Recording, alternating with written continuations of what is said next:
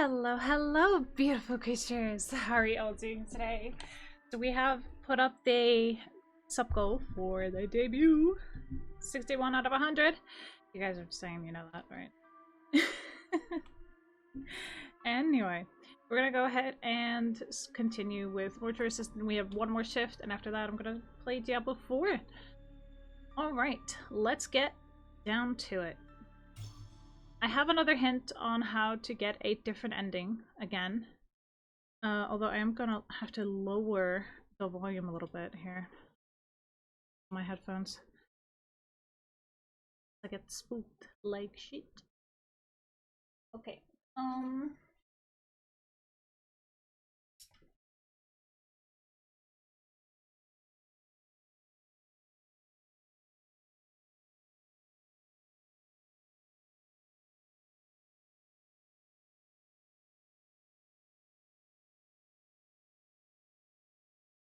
So this one is called the sobriety ending, apparently. We're gonna try and find the sobriety chips. Okay.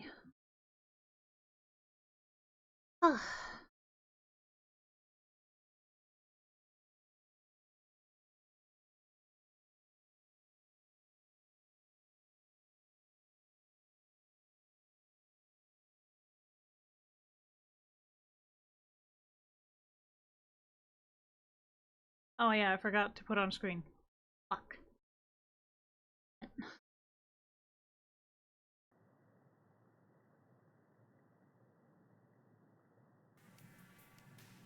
Okay. So let's find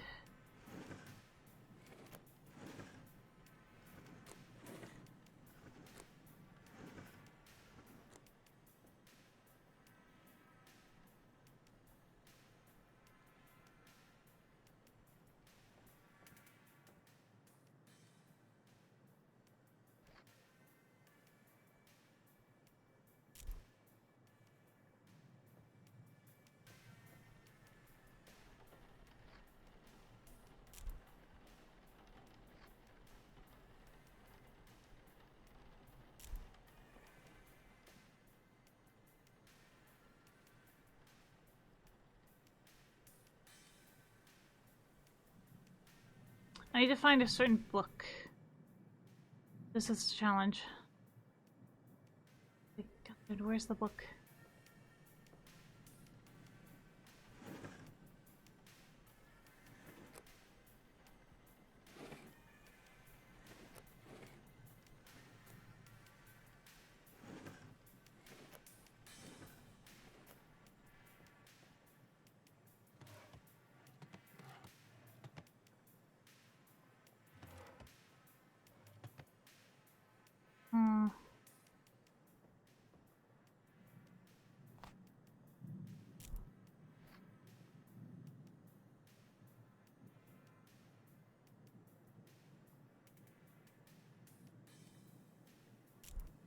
Not that one.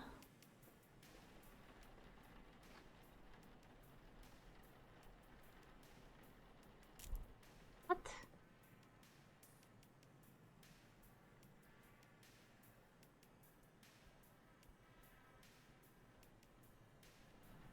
Are you serious?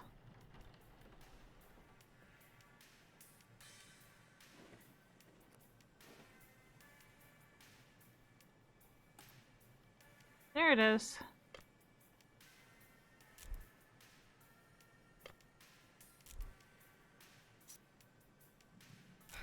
Love you, Dad. That's the one. Alright.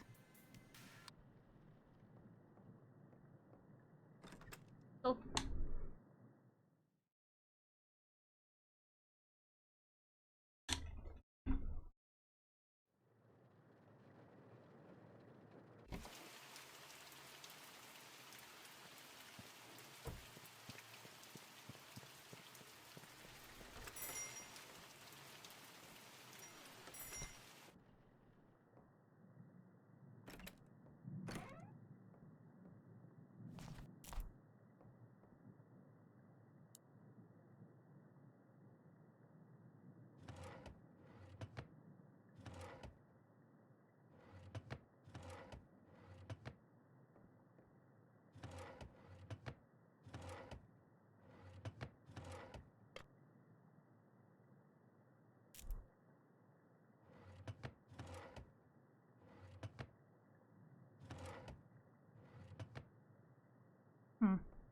Just checking everything. Okay, we're definitely gonna get the match. At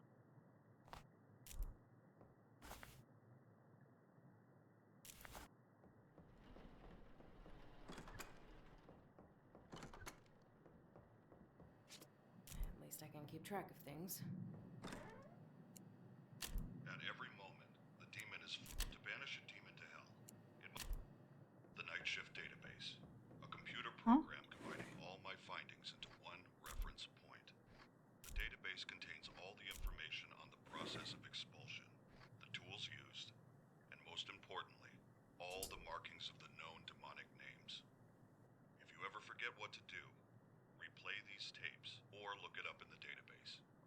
The collection of demonic names is the most crucial piece to the puzzle. You will need this information. My ID card is in my personal belongings drawer. On the back is the passcode to access it. Use it.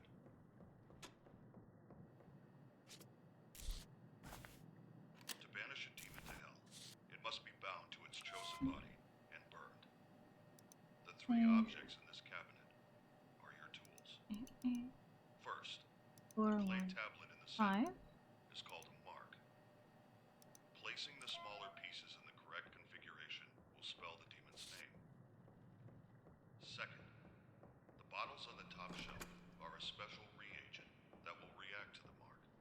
Add a bottle to the embalming mixture during the process. When the mark is placed on the correct body, with the reagent inside, it will force the demon to become bound to it. Pay attention to signs that you have chosen correctly.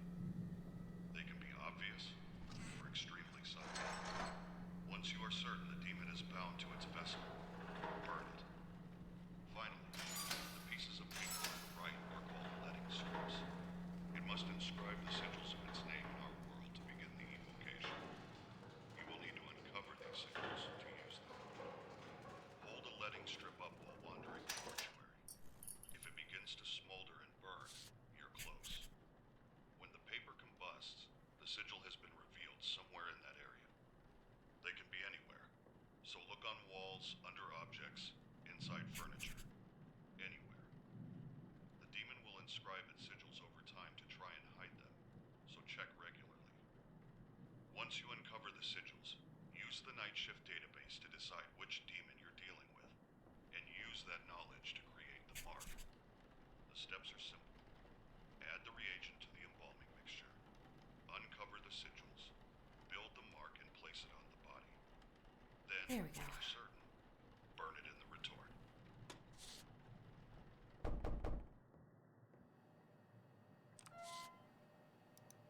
I'm busy, come back later.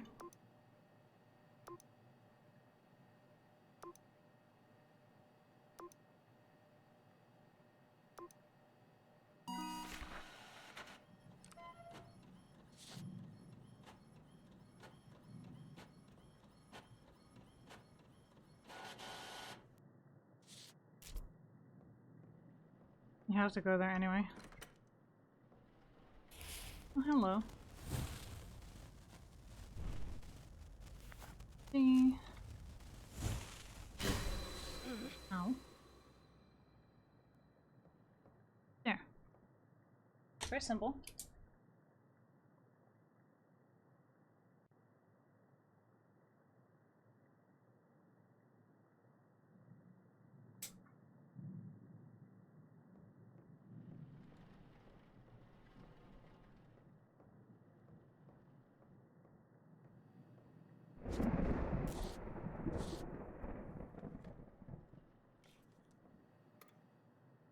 Hey, now to find everything.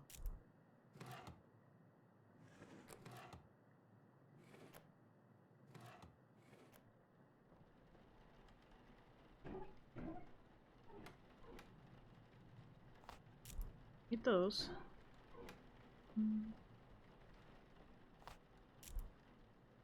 There it is. Alright.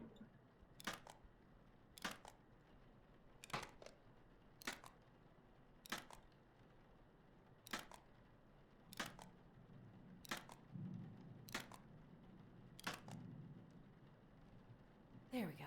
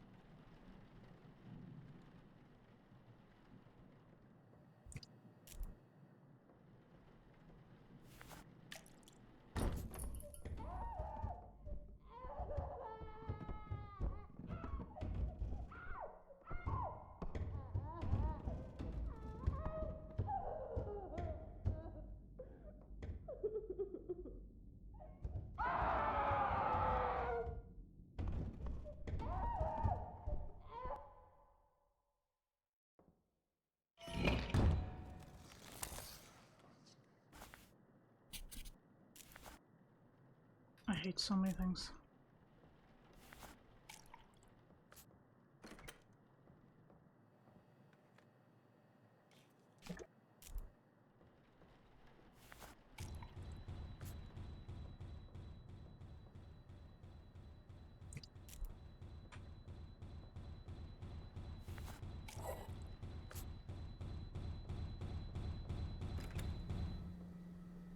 Fuck, which one was it?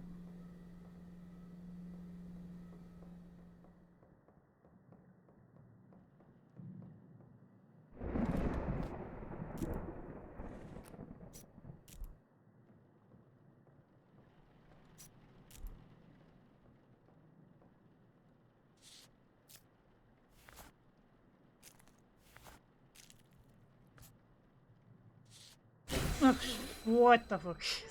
That was unexpected. Okay,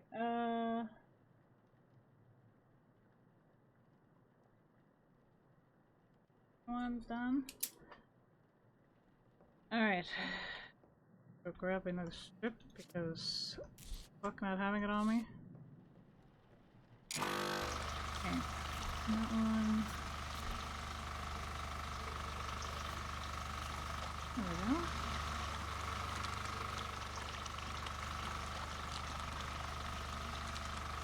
Oh, that would be thanks to Taylor.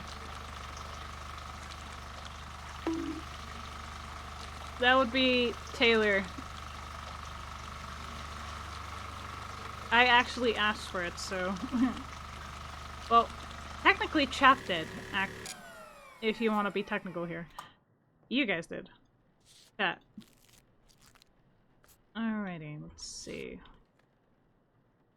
Yep, alright.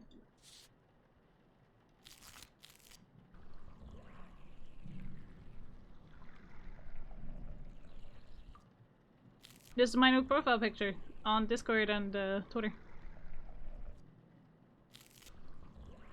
that only fair that I also use it as a PNG?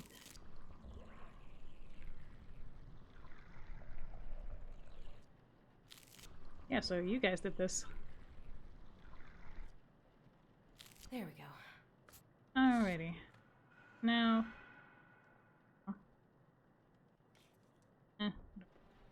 Okay, make it cleaner.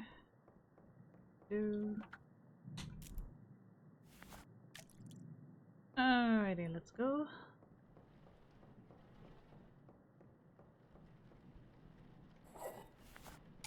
There.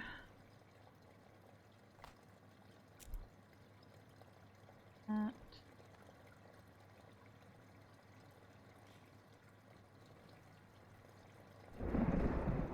Really hate the thunder. Okay. Okay, apply moisturizer.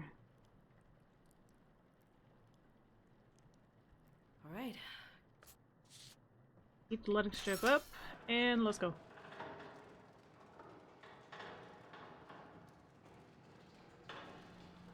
And I wanted to thank Celeris for the follow, getting us up to 354. I appreciate you. Thank you very much for that. Okay. Okay, next.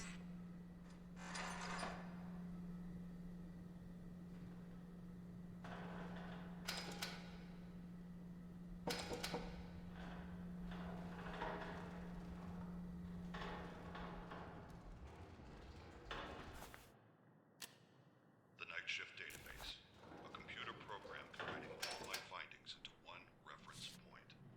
The database contains all the information on the process of expulsion, the tools used, and most importantly, all the markings of the known demonic names. If you ever forget what to do, replay these tapes or look it up in the database. The collection of demonic names is the most crucial piece to the puzzle. You will need this information. My ID card is in my personal belongings drawer. On the back is the passcode to access it. Use it.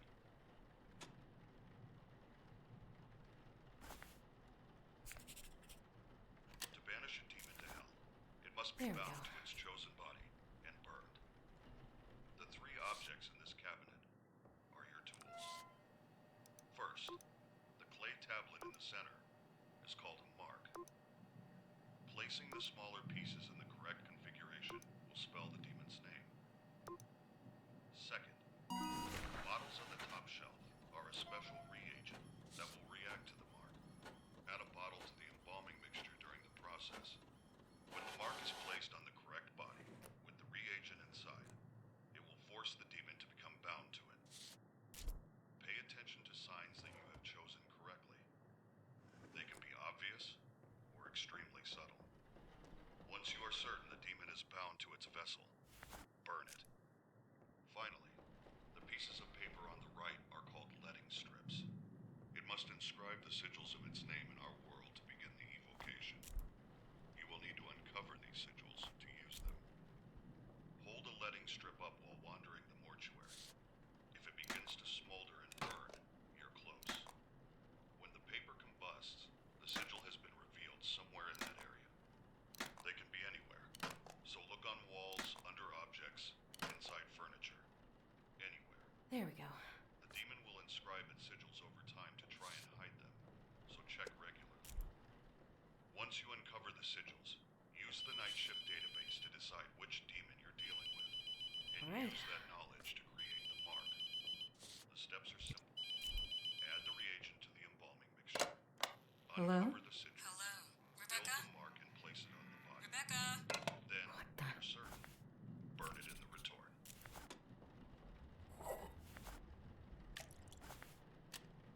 You should have fucking died. To banish it, at every moment, the demon is funneling its energy through you, weakening you, until you are unable to resist. Identifying a demonic entity is I a can't delicate use that balance. here. The I further can't you use are that from here. possession, the more time you have.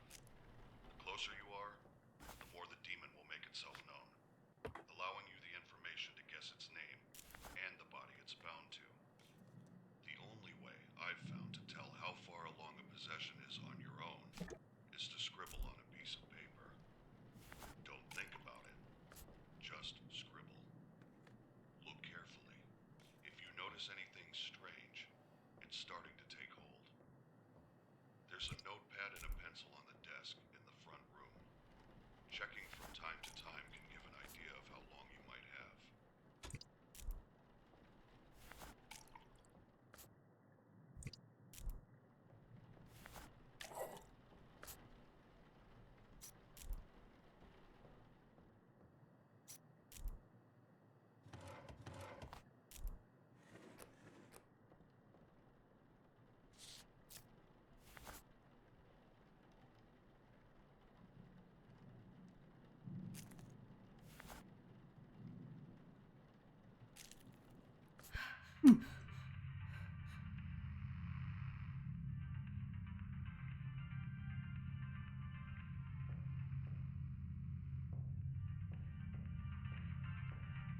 I'm missing something.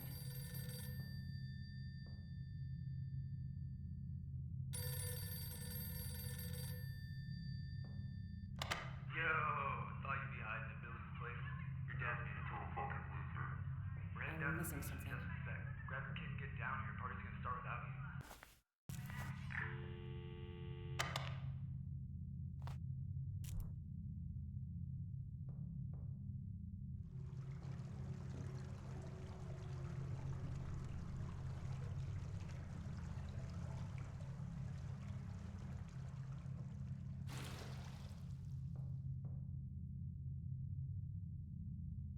You did this to me. Wait, what? It's all your fault.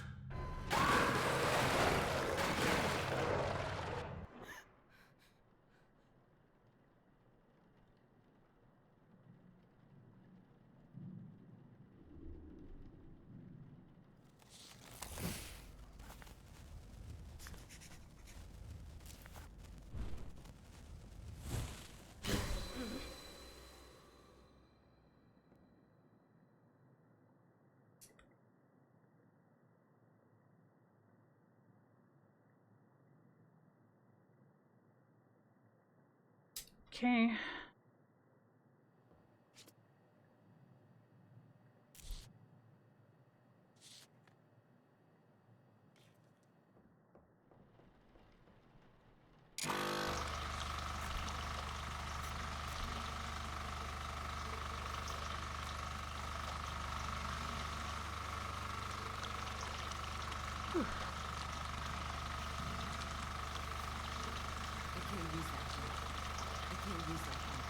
can't use that here.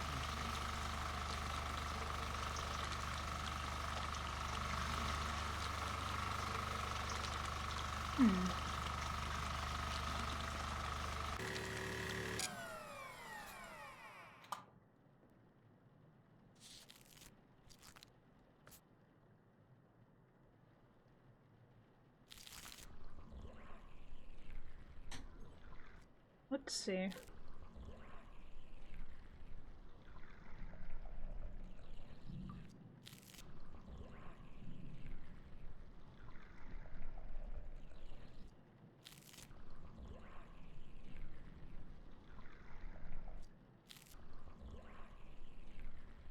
There we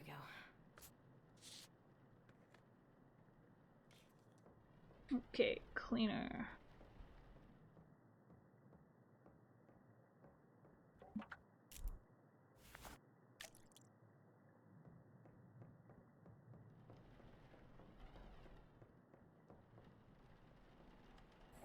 Alright. There.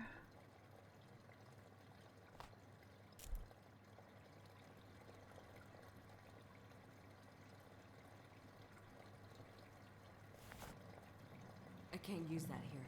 I can't use that here. I can't use that here.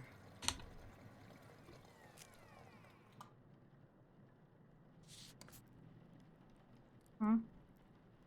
Okay. Somebody turned off the light. Can you turn it back on again, please? Oh, for the love of...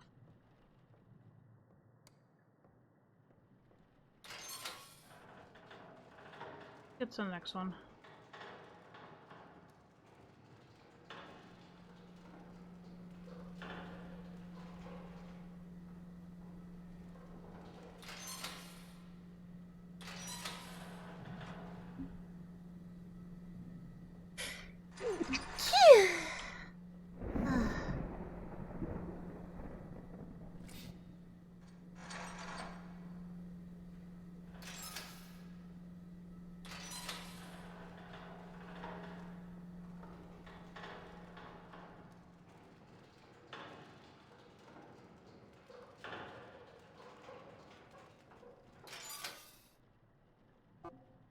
Hmm?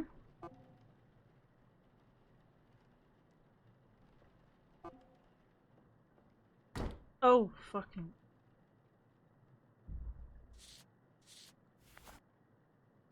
I can't use that here. I can't use that here. I can't use that here. Oh, for the love of Christ, really? At every moment, the demon is funneling its energy through you, weakening you, until you are unable to resist. I hate you. Identifying a demonic entity is a delicate balance. The further you are from possession, the more time you have. The closer you are, the more the demon will make itself known, allowing you the information to guess its name and the body it's bound to. The only way I've found to tell how far along a possession is on your own is to scribble on a piece of paper. Don't think about it. Just scribble. Look carefully. If you notice anything strange, it's starting to take hold. There's a notepad and a pencil on the desk in the front room. Checking from time to time can give an idea of how long you might have. There we go.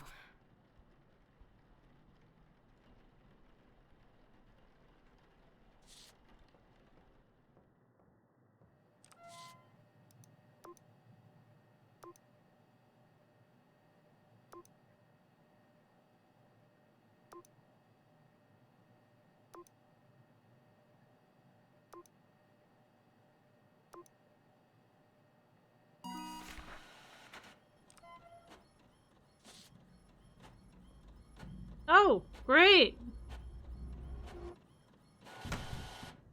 Fan-fucking-tastic.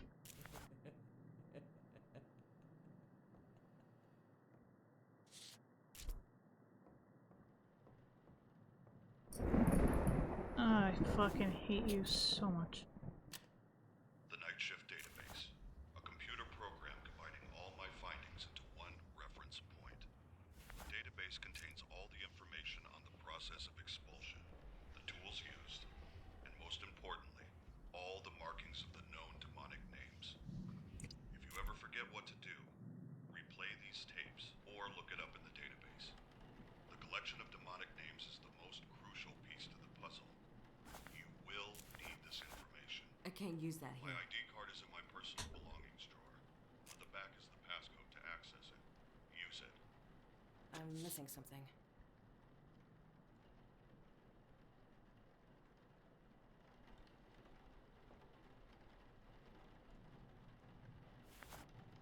I can't use that here. Let me do my fucking job, dude.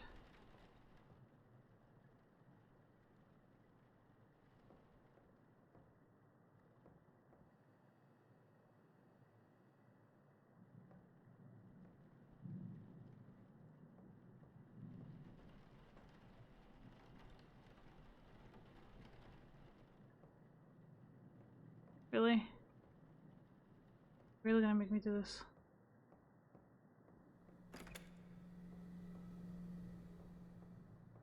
Already died, sweetie.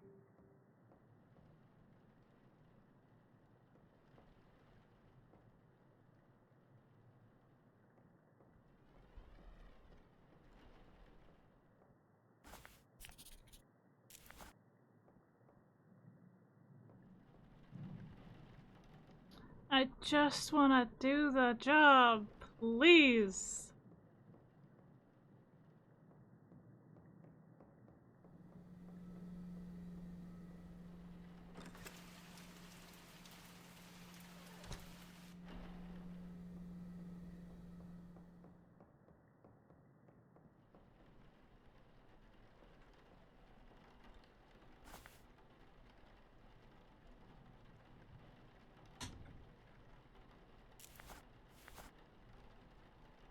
I can't use that. I can't use that.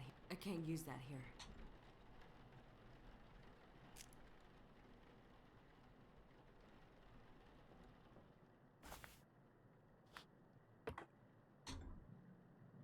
Oh my god, I totally forgot. I like skipped a few steps because I just want to get this over with.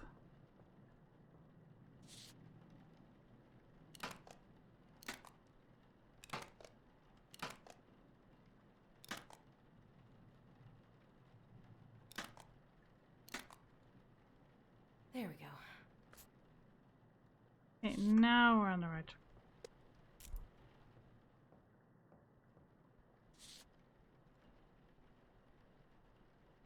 All right. Now we can do-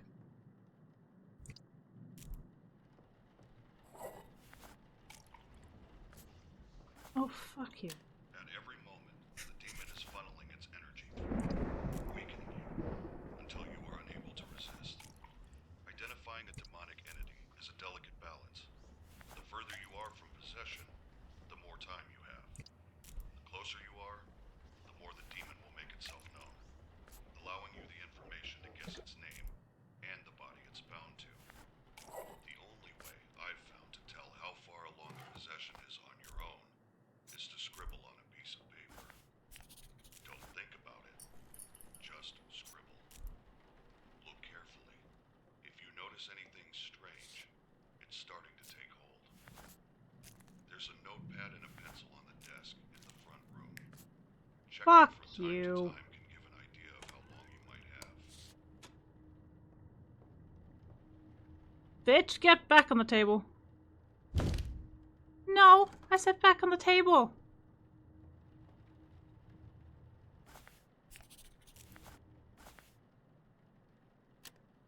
The Night Shift Database, a computer program combining all my findings into one reference point.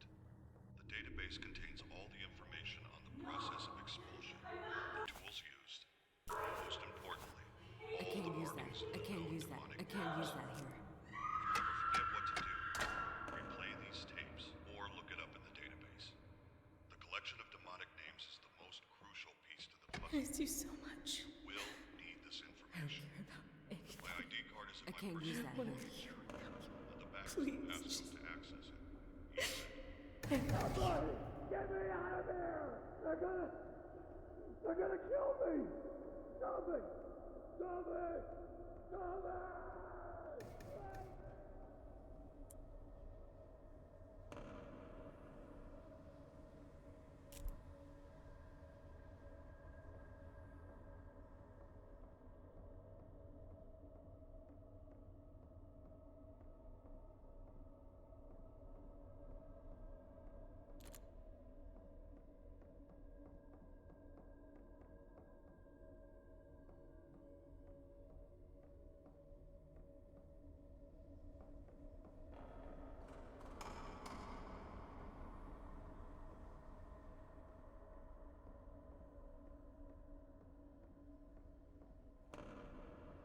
God, I hate this.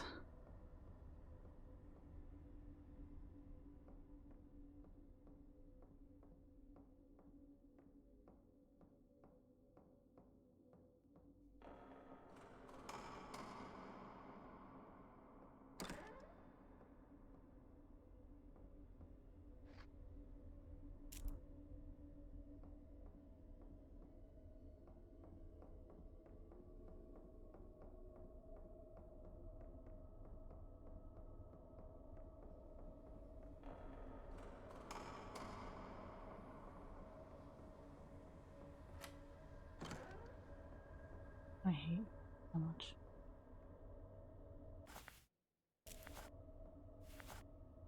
I can't use that here. I can't use that here. I can't use that here. I can't use that here. I can't use that here. I can't use that here. You should have died when you had the chance.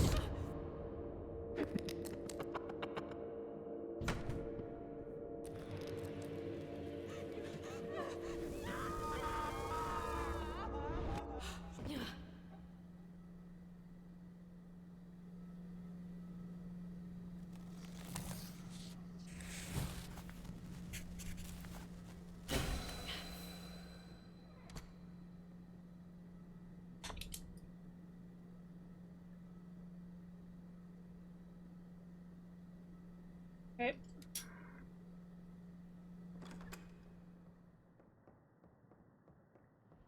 Can't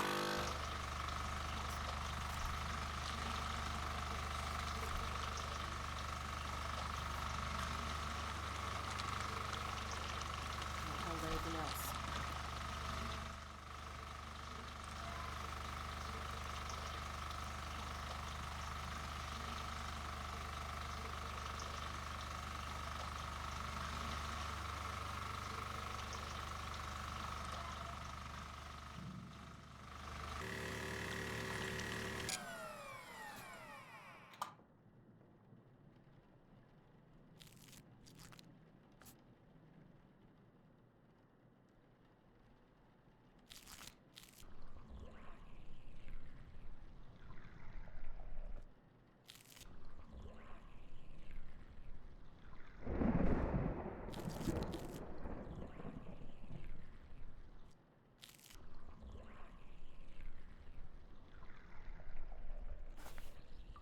At every moment, the demon is funneling its energy through you, weakening you, until you are unable to resist.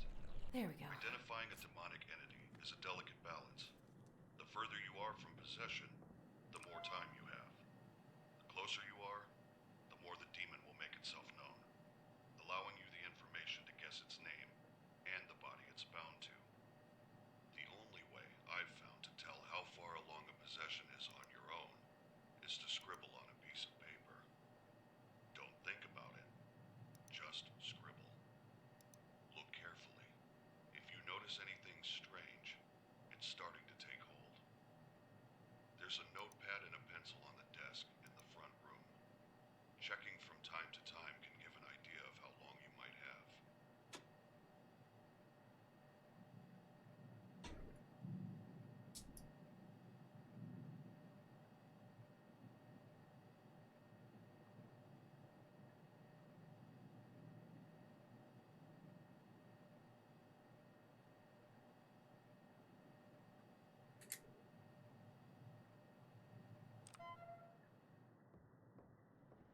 Rebecca.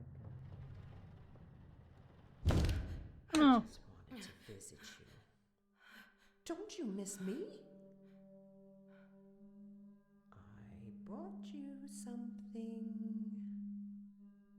I thought maybe you could slit your wrist for me. Just a little cut. Uh-uh. What's wrong, Rebecca? Don't be afraid of your grandma! Get away!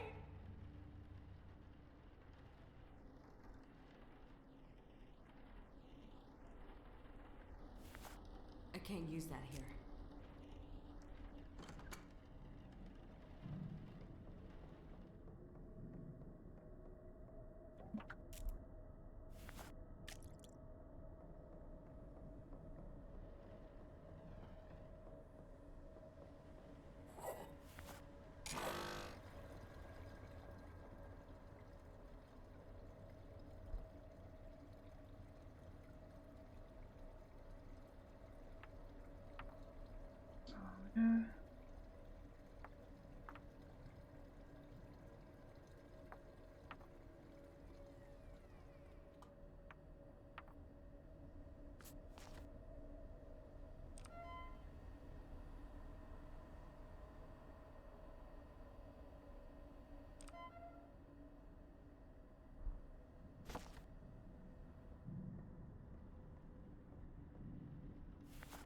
You're wrong, you know.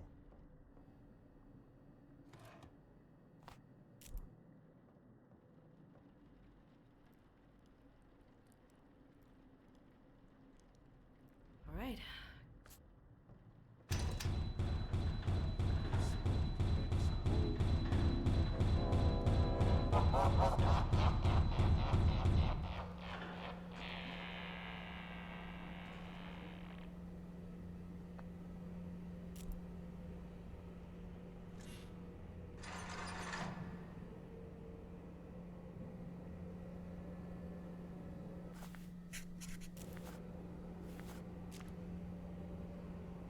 Fuck it.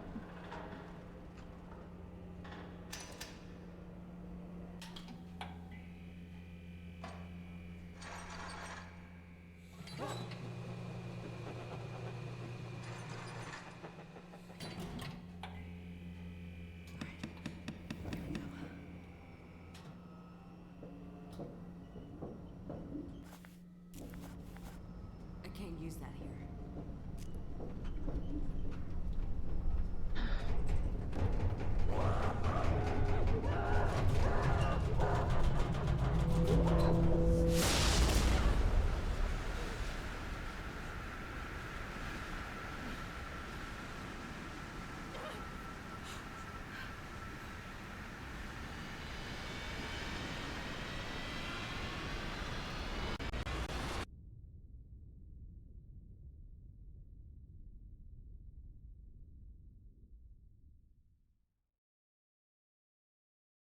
I'm not Come sure a what long I'm doing. way. It's nice not to be the one down there for a change.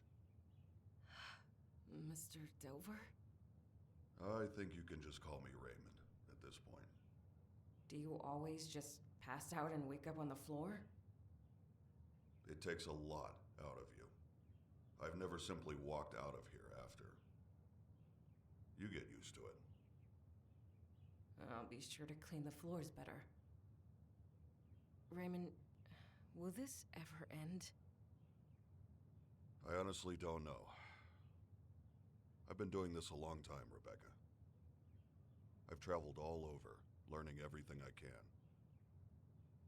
I've never found anything that could put a stop to it. So no, I don't think it does. So, we're just like this forever? It was hard for me too. But this is the life we get. We have to face our worst selves, constantly. But the better we know ourselves, the stronger we are. Why don't you head home? Get some rest. Who knows what's coming tonight?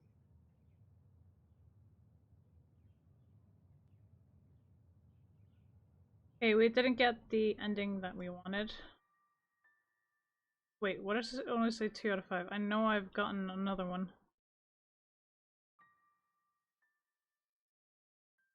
What? So bad? I know I got the entombed one and the bad one. What do you mean? Yeah, 3 endings there. So that was ending 2. Okay, cool. Alright. Oh, no more mortuary assistant. Thankfully. God. I shall.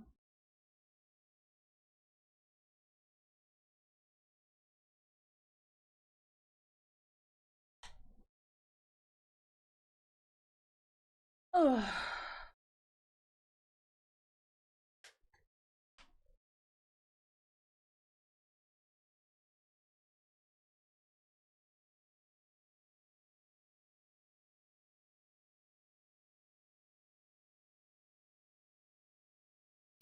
At least I am done with mortuary assistant.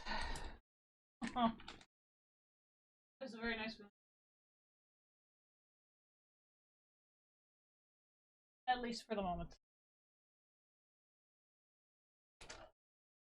Okay. Mortuary assistant done. I still need to do 65 squats. And more. Oh goodness.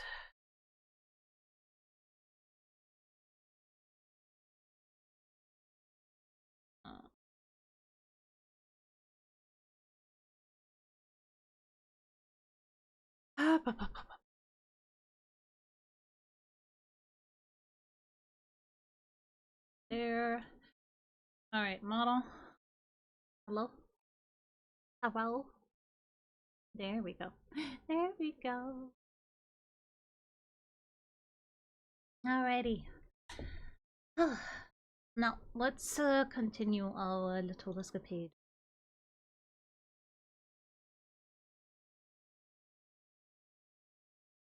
Diablo 4! Oh, it's up. Leveling a druid. Oh, let's remind me.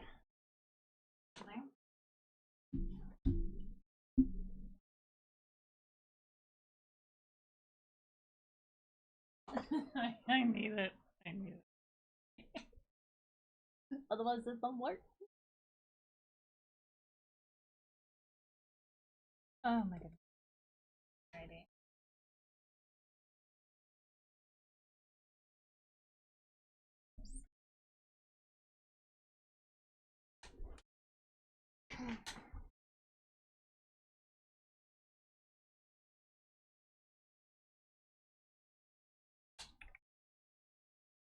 Okay. So then, Diablo 4.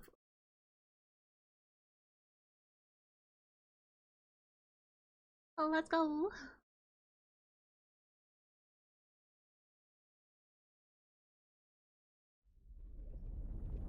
Yes, we have emotes deluxe. We have emote wall and also another emote thing, and it's just going all over the place.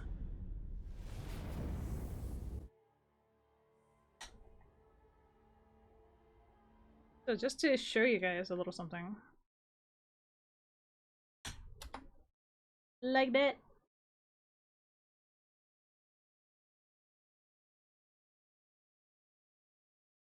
Some go behind me, other ones go in front of me, because we have 2 different emote walls, because why the fuck not?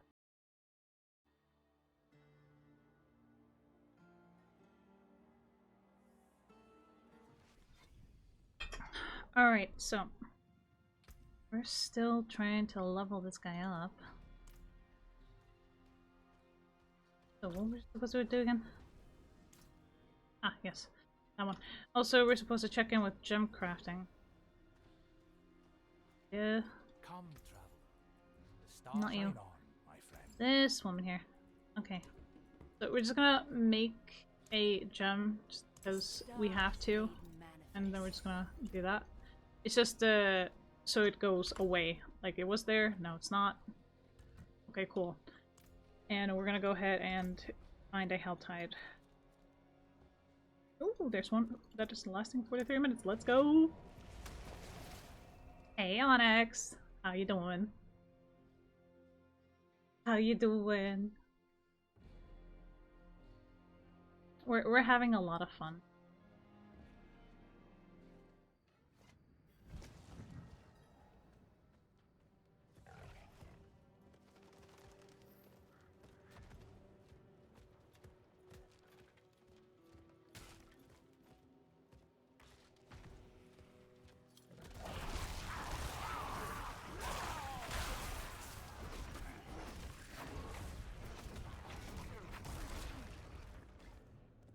I need all the spirit offerings I can get because I need to, like, turn them in.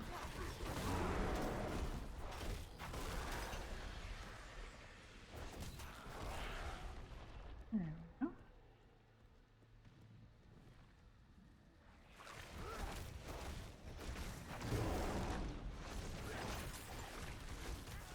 Oh, unfortunate soul.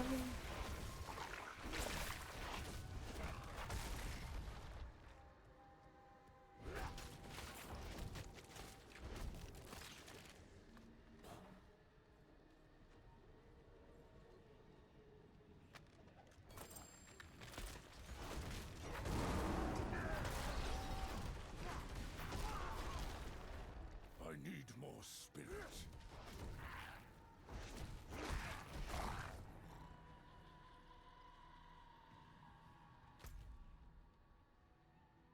Hmm.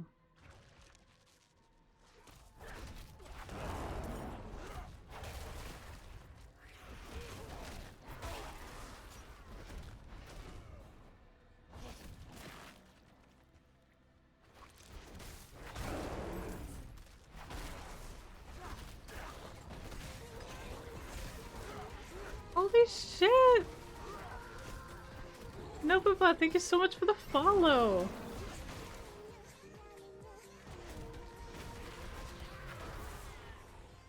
Nopapa, thank you so much for the follow, I appreciate you. Hello, my name is Deadly.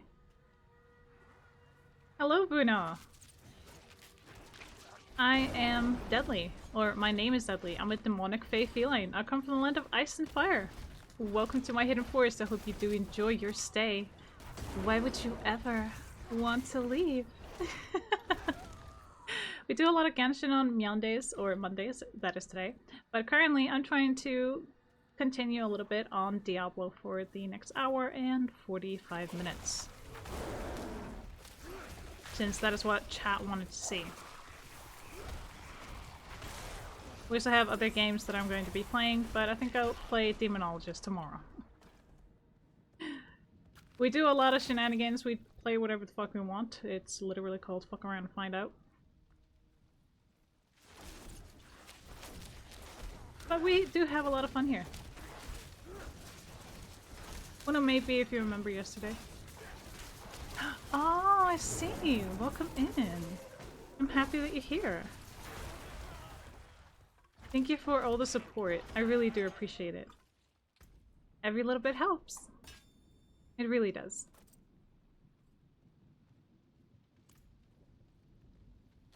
I'm trying to find one thing, and I'm not so sure I can find it, but it's fine. I'm trying to get to rank 5 with the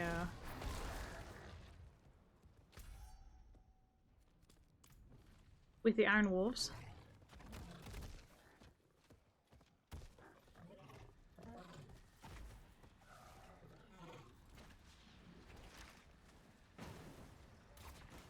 But the fastest way to do that is to actually get to where I'm going. Because there you get the most XP, so to speak.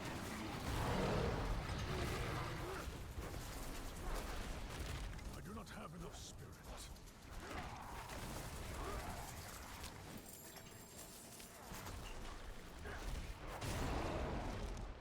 Always take care of the shaman first.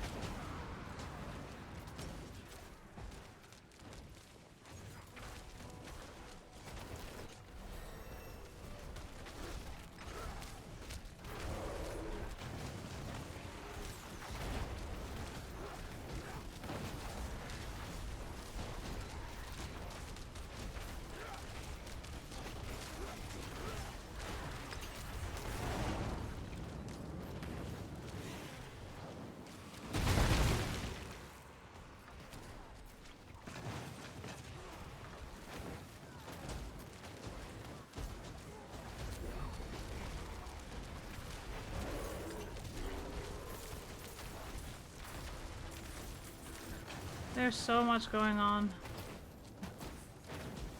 I'll take that.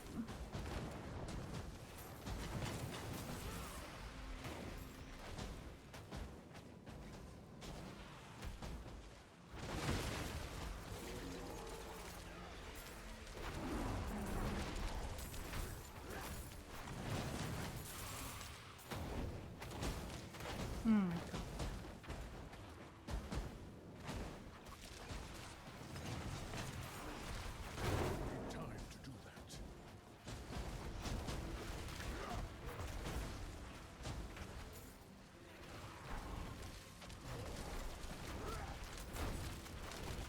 I'm not ready yet. Finally.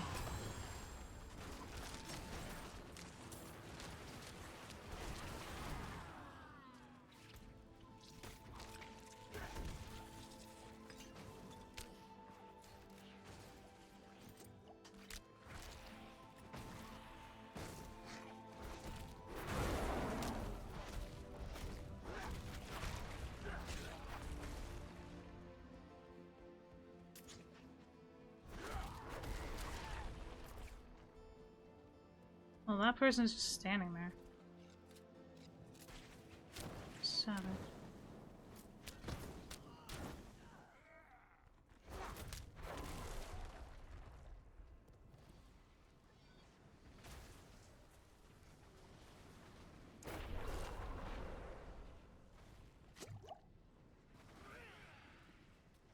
Oh my god. I'm out of spirit.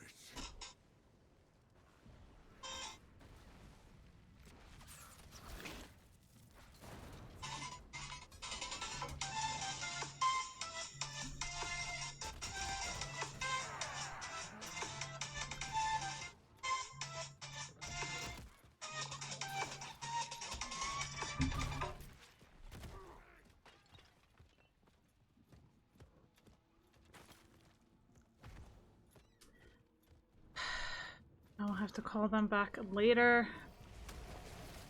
Deal with this. Okay, someone I don't even know, so I don't give a shit.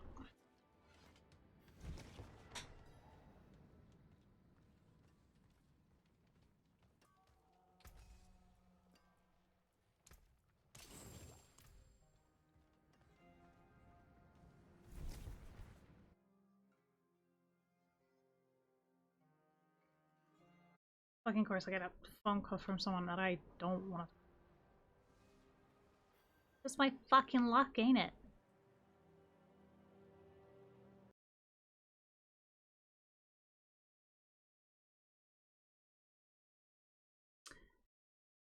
Great. Great, the game crashed. This tends to happen sometimes.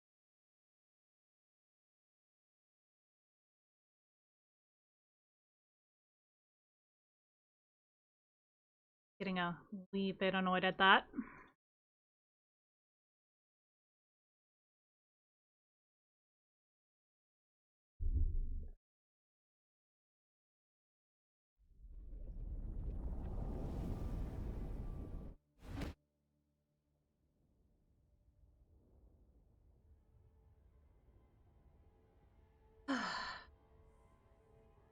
No, so we have some plans for the next time. I'm still trying to figure out how to do the animated emote, so that's gonna have to be on stream at a later date, because I actually do stuff on paper, and that's gonna take some doing. I have to brush up on my skills. But I will be making a new animated emote. We will also be doing a live stream with cosplay. Right, guys, because we reached that goal. Insane individuals. Not to mention, we're gonna have a watch party with an anime series, and we're gonna do that for a whole day on Discord. So we're gonna have a community watch thing.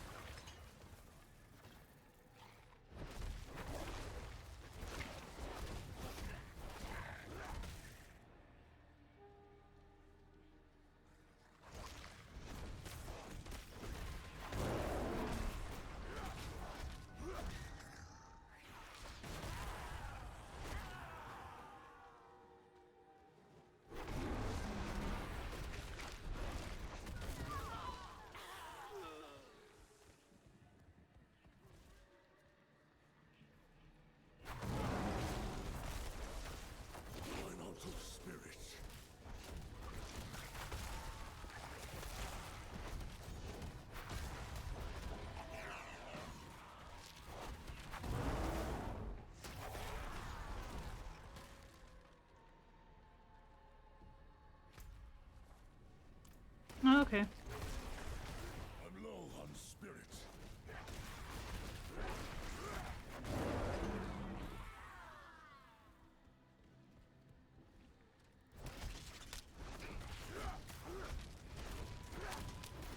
I'm good. How are you? Welcome in. Currently doing leveling a druid. Chat picked the class, and well, they picked druid.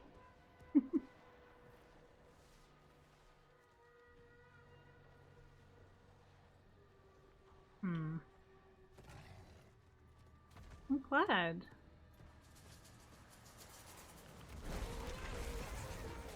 Holy mother. What is happening? Thank you so much for the follow. I appreciate you.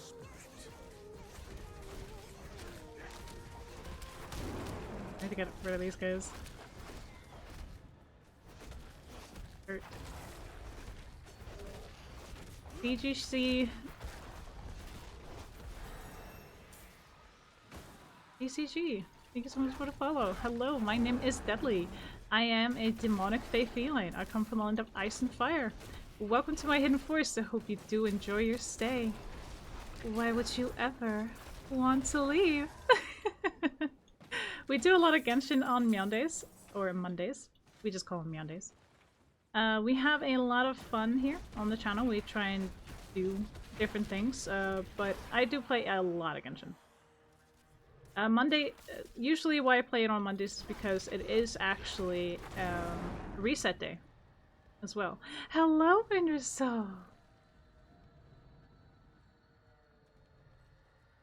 Oh, thank you! You haven't been here? What? So we actually have sub-goals. We just reached, you guys decided to be like, hey, we're gonna have you reach 50. Okay, that was the sub-goal. Now I need more because you didn't just go over by 1, you went like 11 over. So I'm like, hello? Oh no, don't worry. Of course, life comes first. Don't apologize. I'd much rather you take care of your actual life and what you need to do instead of coming here and risk it. Much better for you to actually do what you need to do. But yes, we have sub-goals. We reached a lot of them. We are now currently on 61, so we're gonna have an anime watch party on Discord. That's gonna be at another date. Just gonna have to figure out when and advertise it so most of you can actually show up.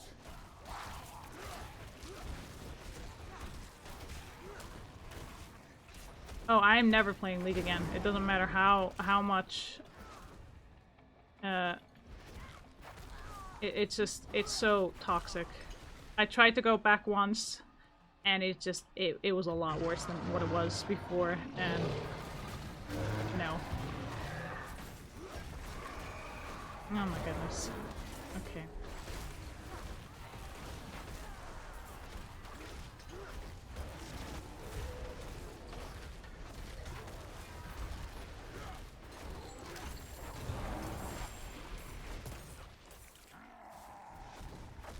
I need more spirit.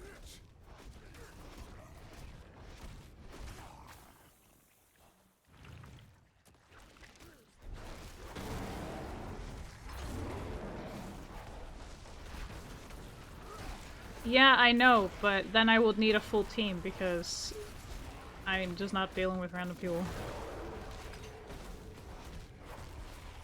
But I'm not playing League again.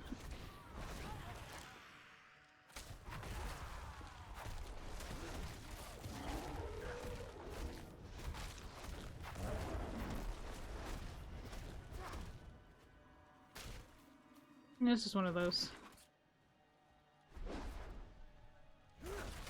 But we do have other sub-goals. We have set them up in our Discord channel. We also have it on Twitter.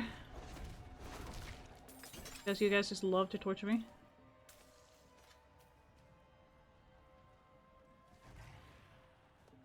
I must wait a moment.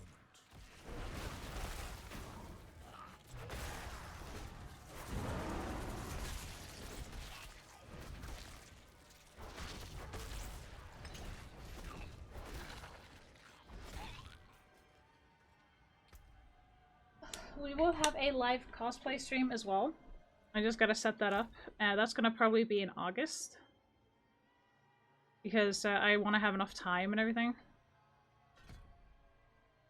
And I don't want to stress too much with it.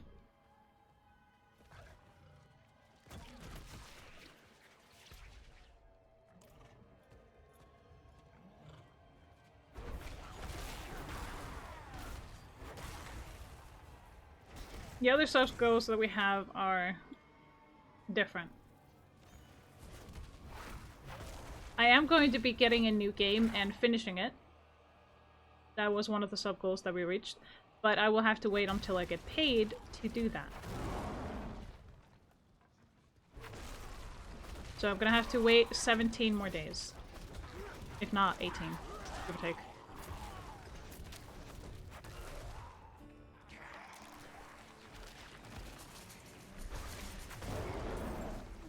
I'm low on spirit.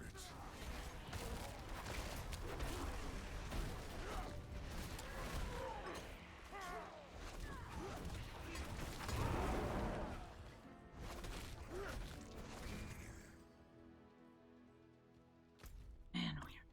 Lights.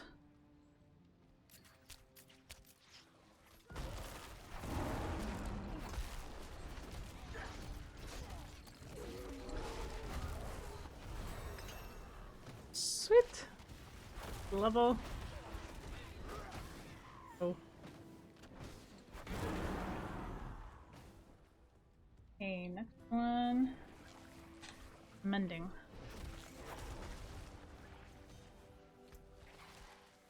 Oh, where to put mending? This one's next. Oh my goodness.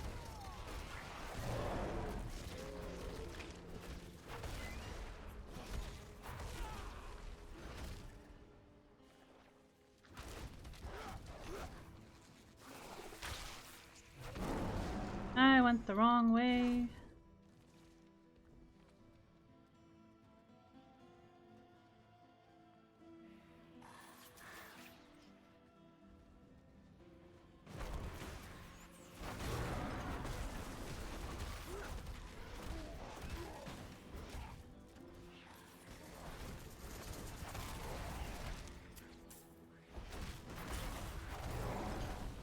I need more spirit.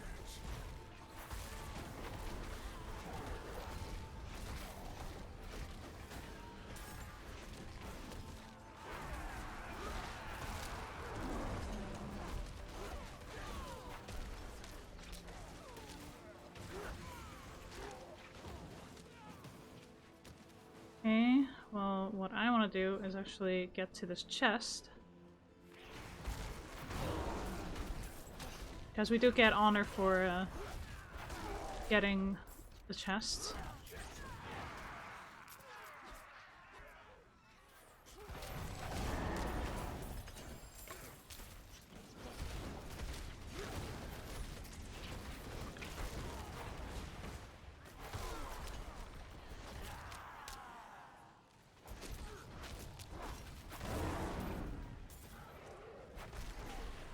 I need more spirit.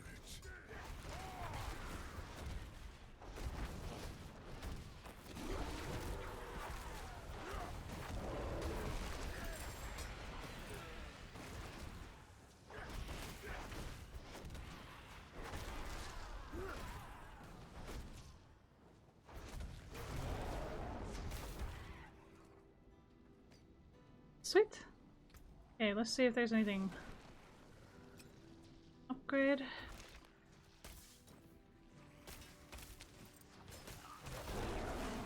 Few things. Out of spirit.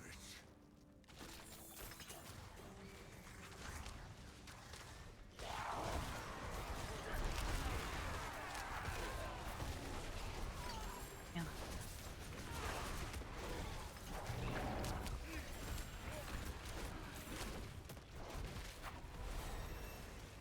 Sweet.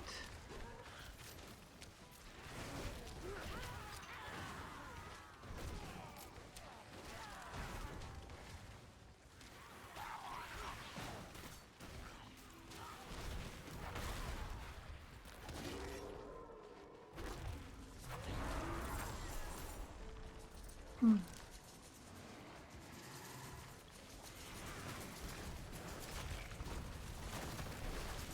I'm not ready yet.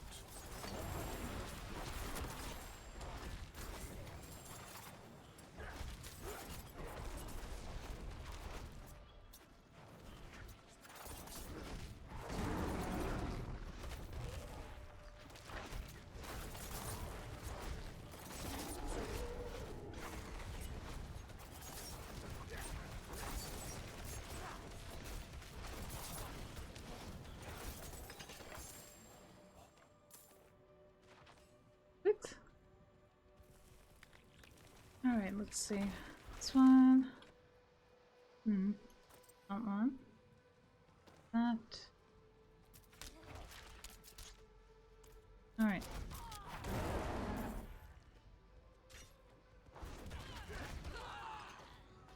What?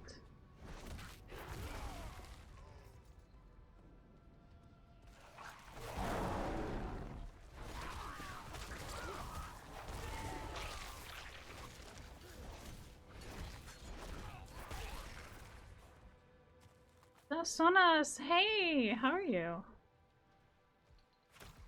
Hope you're doing well. Thank you for the entrance pass, I appreciate you.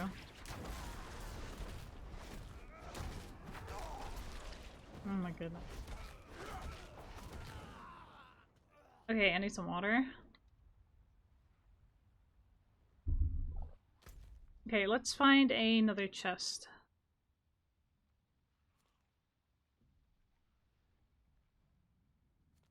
Let's go get that one. I'm not ready yet. Oh, so we get like honor for opening chests in the Helltide, but also for killing things.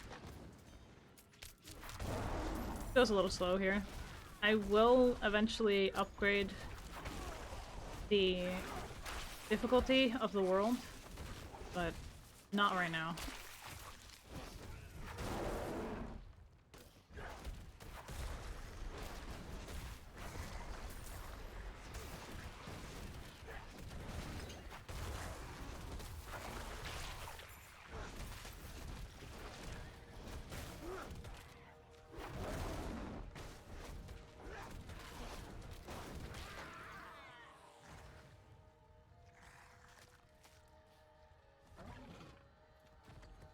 Okay, now I just kind of want to get to...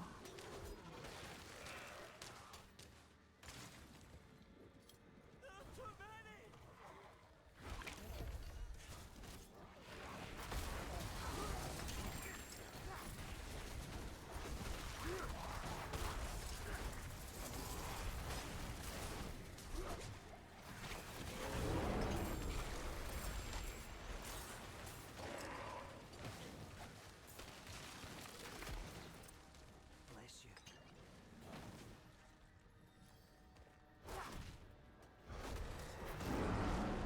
I'm out of spirit.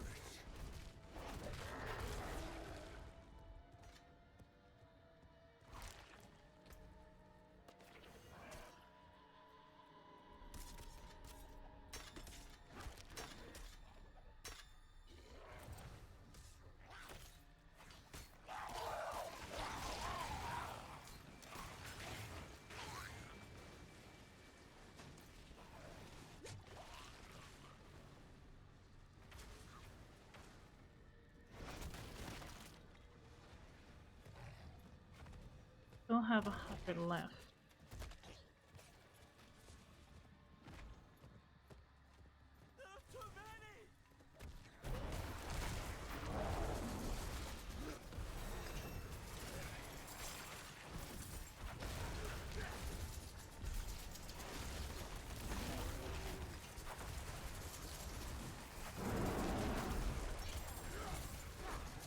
You saved my life.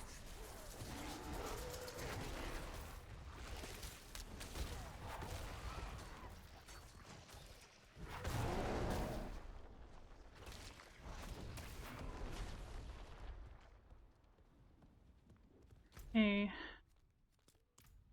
There's another one.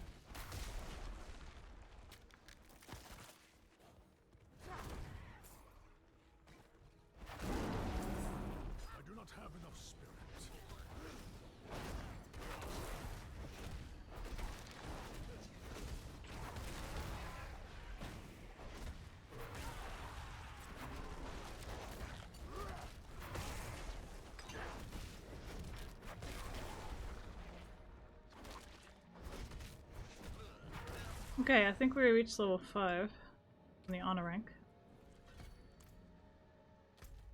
Let's see. Yeah, we did. Oh. Let's get moving.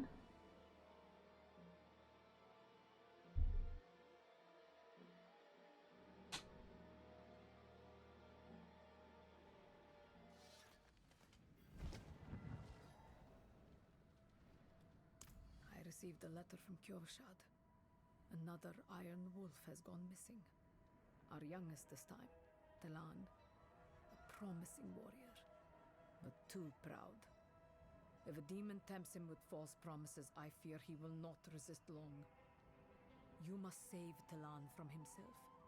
Look for him in the pine wilderness of the Fractured Peaks. He will be there, honing his skill, hunting for glory. Okay.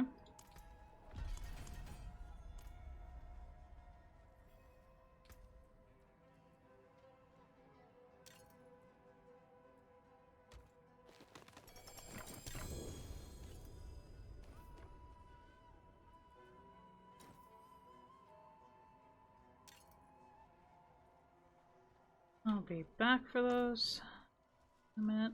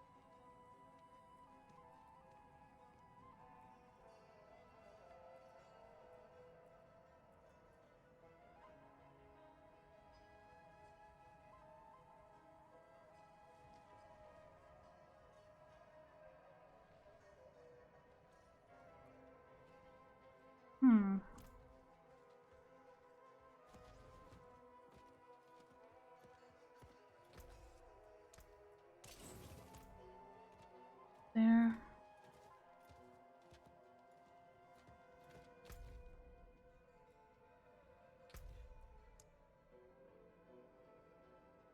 Codex of Power. Let's see.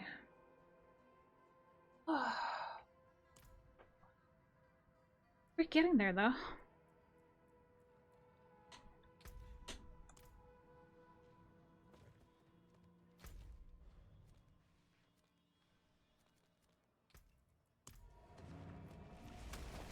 At least it ain't far.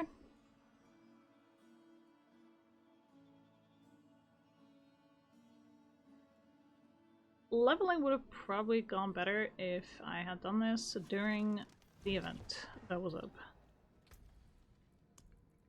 But hey, it is what it is.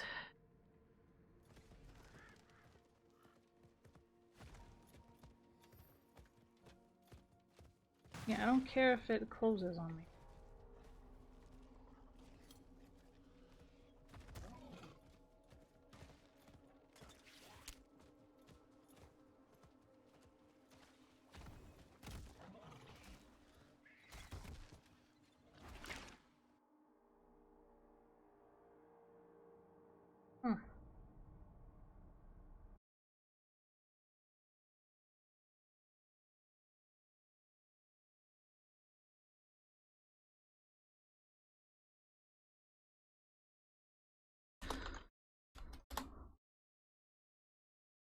I will have to go to the store though. I really do.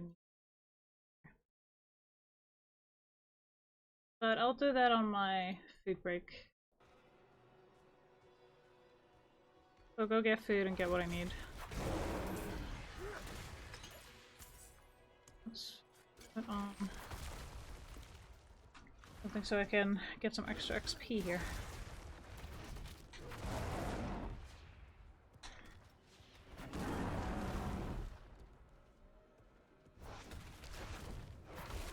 I'm out of spirit.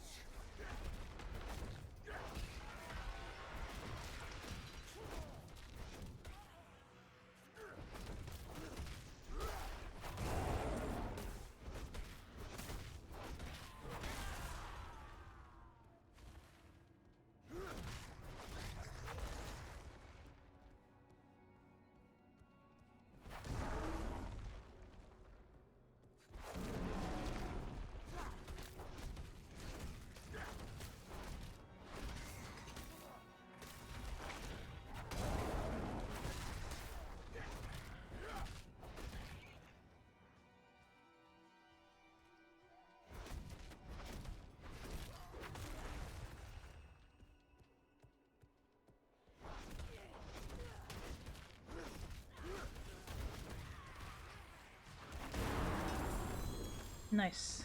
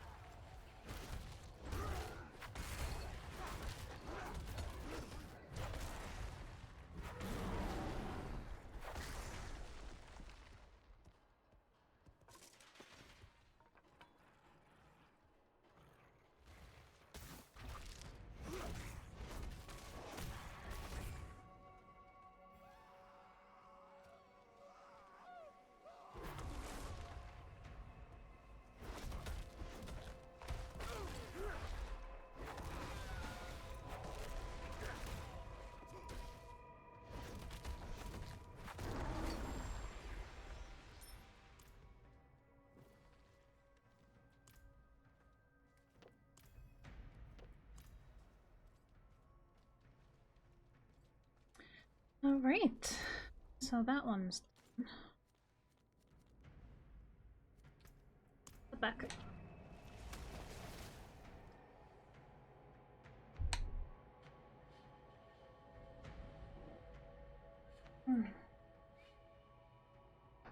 Oh.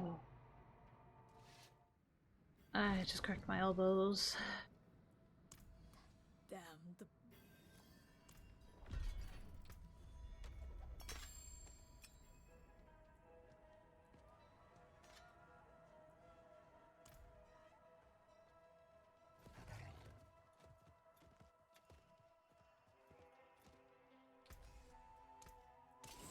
Come back if you need the forge.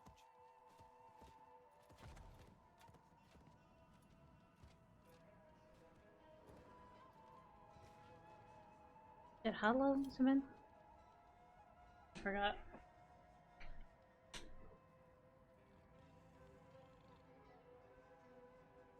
Okay, it's been like an hour.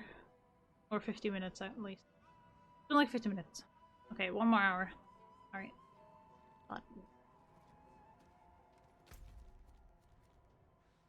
Now, let's see if I can't up the difficulty of this thing.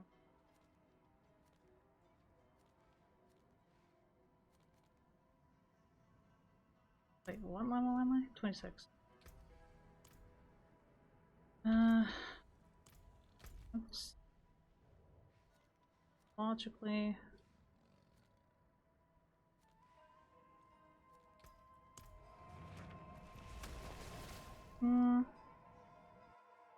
No, so what I'm gonna do is I'm gonna go to Kyoba Shot and I'm gonna see if I can't get any legendaries, get the correct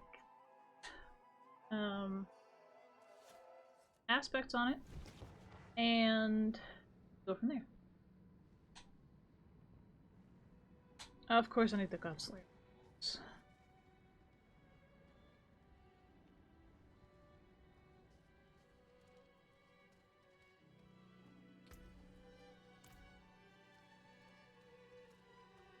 Father bring you luck? Fair bit of magic in that one. Very nice. Not much. Fair bit of magic in that one. I was kind of hoping for a legendary, but fuck all I can do about that.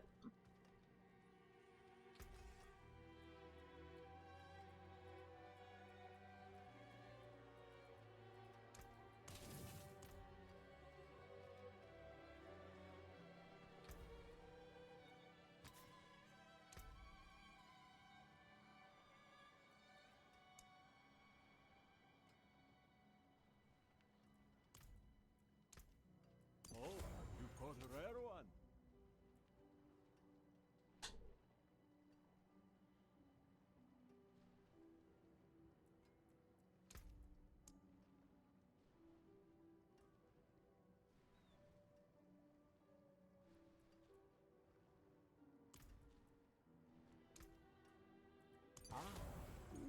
fortune that is.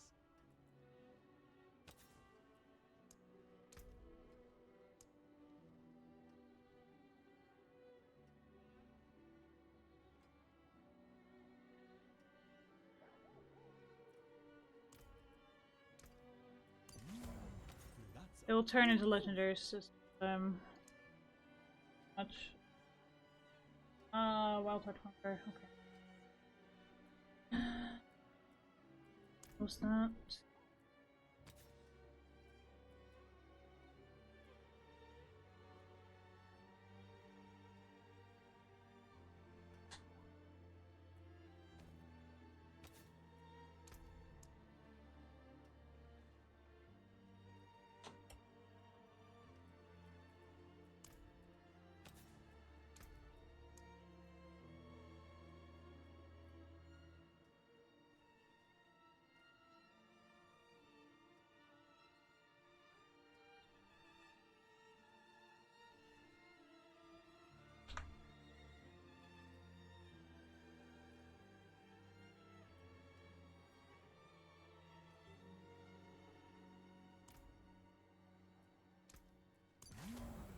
That's a good omen. Control balance. See if I have it. No, I do not. I get that.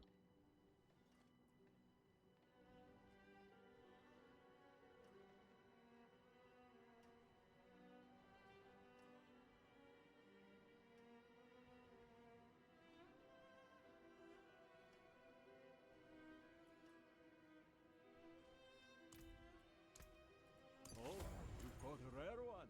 I am missing 2 aspects, and I am asking for help to do that.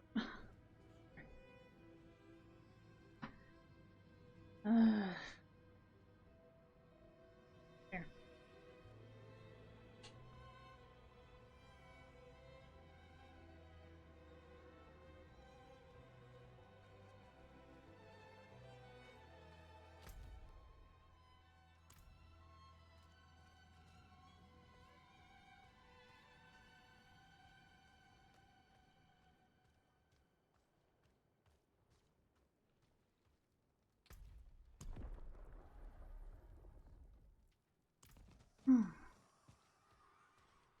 I'm not so sure I can upgrade the world level myself. So, not.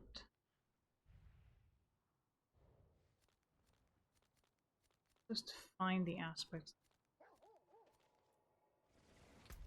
Let's see.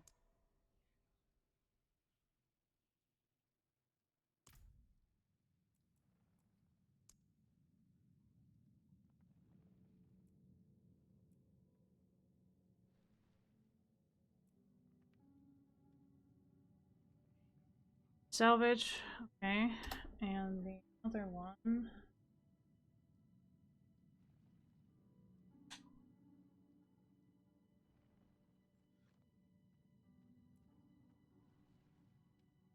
Salvage. Ah, oh,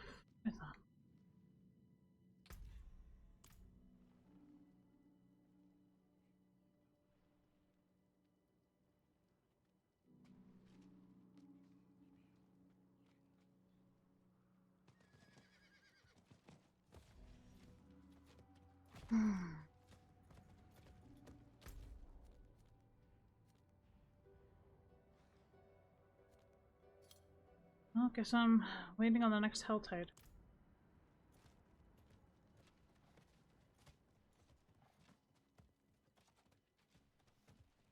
Oh yeah, I forgot the aspect on the weapon.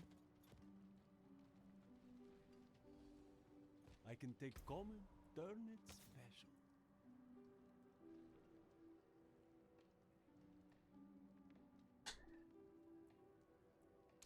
See if I have that.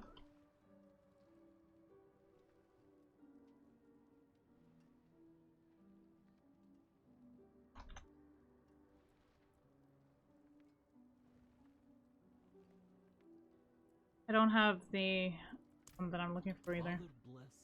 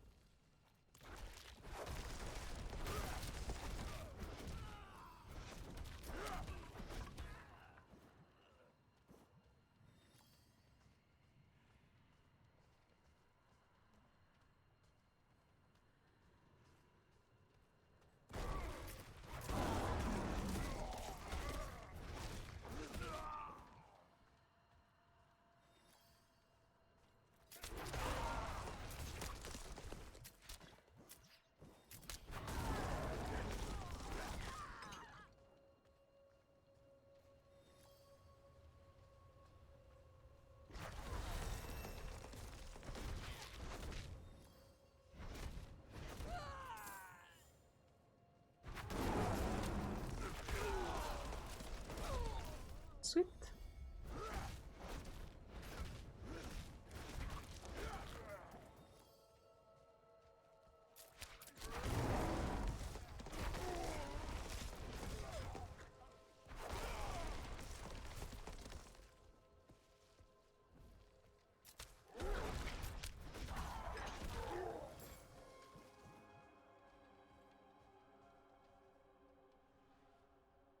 Alright.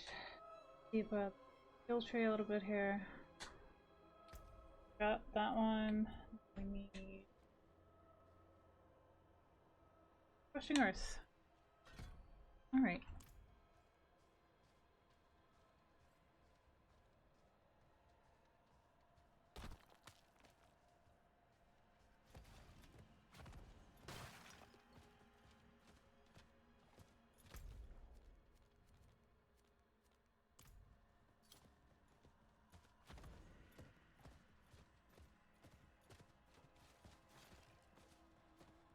No, let's do it.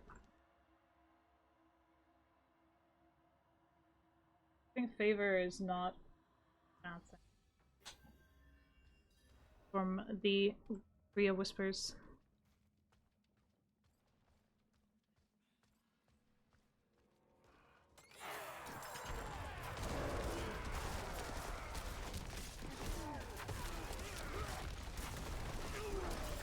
I'm out of spirits.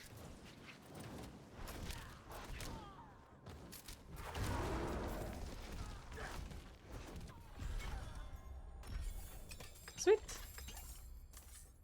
Okay. Let's see.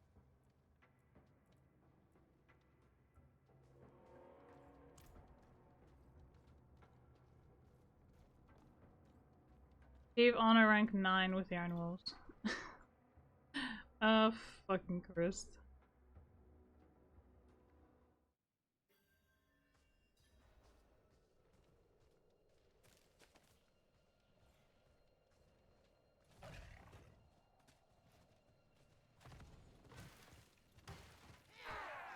Huh?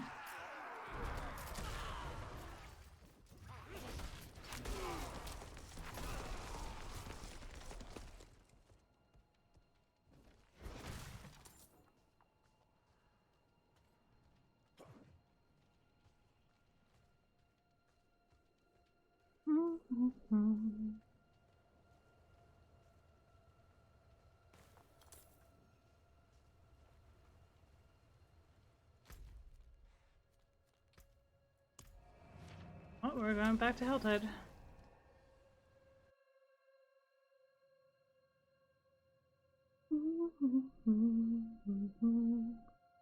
Minutes. Think might try and get a partner out of bed and think about going to the store. I was going to ask him if he could go, but if I could get a certain amount of things.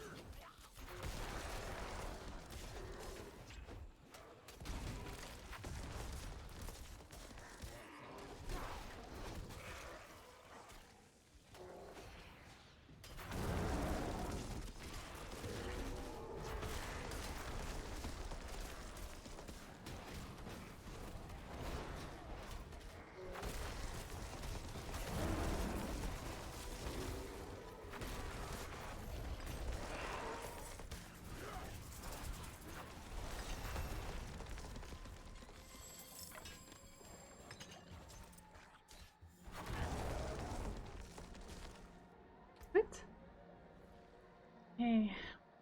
On safeguard.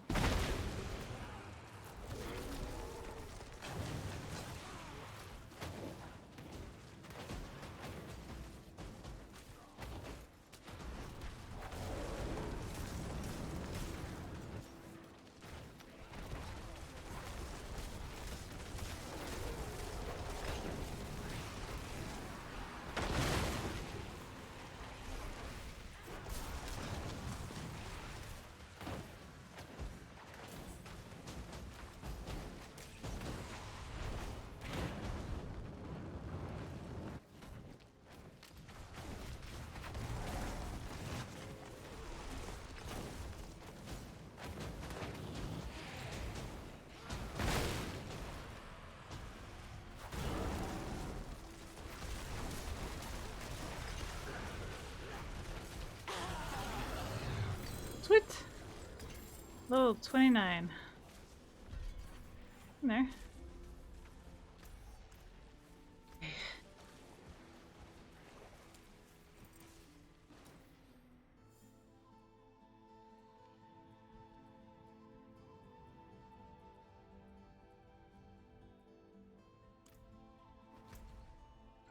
Ah.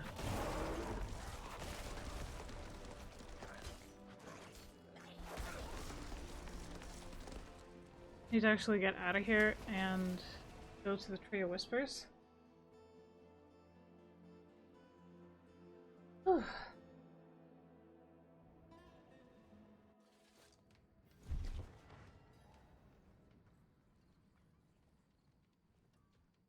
My skill is unmatched.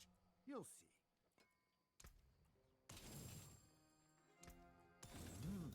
Good salvage. Forge awaits your return. Now we got the shockwave, which is good. So we do need that. Okay, one is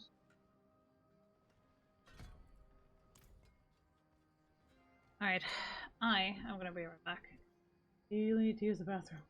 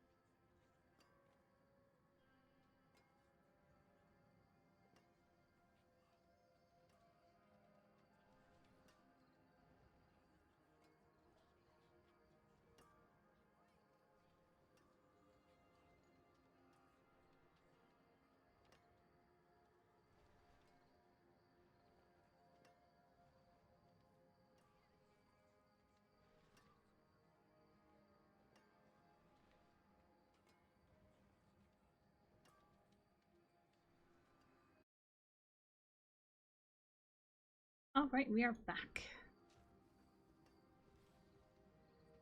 Now we got thundering.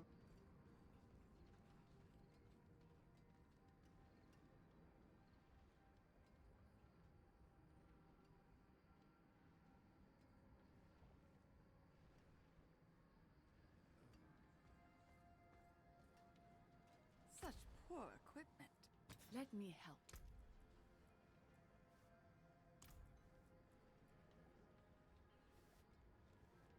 Oh, not that one.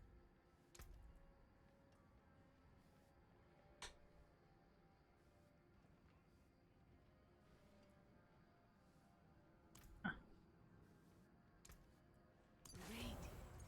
Do you feel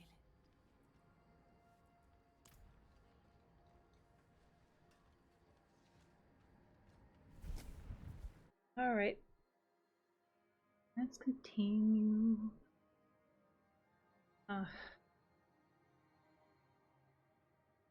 36 more minutes. This heresy.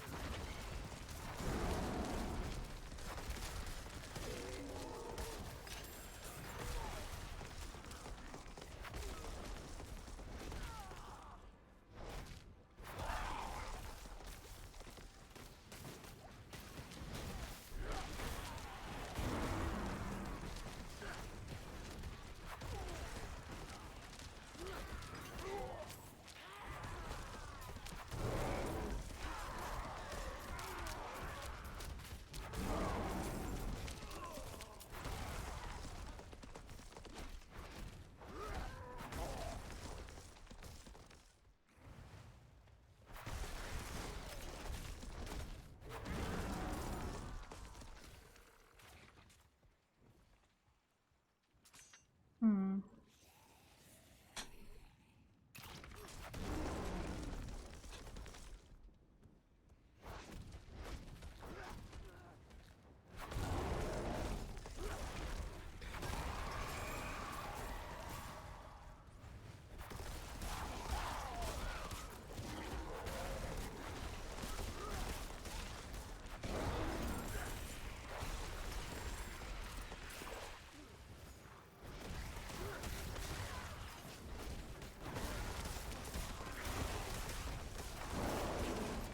I must wait a minute.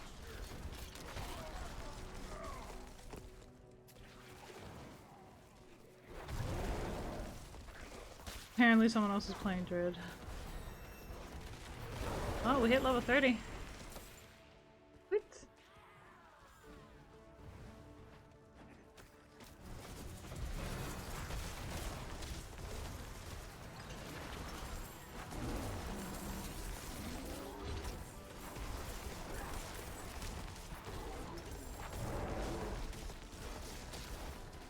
Oh, we pissed off hell.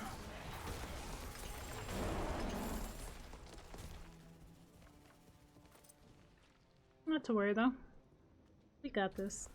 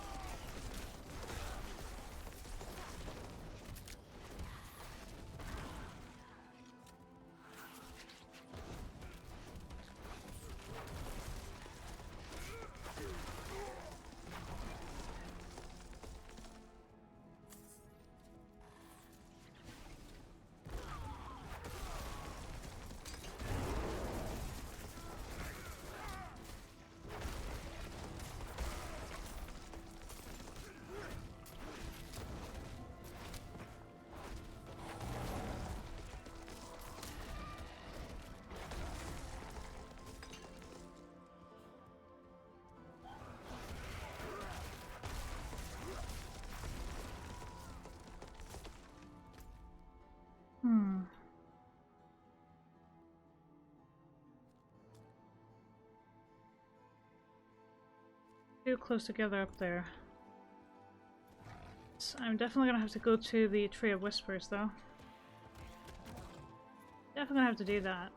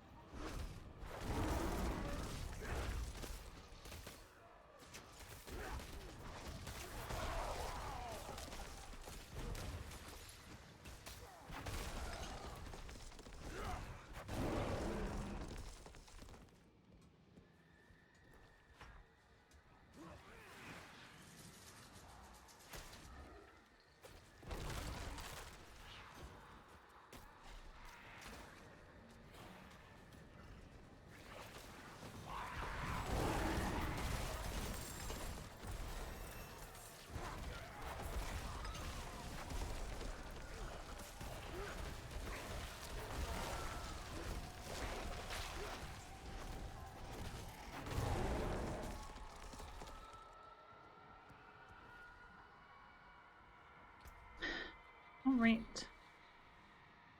After Stone Guard, it's neurotoxin. Oh.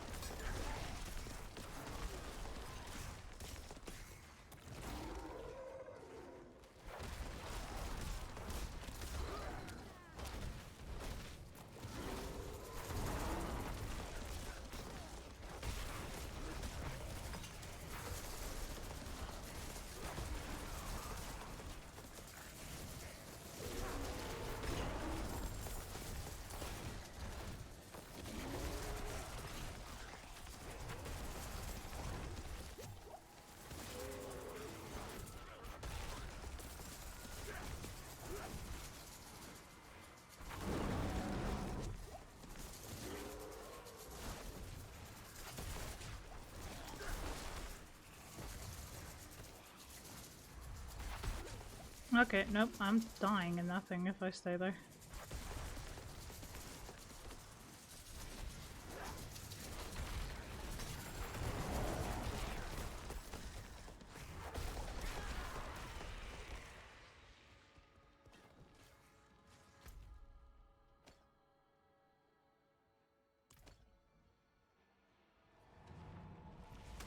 Greetings. Bye.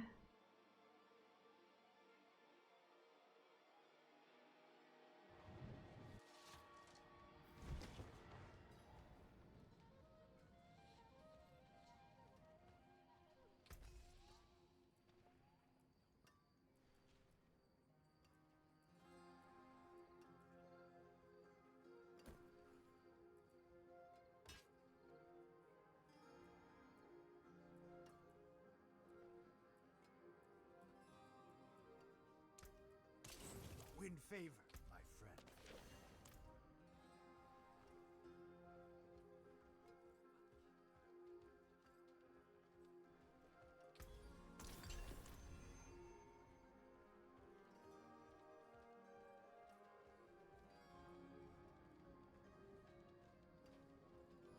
Need something blessed? Cursed, perhaps?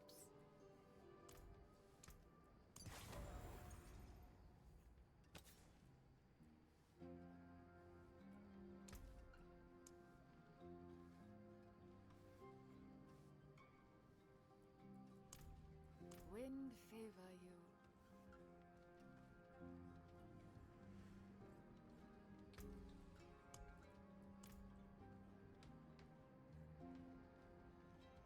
Hmm.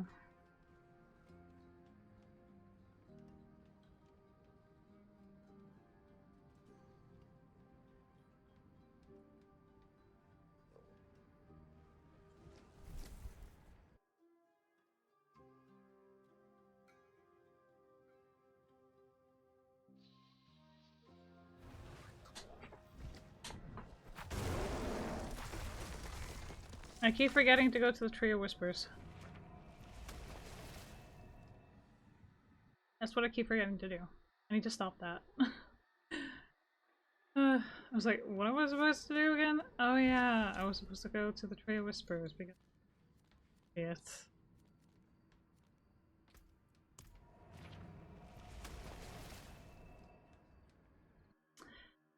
I need to seriously get some food.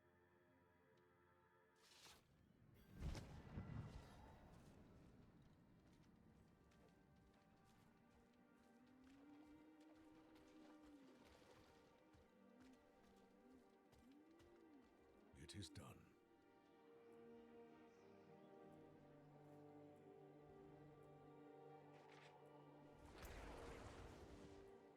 Not while I'm in town.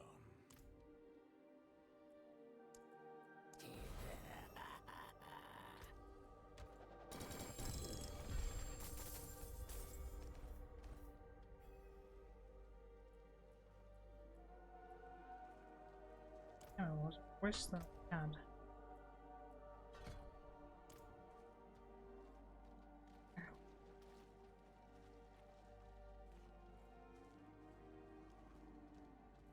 We be so slow.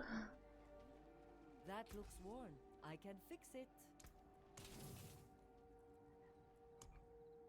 The forge is always hot. Well, let's have a look.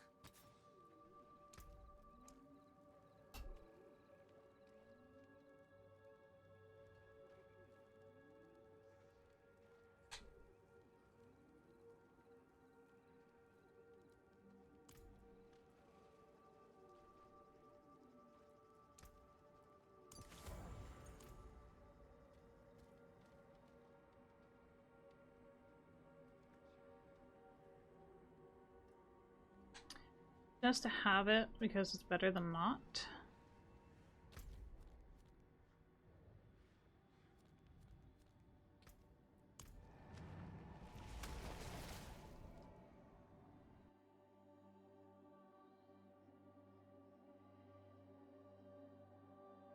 I can see why leveling Druid is an absolute nightmare.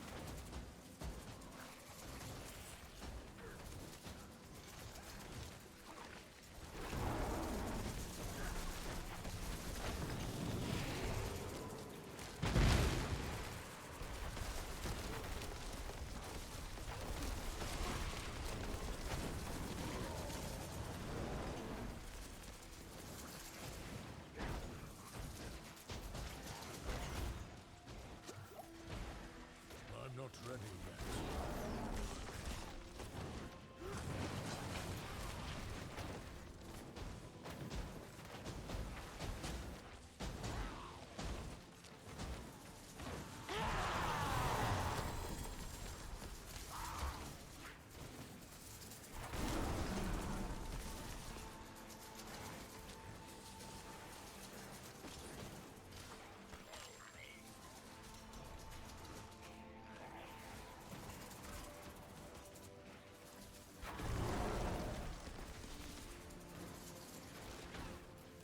I'm not gonna stay for that long, so...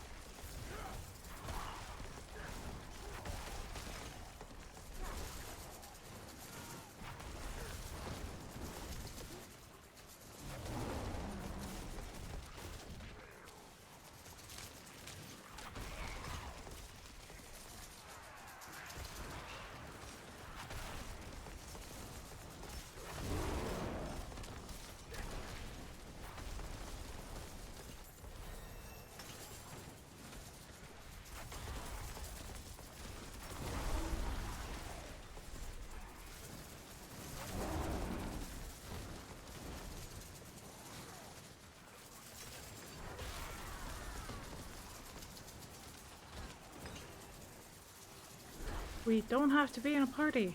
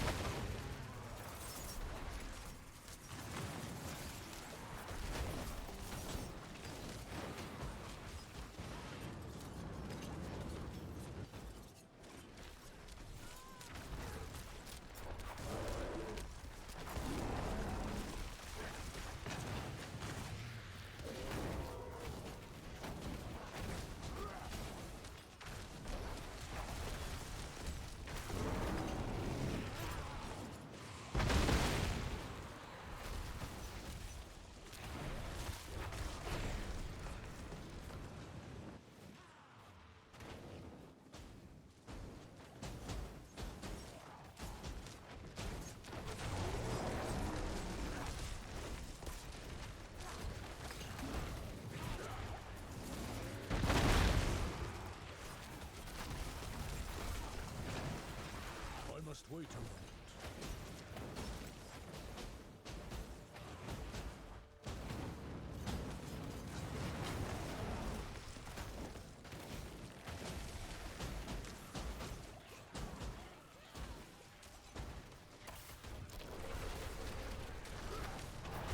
Greetings.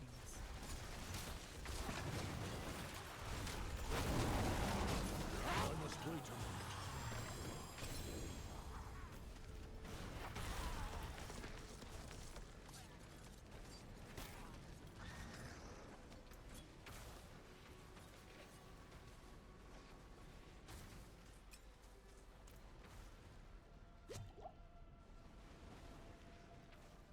God damn. I'm doing it now. And Venom.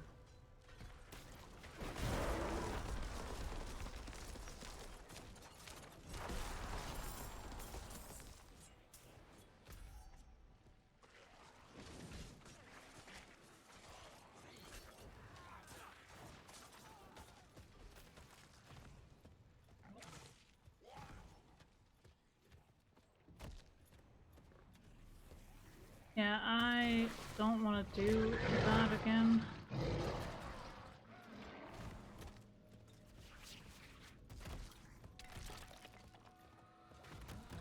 Right now, I want to get to the chests. I need time to do that.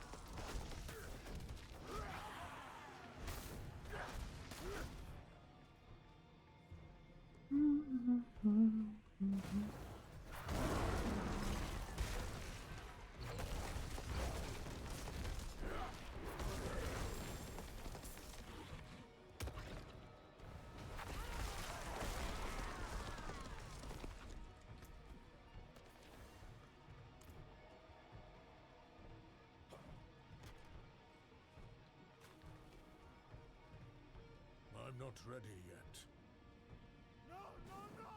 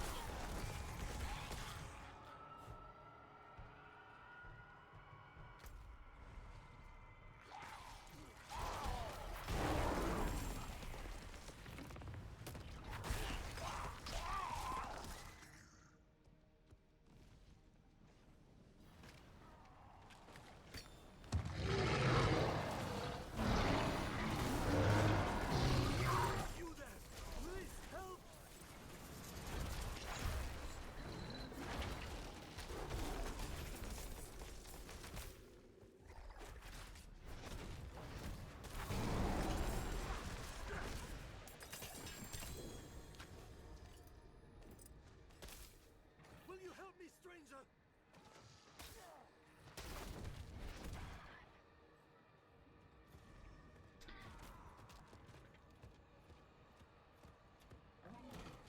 No, I will not help.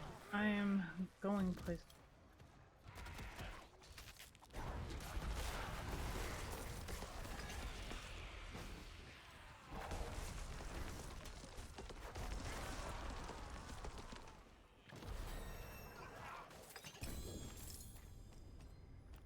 I cannot carry anymore.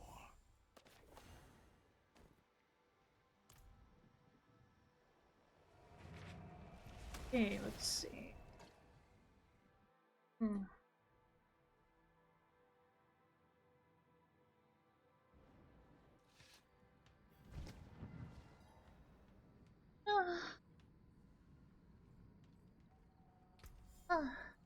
Hand venom. And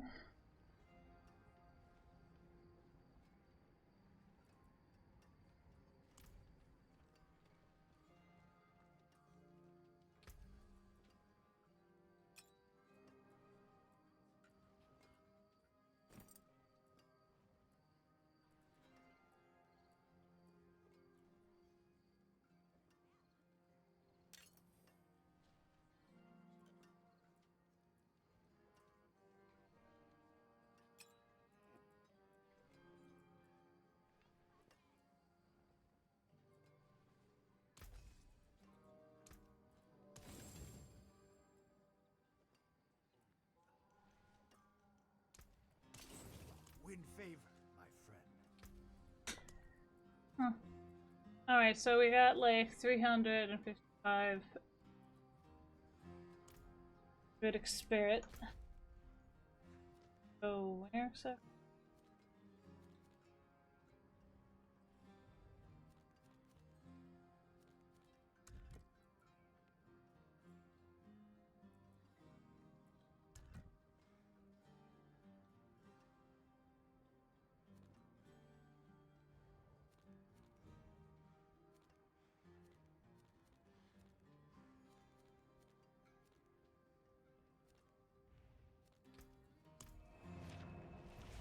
We need to go tour Dora.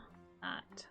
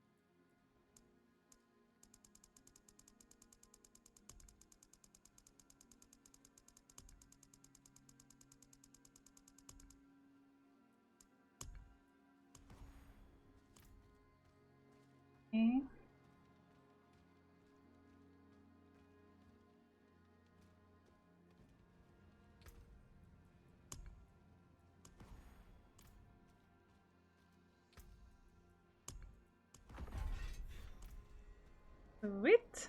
We got all of them. Oh yeah, let's go! Okay, so need a one.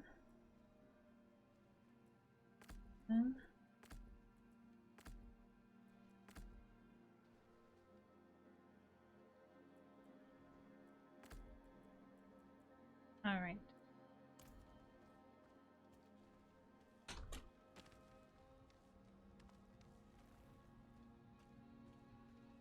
Got all of them! I'm really happy about that.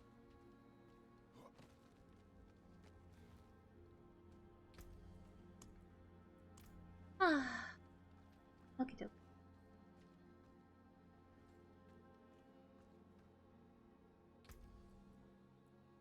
Hmm.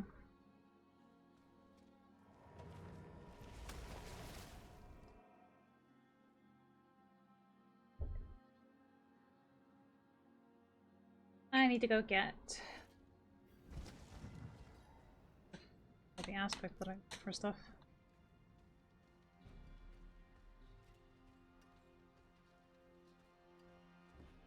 There is magic in all things.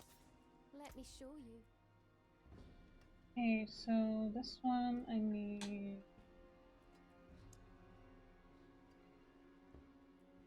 Right? Impeccable.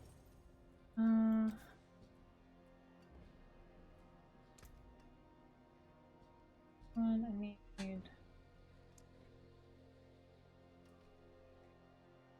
Do I? Okay.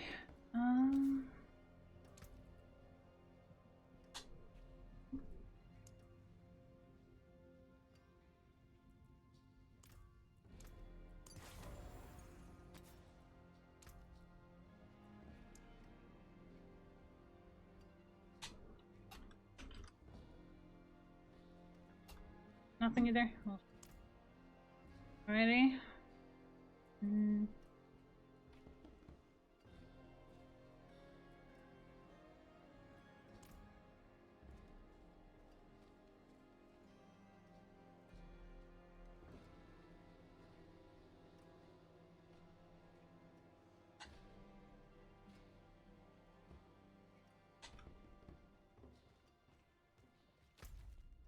Okay, now it's just to continue where we left off. What is over here?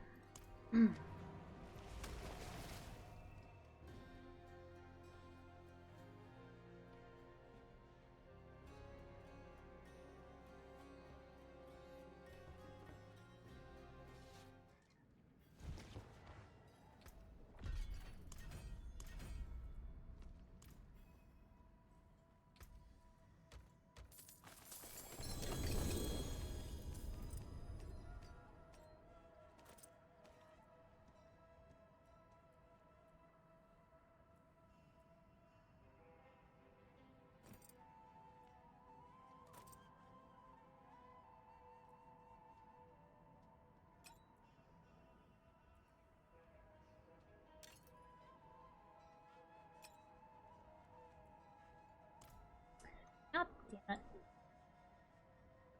Well, our time is up on Diablo. Oh, I'm free from this heresy. I really do. I really do. I just don't.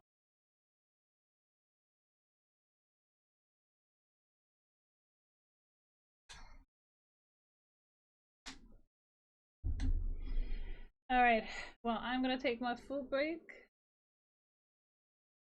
Because I'm hungry.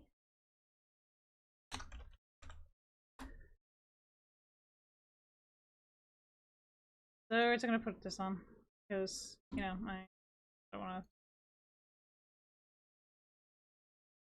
Okay, I'm just gonna put in the title, Taking a Food Break.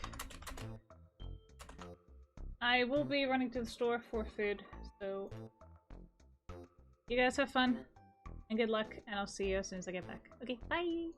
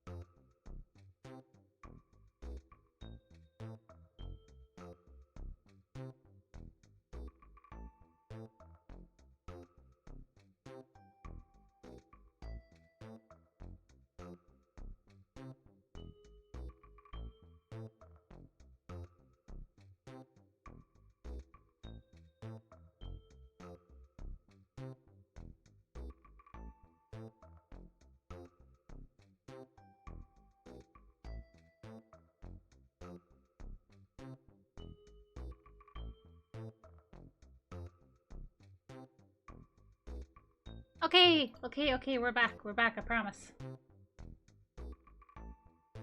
Yeah, it took a long time because I actually had to go to the store. And it took a little bit. And then I had to, you know, put away the groceries and then eat. So, yeah. That's why it's, Sorry about that, Ilex. Sorry, everyone. Trust it! Quit it! I do not control the weather. Stop it. No, do not call me that.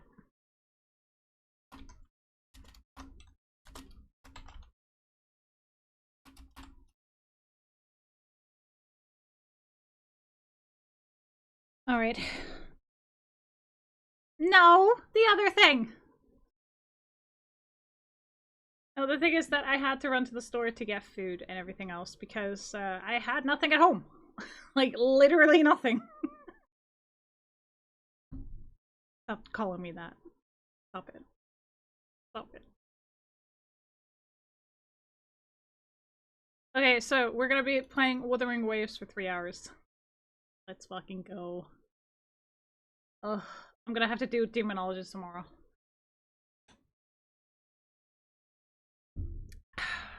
Okay. Now, let's see. But I do need to actually do some squats. I'm gonna do 15 now. And I have 50 left.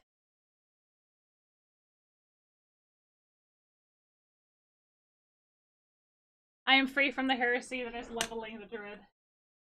I hate you. I like 1, 2, 3, 4, 5, 6, 7, 8, 9, 10, 12, 13, 14, 15. Okay, 50 left.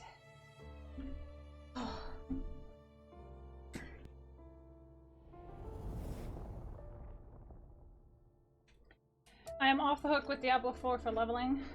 That is that. Oh yes, guys, you actually do have a tweet for me today, too.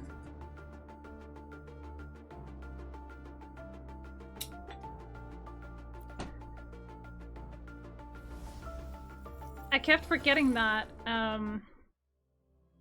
during the week, so that is on me.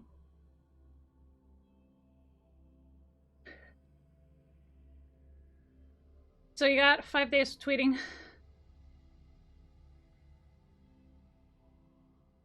Alex, you got a suggestion here or what? Because I feel like you do.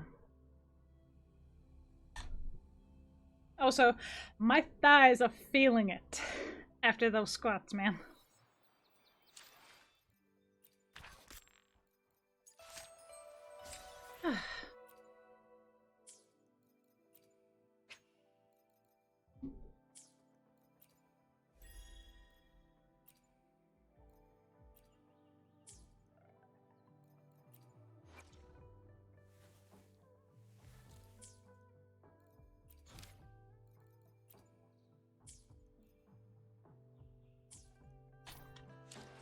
Let's see a little bit about a few things.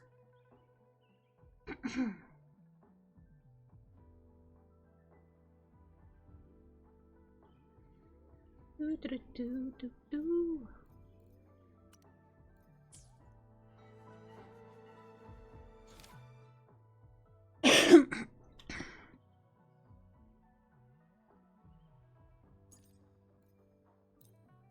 So, what do you guys want to tweet?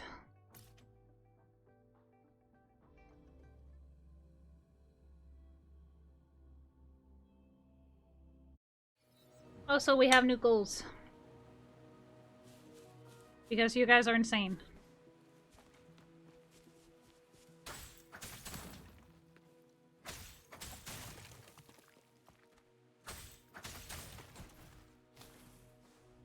A burn on my legs, though.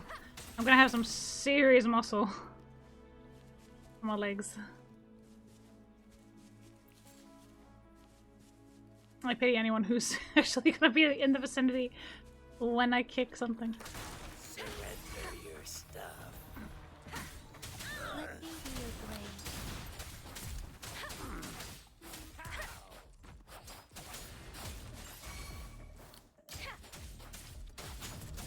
Save me, boss. I hate you, Ilex. I really, really do.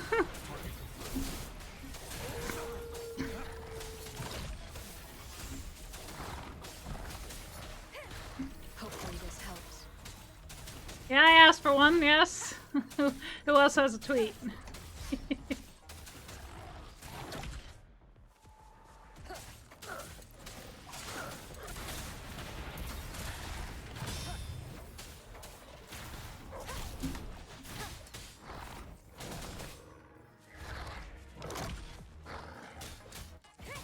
Hopefully this helps.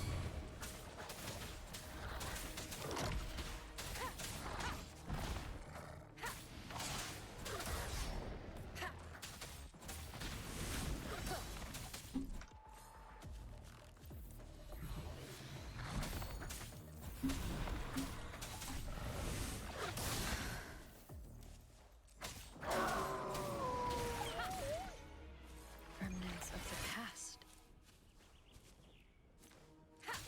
Hopefully this helps.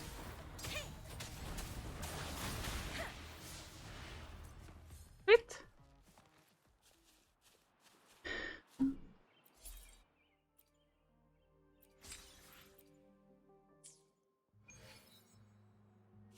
It seems like it will be my tweet suggestion.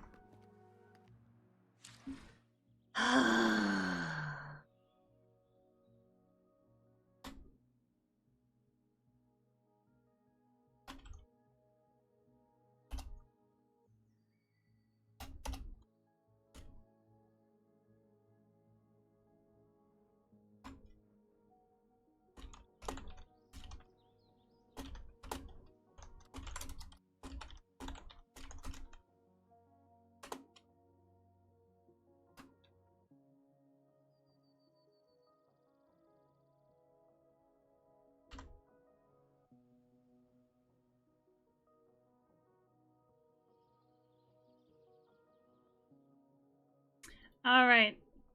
Fine. It is done.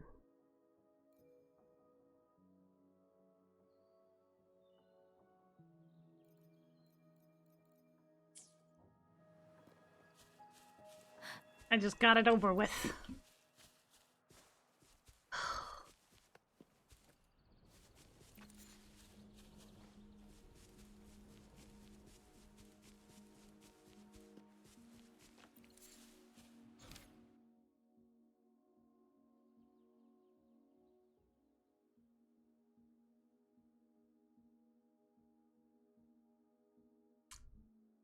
Fuck! Well, too late. Too late. I don't know. I don't even know why. Can I even edit this?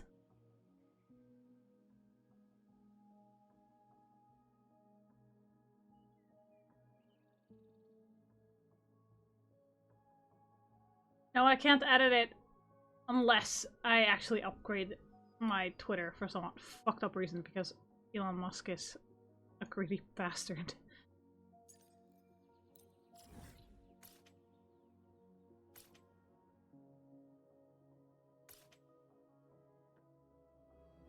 Sorry, Alex.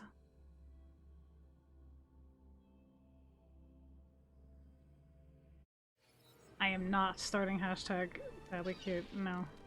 Not even. I didn't even see the hashtag badly cute. I was like, oh, sorry. Not really though. But I am off the hook for Diablo 4. Oh my god. The heresy is over. Oh, wonderful.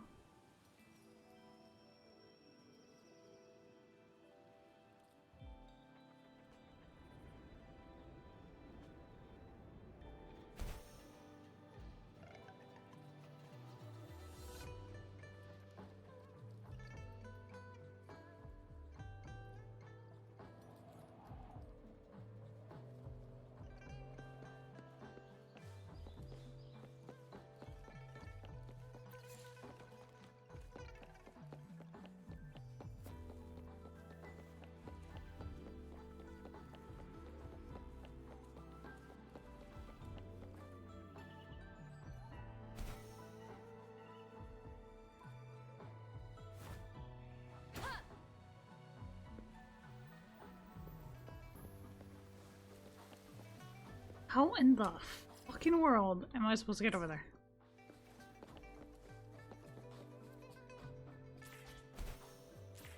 Okay. Alex, you're my friend, I love you, but as of right now, I'm just... Also, we'll be changing our schedule, so I can go play Flesh and Blood on Fridays. So I'll be streaming on Saturdays instead. Maybe. I'm still thinking about what days I want to stream.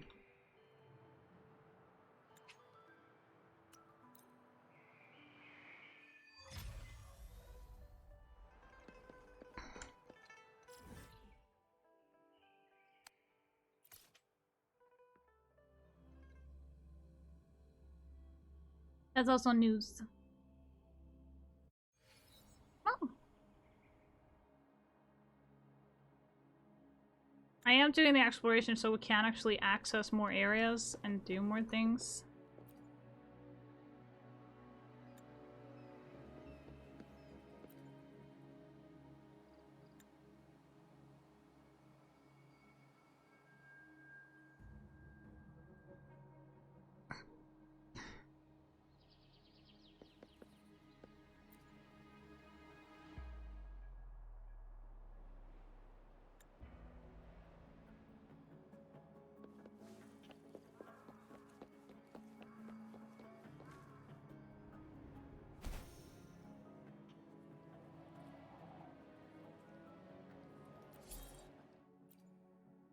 Sweet!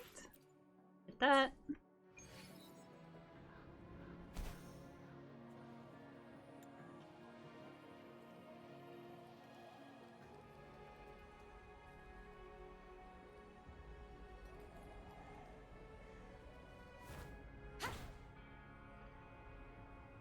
We haven't decided yet on the day. We're just checking with her on. Well, shit. I thought it was Friday. Okay. Well, until I know what day it is, I will keep my schedule as is.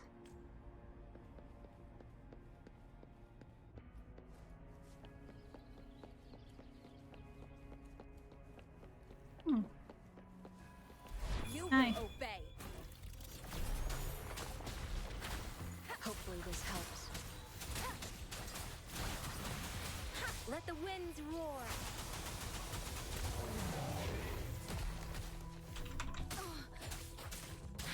Synchronization. Fight for me. Stay with me. War scares no one. Die is best. It's time.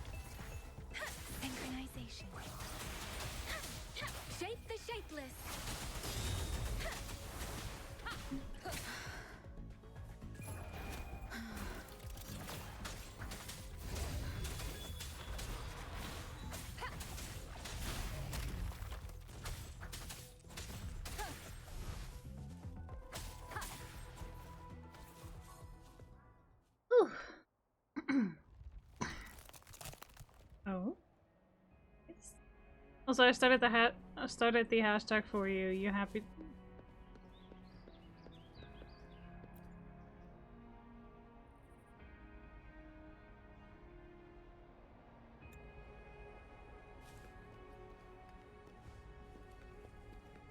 Just happy to help. Yeah, you know what? You know what? I have a twist of words.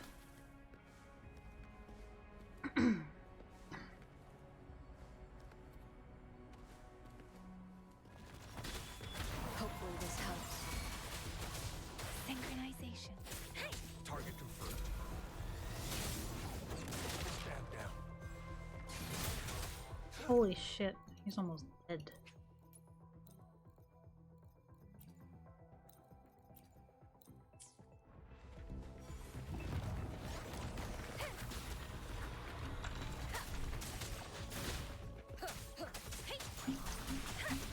Synchronization.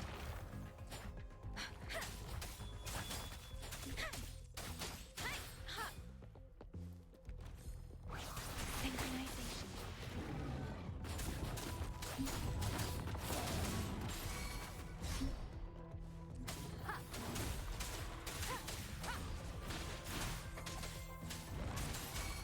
Target confirmed.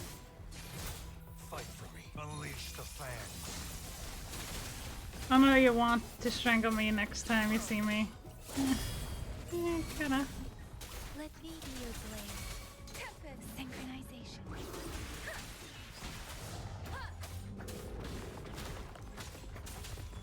Hopefully this helps. Got it. Okay, one more. And then this thing breaks.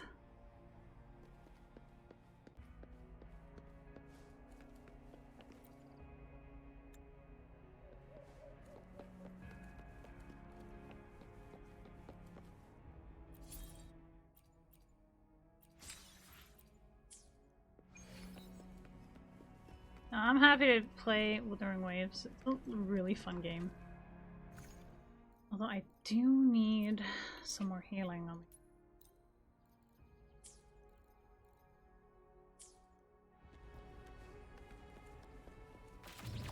You will obey.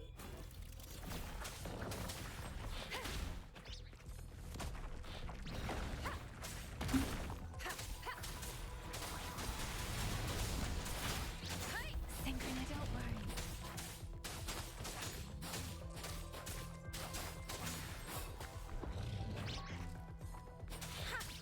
Storm, hear my command. Hopefully this helps.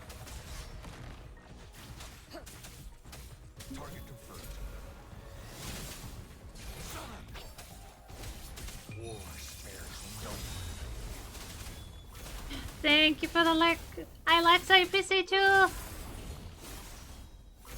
Hell yeah, let's freaking go. We did it. I still need to ascend all of my characters though. Absolutely.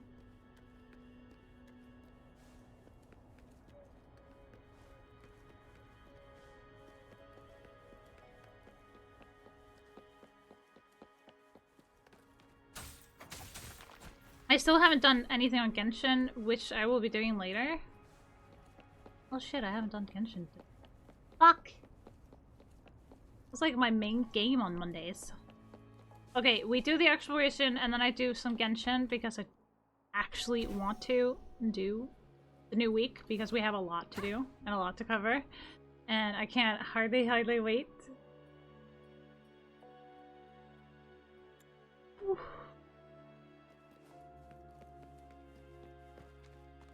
So we're gonna do this exploration thing, and then we're gonna go ahead and do Genshin. We'll see where we end up, but I think this has been about 30 minutes. Give or take. We'll just say 3 hours next time.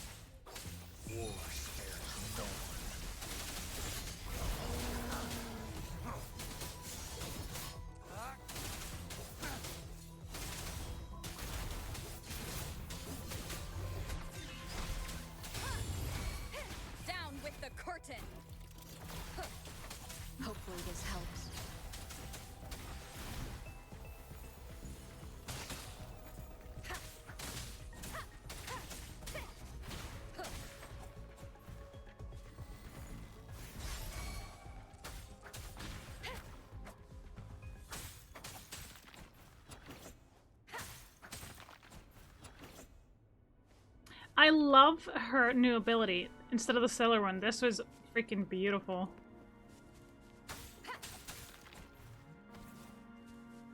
It's just much more fluent.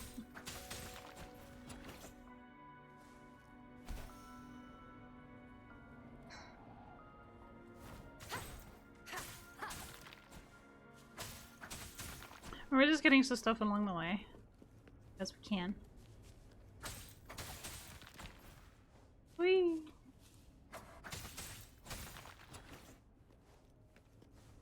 Okay, after this, so after we're done with this one, we're gonna definitely go ahead and get down to business. Okay, I need different foods for this. That one and this one. Alright. Hopefully this helps. Precipitate synchronization. Storm, hear my command. Target confirmed. Fight for unleash the fangs.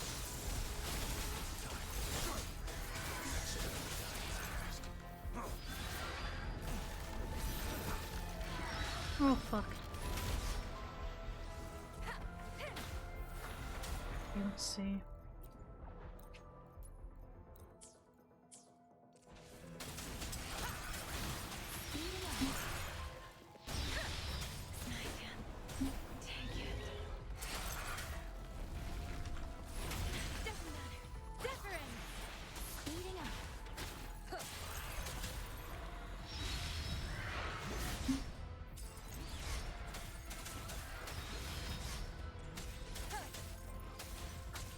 None shall whisper. Let me be your blade. Tempest! Let the winds roar. Target confirmed. War spares no one. Hell yeah, let's freaking go. Ooh, that was beautiful. Oh, freaking wonderful. And two of our characters are actually like below the boss, so I'm like, that's kind of funny. Oh,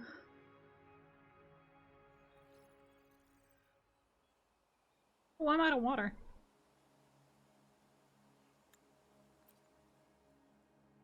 I was gonna go grab some water. I'll go grab me water.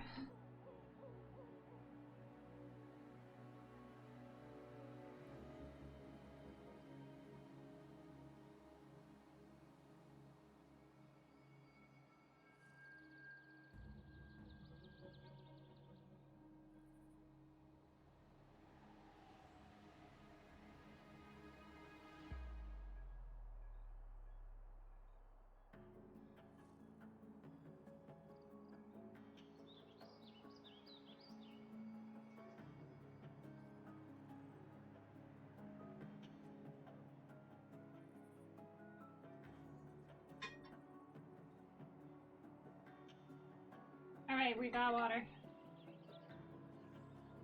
You know what? We're skipping thing. I just had it on while I was doing something. While I got me water.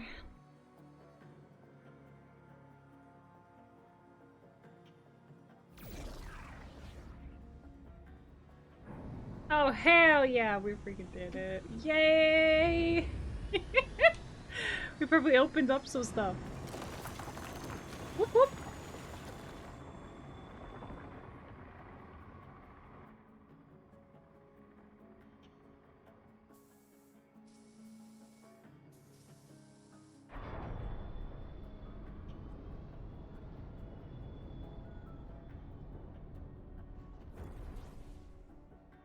Oh, that is wonderful.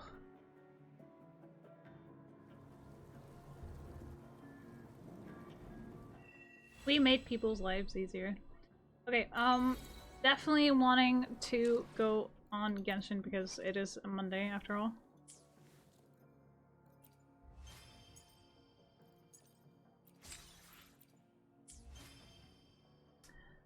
Oh, we're gonna switch over to Genshin.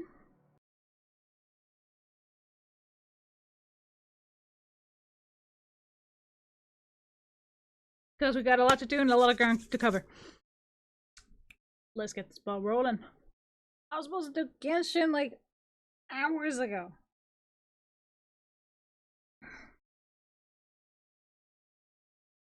But yes, I am definitely going to redo Withering Waves, so I guess that's tomorrow's job. But apparently we're starting with Demonologist tomorrow. For 3 hours, you... Okay.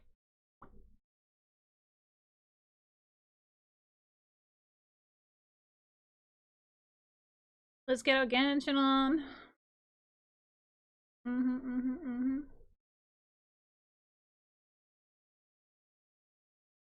And it would take a long time for food, but in my defense, I needed to run to the store. And I needed to put away groceries. And then I could eat. And trust me, I ate a lot.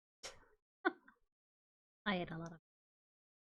I will be doing 25 squats in a minute. And then I'll do the other 25 at a little later maybe. Or tomorrow.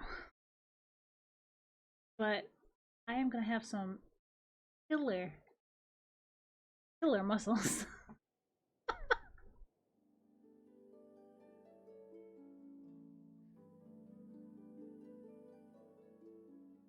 Also, I believe me doing so many squats has made my booty go a little... at least my glutes are going a little... I'm more defined.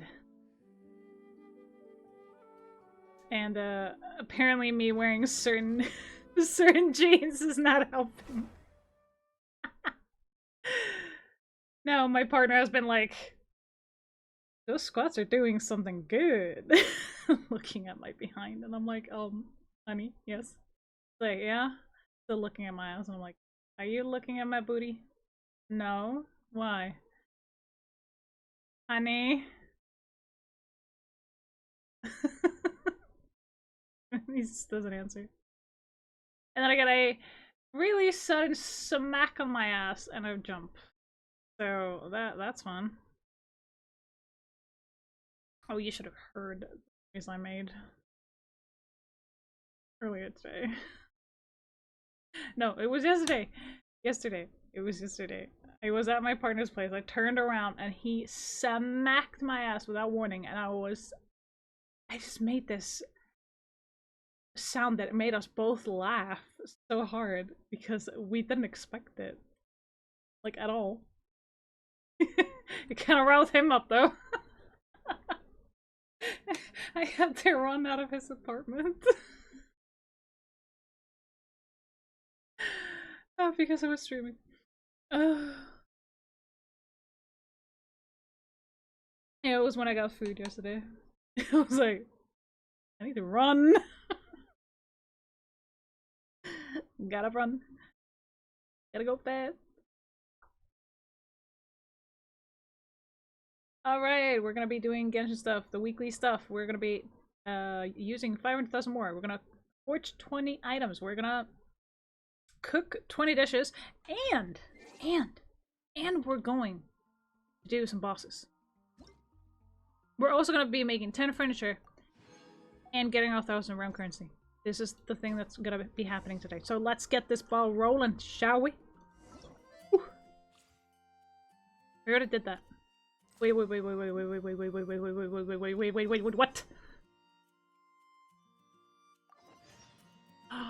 There's a new quest!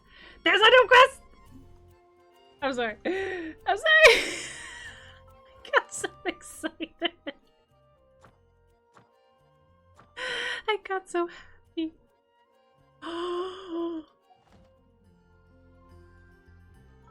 Oh my goodness, it's a part of the thing.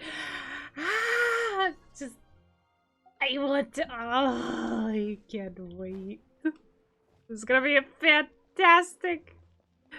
Okay. We need to make certain dishes today. That is this one and this one. Okay, so how many can we make of these?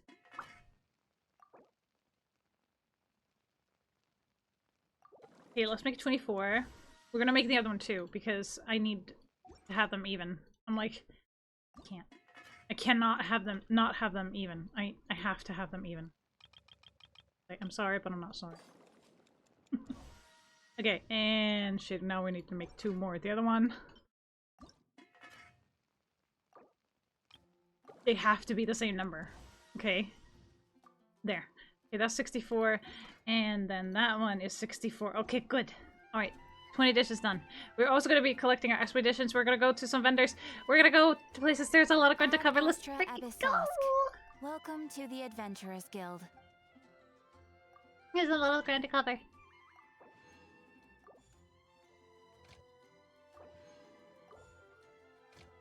But this is the game that I usually play on Mondays, and this is why we're going to do that now.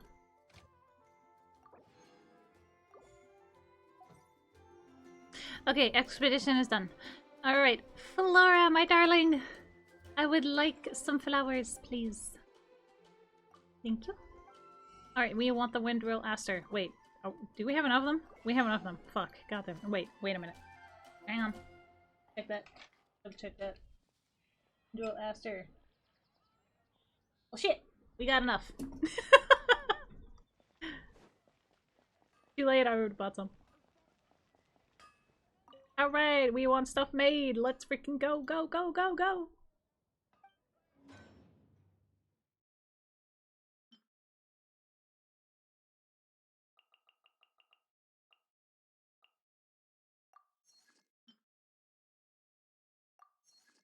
Alright! Okay, 20 items. Which 20 items? Ooh, it's over there! It's over there. Okay, but we are doing other things first. Okay? Okay? Alright?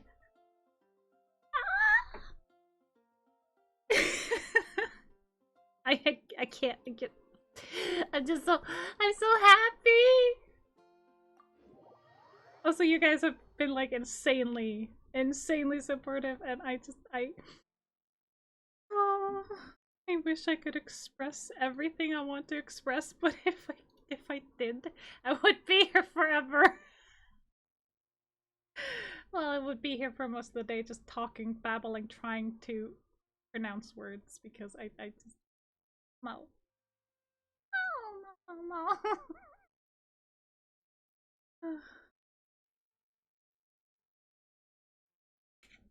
There is one goal on the sub goal where it says color my hair.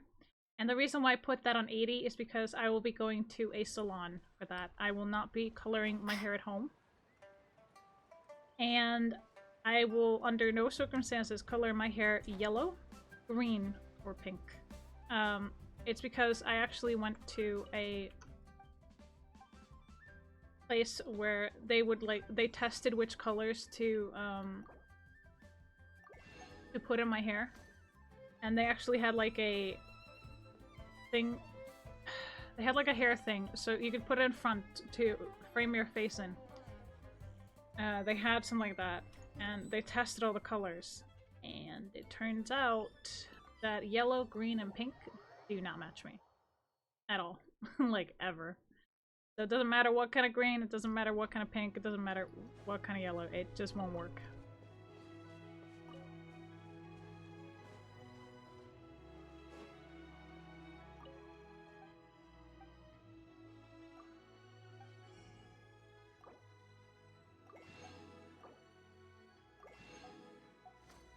There we go.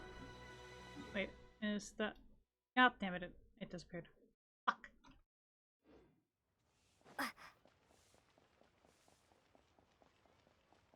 Hmm.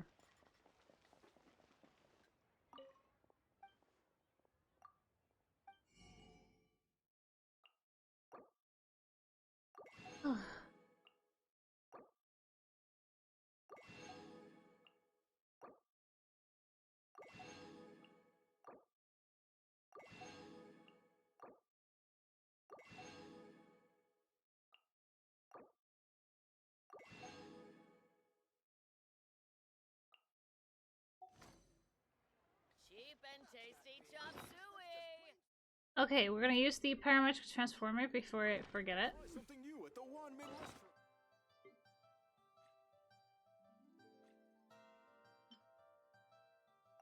We're just gonna use this one because we have a lot of mushrooms. So let's go. Scatter out of the frying pan. He. He. Propagate. Huh.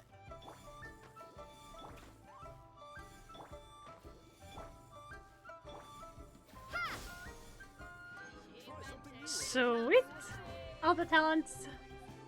Oh yeah, let's go. Okay. Now, let's see about... I've got to get something so I could ascend a character and then just level them up and use all the more. Oh, we can do that. We can do that in a minute. Good morning, Raven Moon. How you doing, sweetie? Welcome in. You're doing well. I have just done. I did 15 squats earlier. I got 50 left.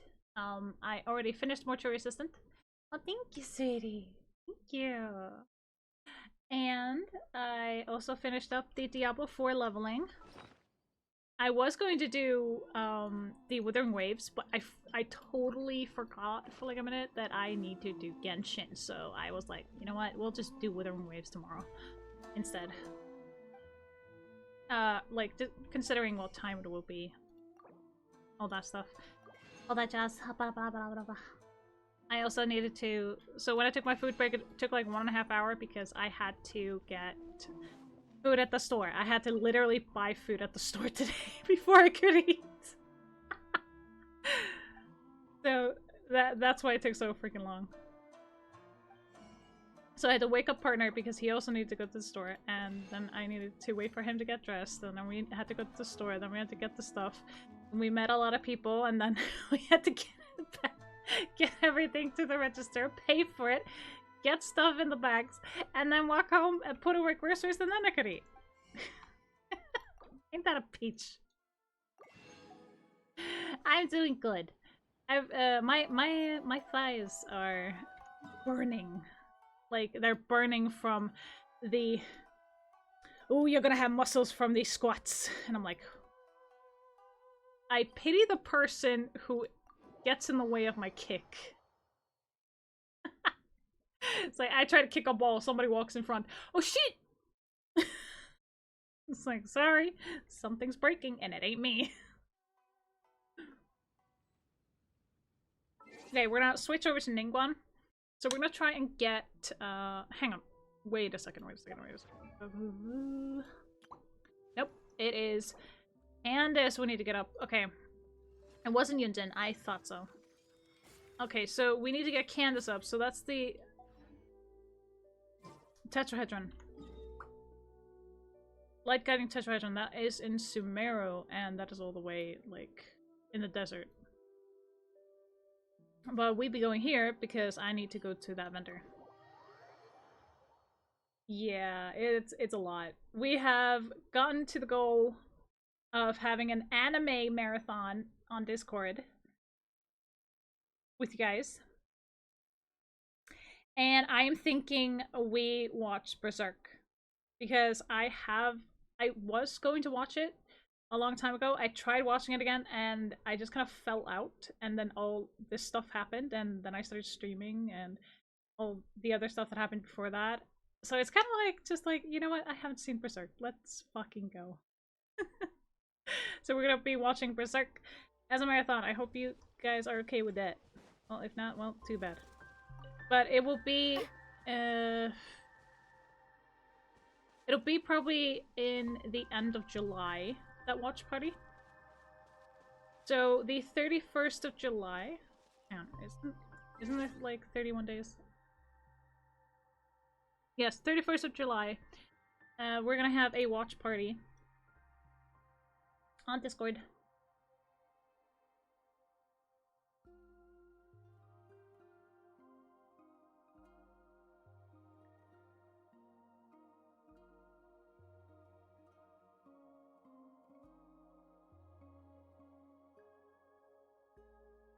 I hate so many things today.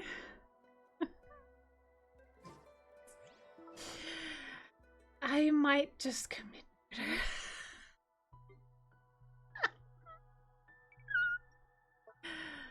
murder.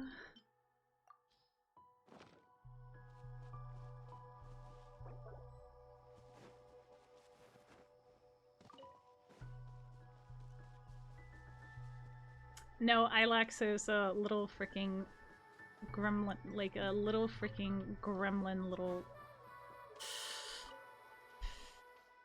words.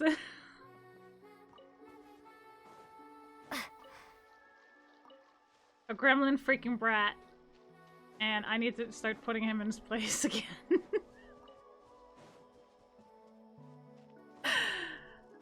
Okay, so this is what it feels like for Aeon to have Ayuna. Okay, cool. I got it. Ugh.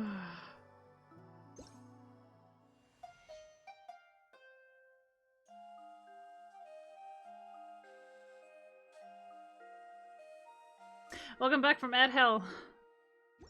Hope you enjoyed your stay. Because you're sure as hell going back.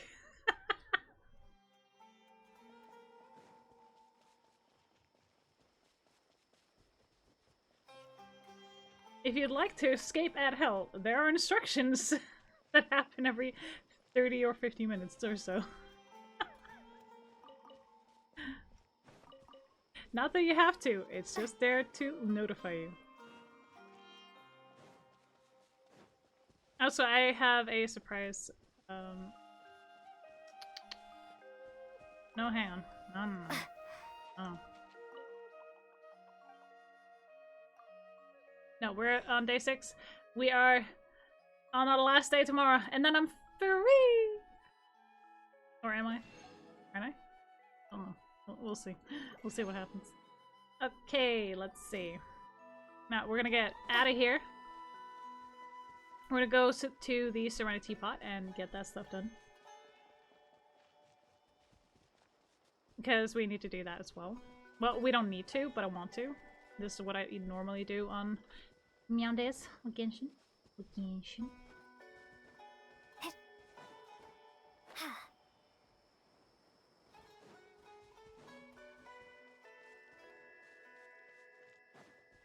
I ran past the thing. Saw nothing.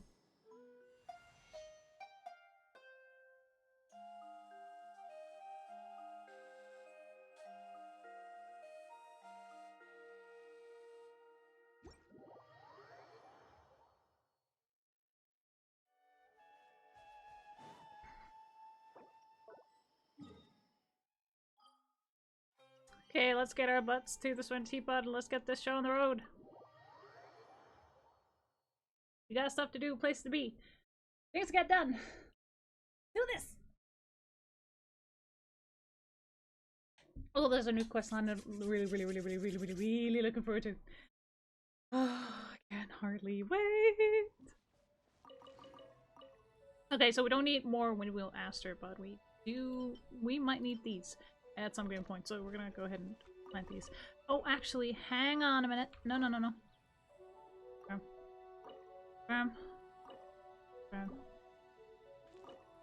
Actually, we do need to plant these guys here. The Maritime Flower. That's what we need.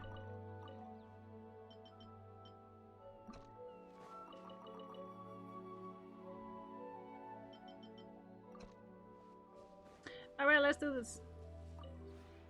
This realm is... Let's rank first. Get our currency. Oh no, level up. Aww. But I want it. But I wanted that. Realm Depot, let's freaking go. We're getting this. Definitely. Absolutely. Okay, any more blueprints? And we are filled up on vials. Okay, we're gonna definitely get some of these. We're gonna be getting these.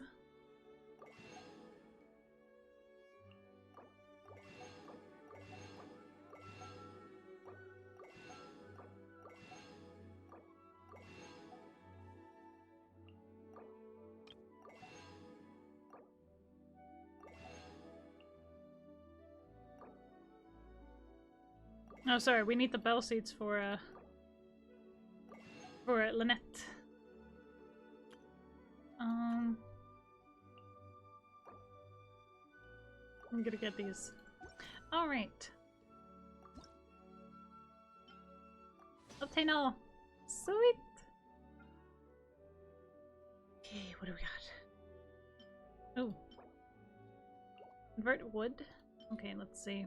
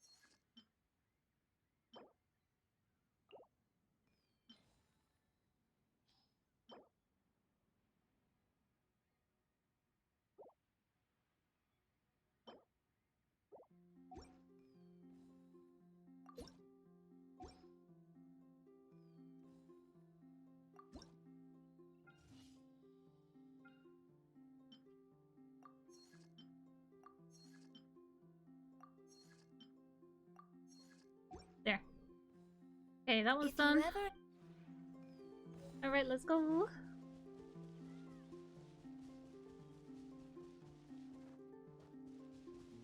Okay. So we're gonna go here and we're gonna get our 24 items. I think they're all done. Yay, they're done!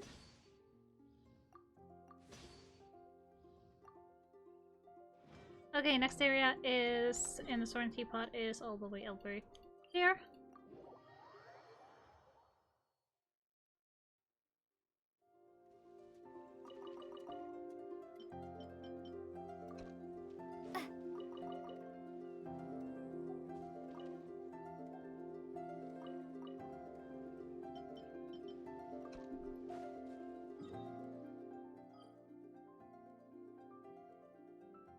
Okay, so before we go to the event, I want to go all the way to Samaro, and we're gonna get the Light Guiding Tetrahedron. That is a mouthful.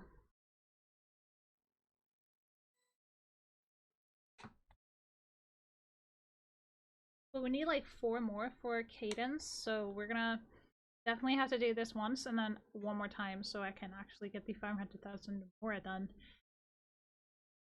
for this week as well. Today. I will be doing some Genshin as well, definitely, because we've gone so far and we actually did 10,000 XP weekly that we could get on the Battle Pass, which was insane, by the way. So we'll get this one, and 34, okay, 35, hell yeah, let's go. Sweet. Okay, so 82, 57, we're taking this one. So we're at level 35, we're trying to reach 50, and we got 13 more days. So we're doing the Tetrahedron thing first here, and then we can go to the event, wait for it to respawn, and then go again. Because the boss does need to respawn, so. Okay, before we go into the fray, we're gonna go ahead and also put some buff food in here, because I am not getting sucker punched.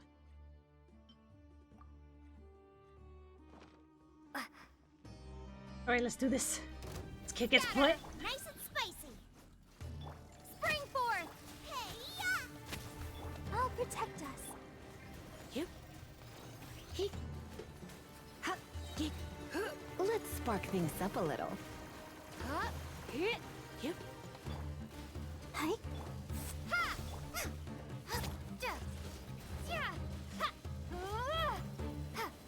Sweet. Alright, let's see how many we are on right now.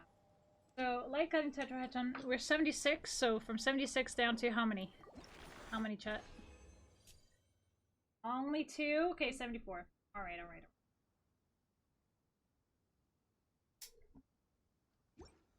But that's okay. That's alright. Now, I am going to be using this one, though. Just so we don't have to think about it later. I do want to go ahead and do another boss. Just to get a little bit of something. Not quick.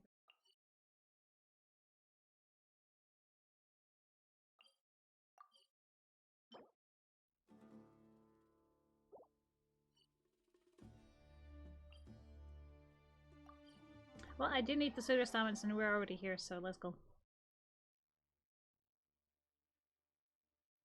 If you are in ad hell, I apologize. But this is how it is. The Hidden Forest does need to make money and to pay off the corporations. To stay away from certain forests.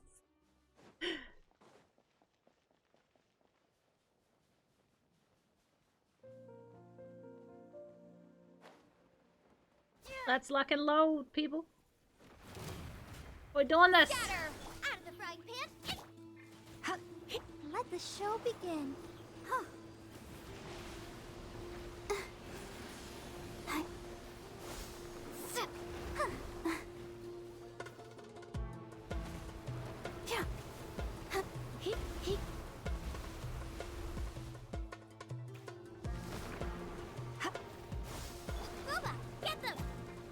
Welcome back from Mad Hell.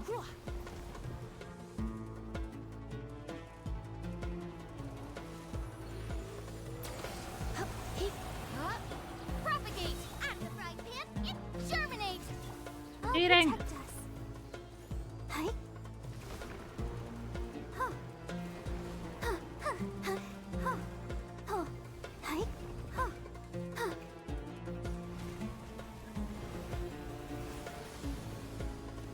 Yeah. Boba, get them. Ha. Ha. Suck. He. Hup. He. Ja. Ja. Ja. Propagate. Nice and spicy. Hup. Get. Ha. Hup. Yep.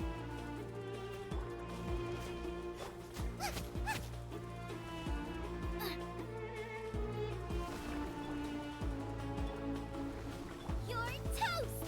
Boba, get them. Sweet. Alright, pseudo summons. So, how many of those? From 78 down to how many?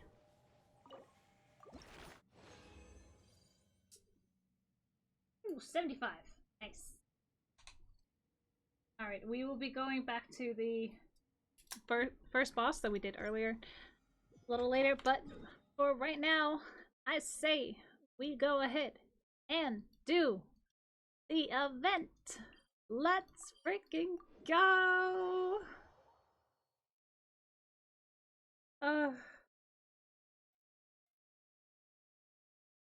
Or at least whatever the fuck this is. I don't fucking know. I am just happy to be here, okay? I exist.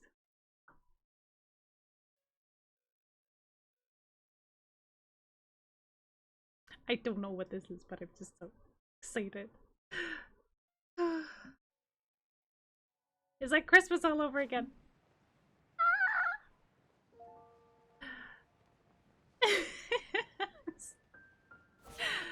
It's just new things in the game that I love playing. Is like, it's a treat, okay? It's a treat. It's a treat, okay? It's like when I get that dry seaweed, I'm like, nom nom nom.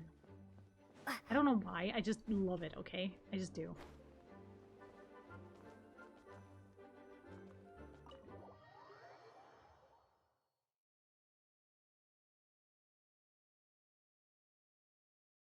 I wanna know what this is.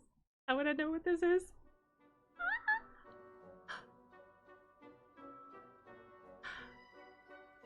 Huh? What's a place like this doing in a library? Could this be the restricted section Lisa mentioned?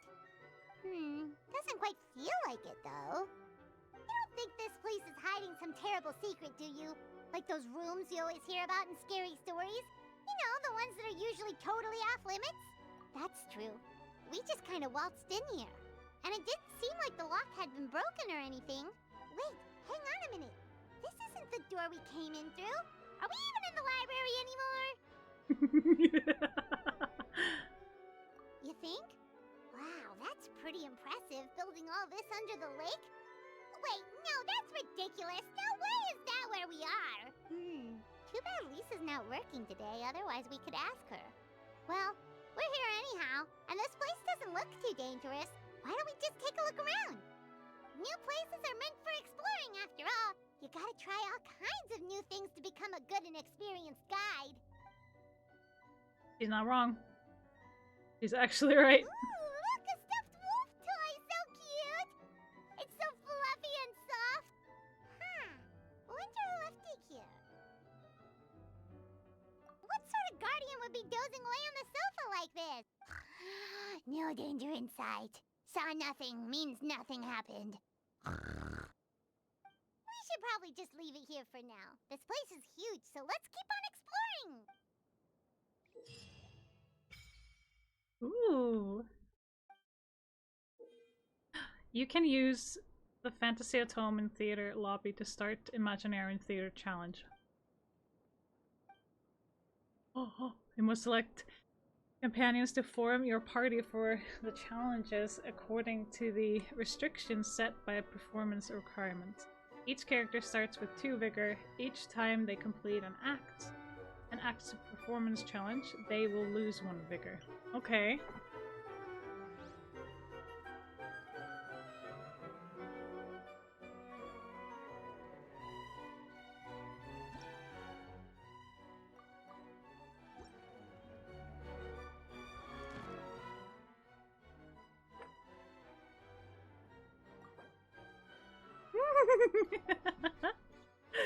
This is wonderful. It is an event. I love it here. We got books. We got books. I am running around now.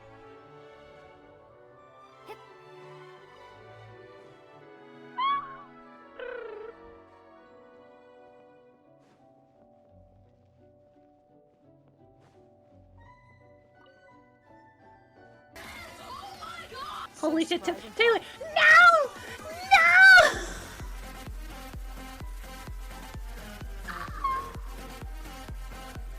No! No! No! Taylor, why? Why? Oh my god. You are going.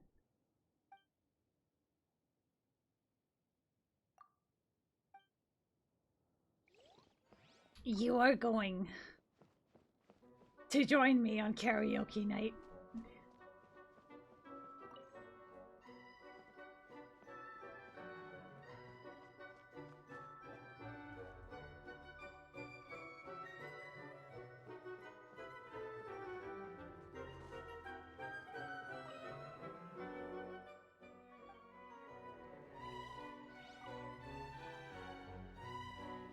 Too bad, you're gonna have to try.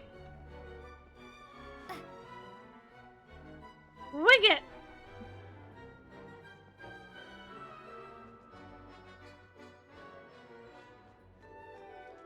Thank you, Taylor, for the 10 gifted subs, but damn, dude, why?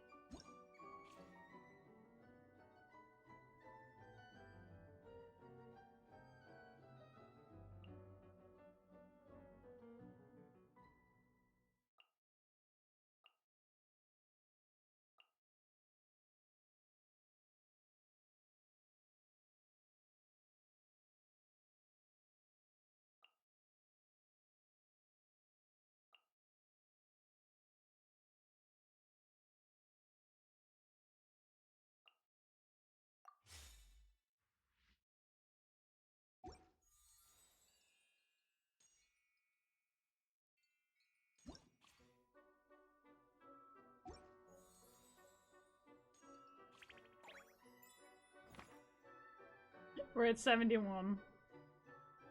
We're at 70 fucking 1.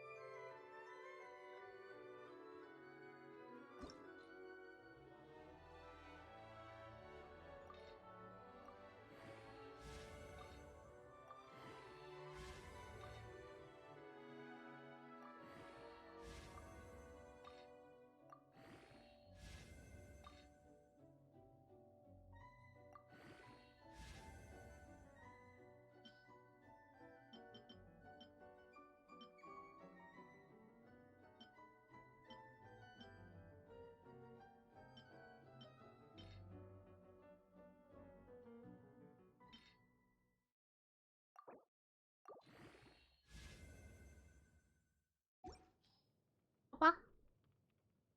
Aw, thank you for the headpat. I appreciate that.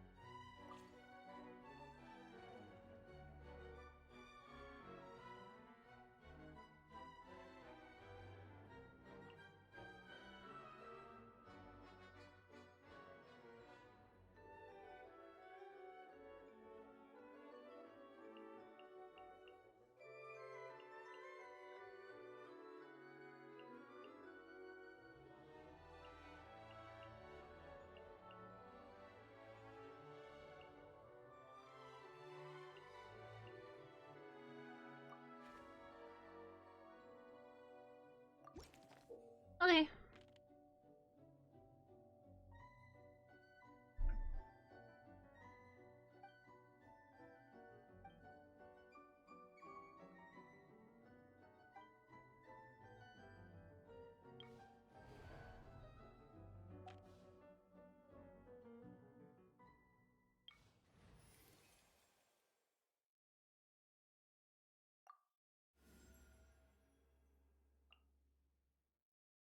Here, let me help you.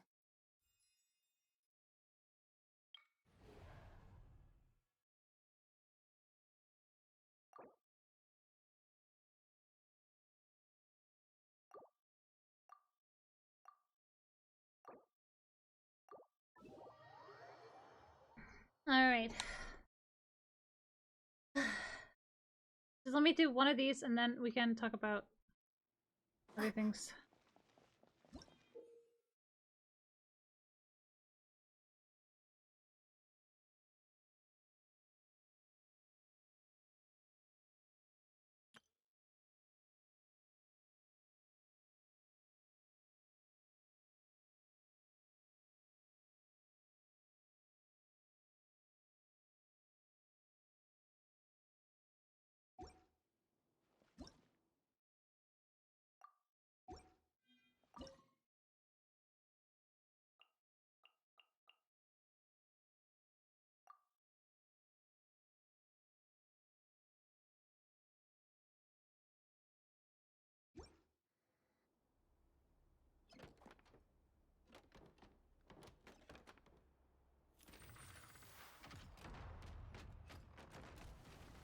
Oh my.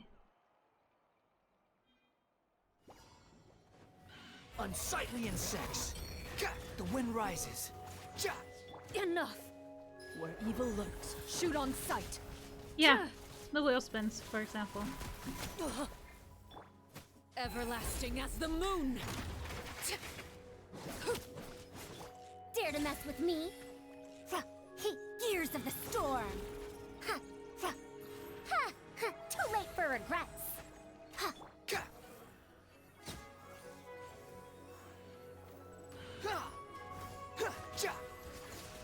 Into the shadows.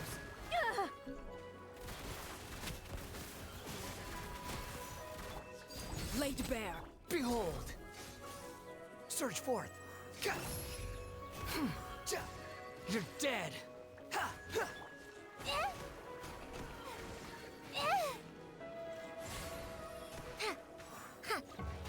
The wind rise. How amusing. Surge forth! Cry louder! Ready. Hunt them down.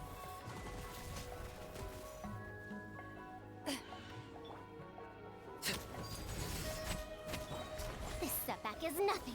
Truth would... Squall. The price Oh, for fuck. my sins.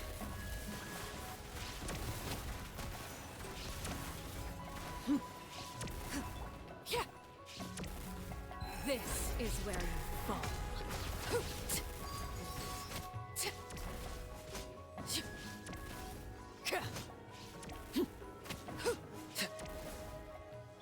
Dare to mess with me? Time didn't stop for me. I can't.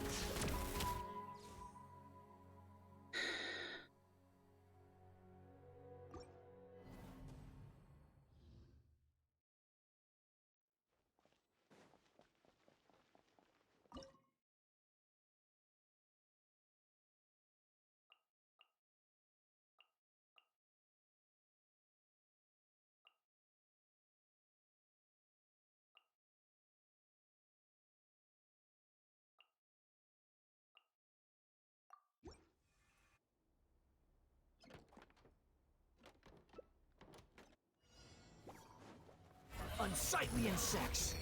Behold!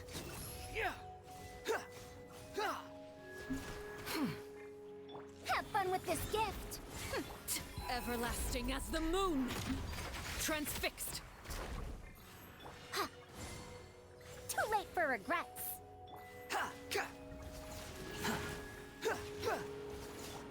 Where evil lurks, shoot on sight. Loaded.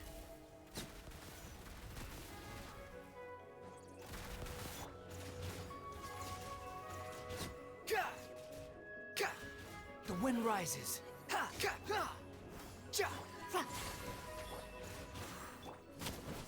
Overruled. Wretched dust! Witness my rise.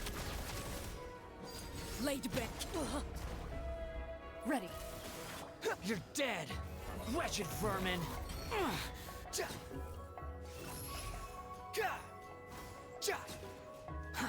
Too slow. Okay, now I just have to defeat the rest of them. No, I wanted the bonus objective. Gears of the storm!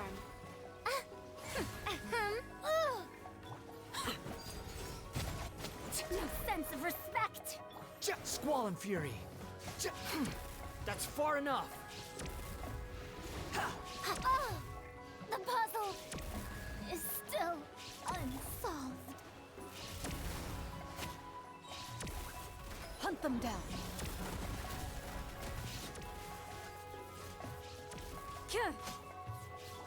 This is where you fall.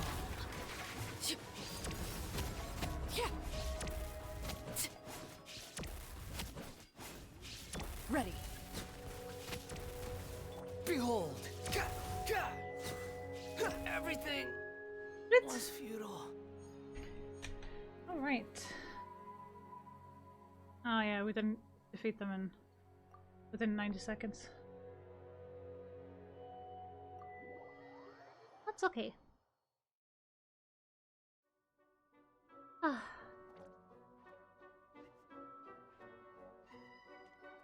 Oh no! Sorry! Guests, hello! I've been waiting here for the longest time and nobody came. I was only planning to rest my eyes for a bit, but the sofa was so comfy, I guess I dozed off. But I can talk! Sure can!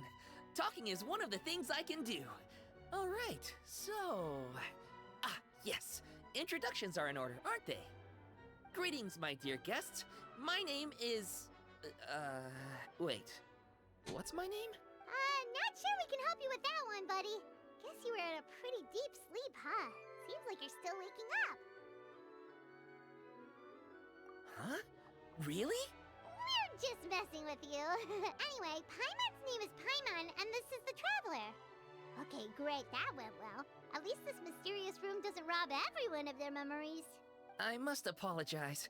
I must have slept for so long that I can't remember what's real and what's a dream anymore. I did have a lot of dreams while I was asleep. Okay, concentrate.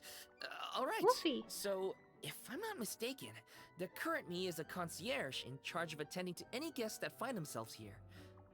Yes, you may call me Wolfie. Okay, but, if all you can remember are your dreams, what makes you think any of them are real experiences? They're just products of your imagination, right? You mean, if it comes from my imagination, it can't be real life? Oh. Well, it sounds like you know more about that kind of thing than I do. I can't tell the difference at all. I remember a time when a horrid curse was put on me. My heart was cased in unmelting ice, and I had to spend my days in agonizing solitude, surrounded by nothing but boundless tundra. I also remember playing with Whitefang in the misty forest. We chased golden butterflies, waded through rushing streams, and shattered the very moon beneath our feet. And I'll never forget marching in that celebratory procession with the other troops, being showered in confetti as I excitedly waited for Her Majesty the Queen to bestow her honor upon me. It was glorious. To me, all these events are indistinguishable from real experiences. Take my latest dream, for instance. I remember being in a garden of forking paths, and Madame Mage said to me, "From now on, you are a concierge. Be sure to treat your guests well." And I found myself here. And like I said, I waited and waited and waited. And now, finally, 2 guests have arrived. At last, I can fulfill my duty. Is there anything else you'd like to ask me? This place is getting more confusing by the second, but Wolfie seems alright. So, we should be fine, right? Besides, our goal is to set foot in every corner of Teyvat, and the courage to boldly go where others dare not to tread is what will take us there. Wow, what a wonderful line! Spoken like a true adventurer. You bet! We're the real deal! Is that so? Well then, I'd better make sure I do my duty as concierge of this place. I hope this can be somewhere for you to rest and recuperate when you're weary, so that you can embark on your next adventure refreshed and renewed. Come back here anytime if you get tired. I'll be sure to take good care of you. Oh, he's so cute. He's been on his own for so long. Poor little guy.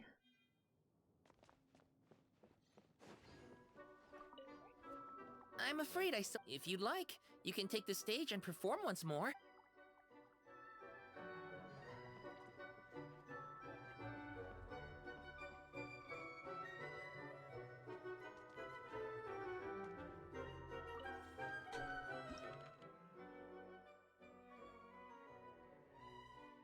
Hmm.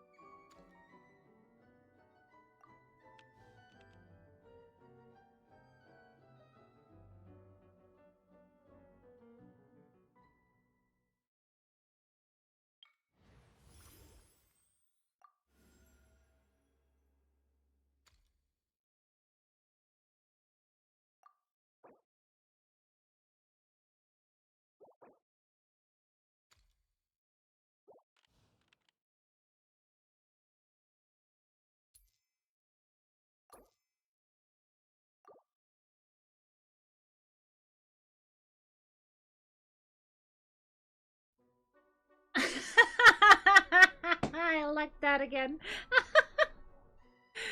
Taylor, get NBC, please. Pretty please.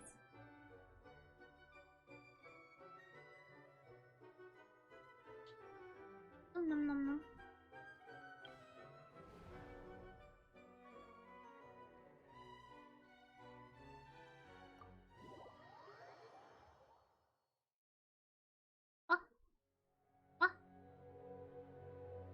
Hey.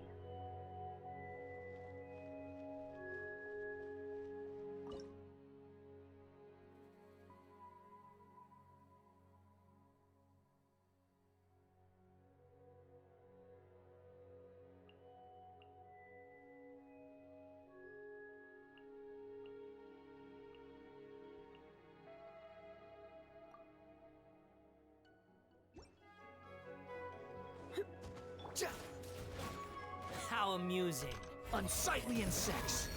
Ah. I'm about twinjutsu.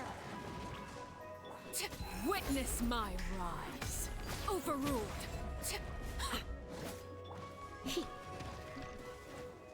Try not to enjoy this. The wind rises. That's far enough. Bye.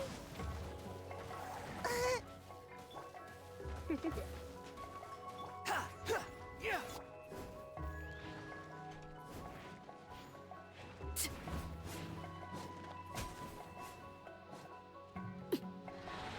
Transfixed.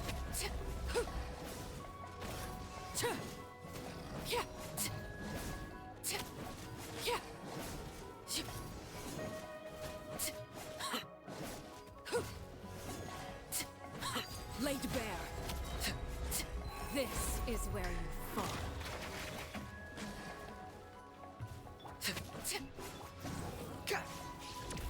I'm used to this.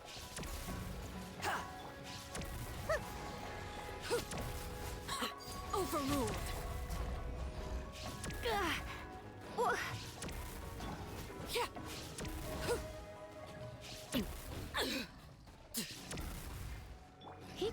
Looks like I got carried away.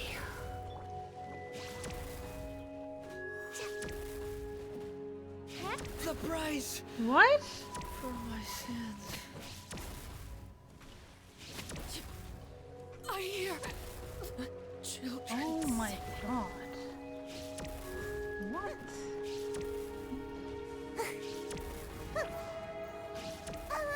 What the hell? Away.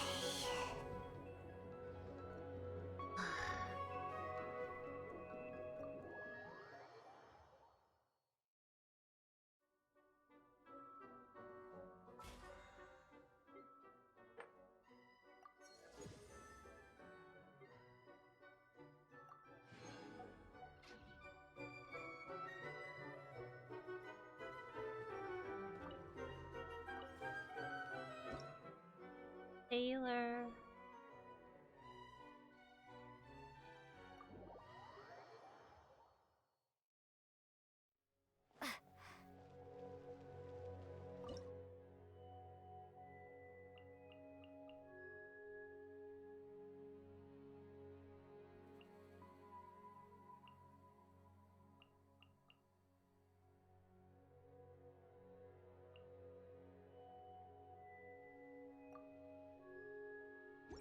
Taylor.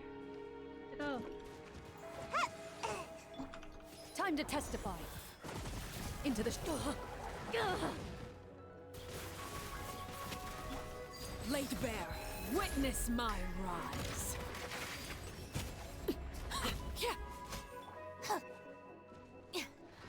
Lightning purified. Yeah. Loaded.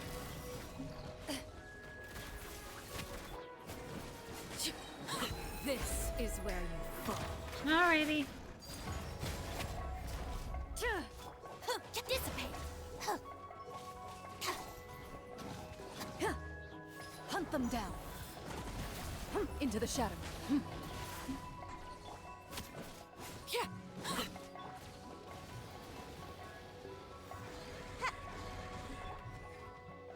Our bond is strong.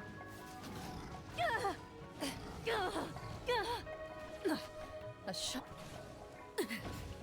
Oh. Transfixed. No. Defeated. Out of my way! Dead with me! Looking for a fight?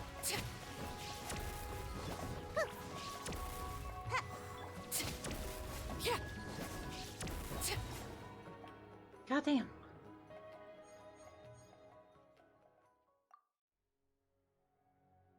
Ah.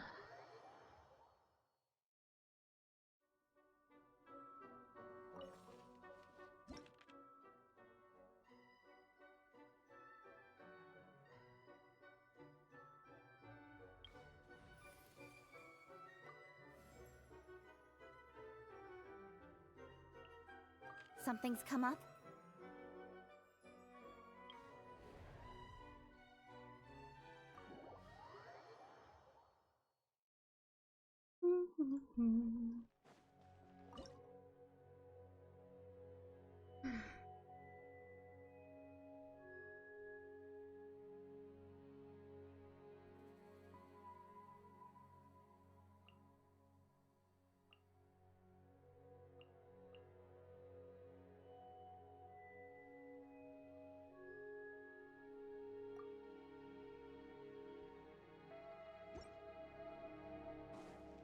Wretched vermin! Squall and fury! Hit with sword comes shadow. Speed of light. Supporting fire! Fire it up! Have fun with this gift. Dare to mess with me. Behold!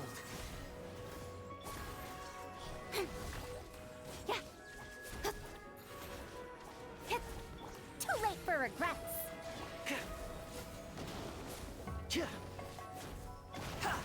Squall and fury!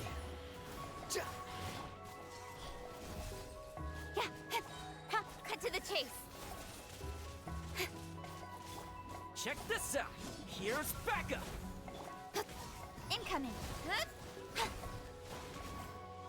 Behold!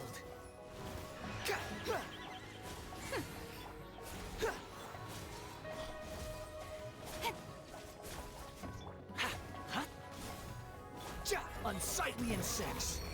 The wind rises.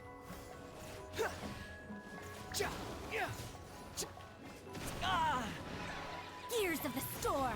Dare to mess with me? Don't blink!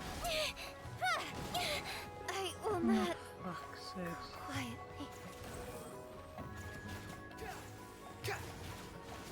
Too late for regrets.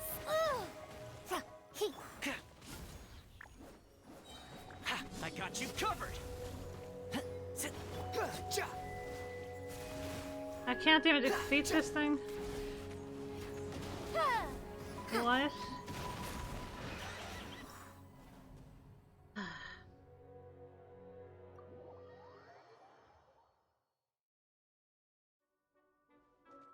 What?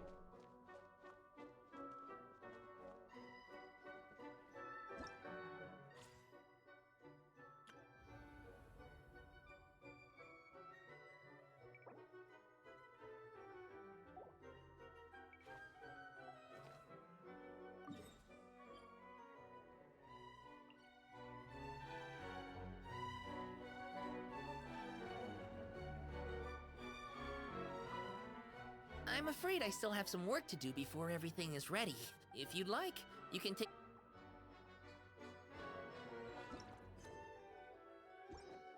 I'll probably have to wait until tomorrow.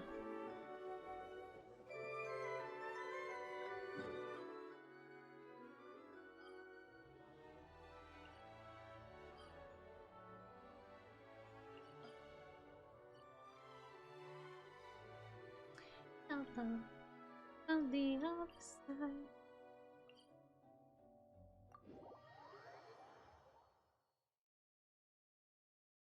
Ha ba ba ba ba.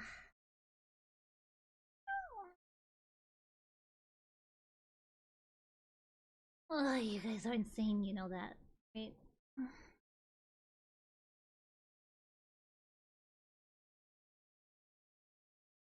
I'll have to get back to that thing with the thing.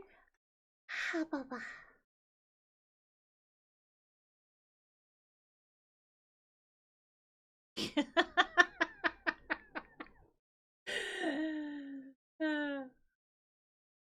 Oh boy.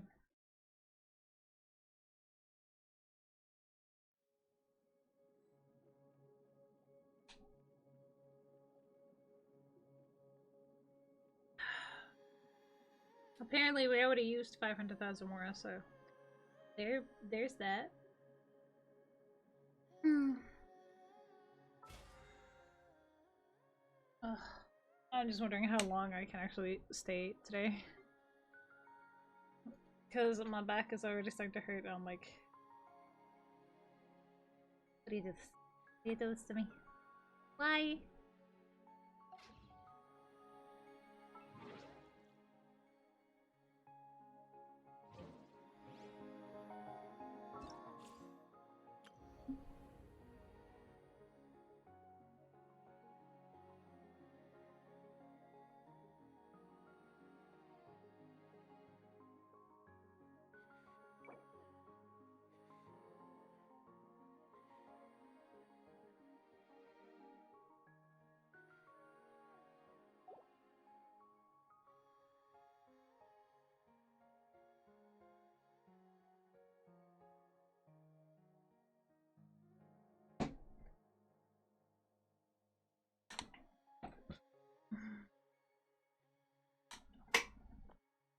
Well, thing is, I just need to adjust the chair. That's that would be about it.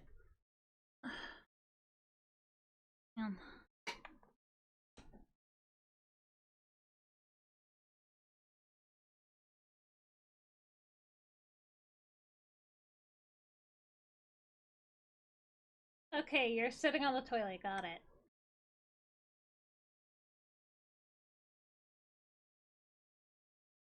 It wasn't me. Oh my god. It's a song. I don't remember.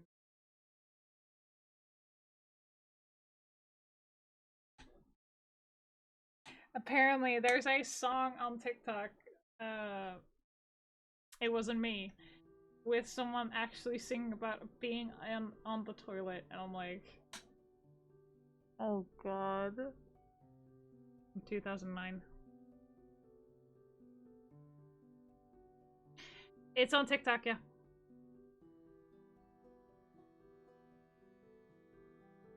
This song is on TikTok, but it has the words "It wasn't me" in it. I'm like, oh god.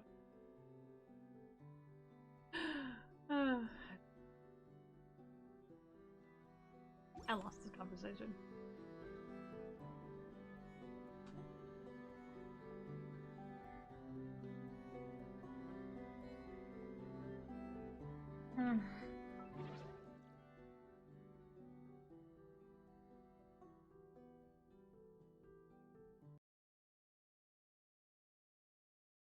I lost this conversation.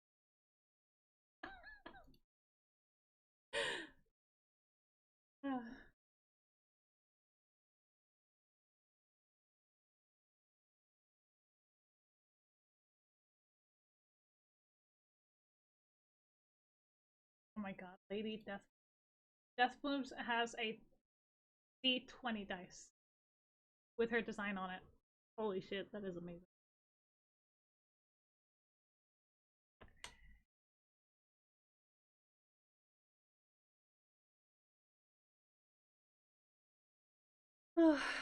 Okay, let's see.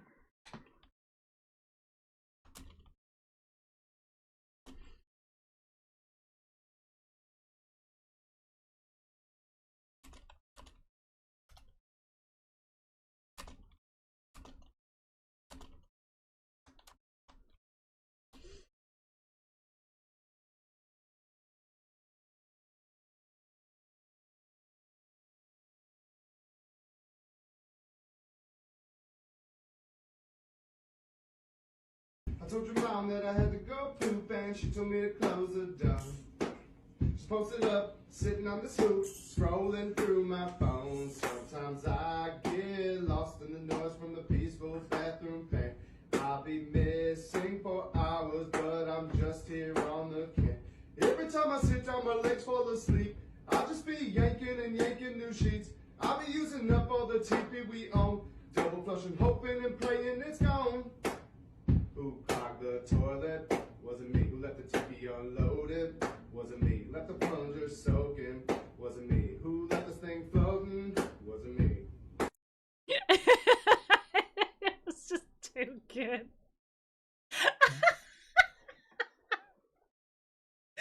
That I can't resist.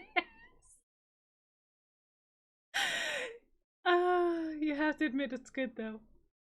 It's good.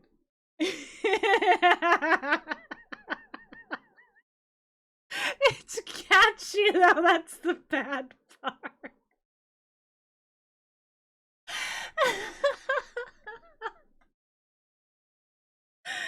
It's catchy and it makes it so much worse.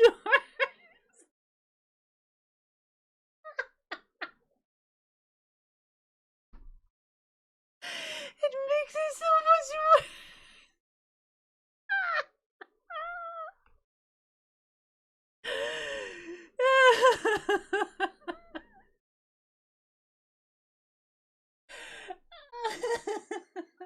I'm crying over here.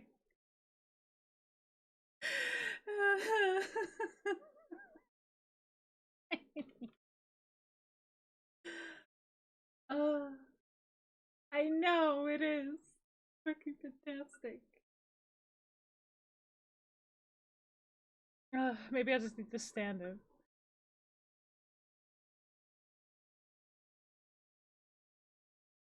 Wait, what? Fuck, did I just read Ilax? I ain't reading that. Nuh-uh. No.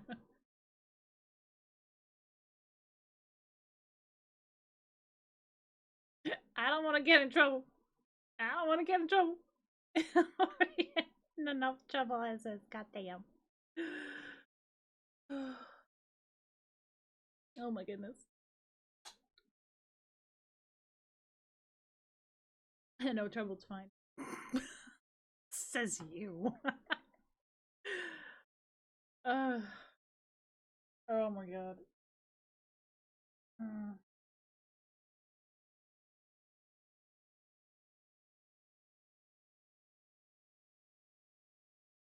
This one's even better. What? What? What? What? What is? What is?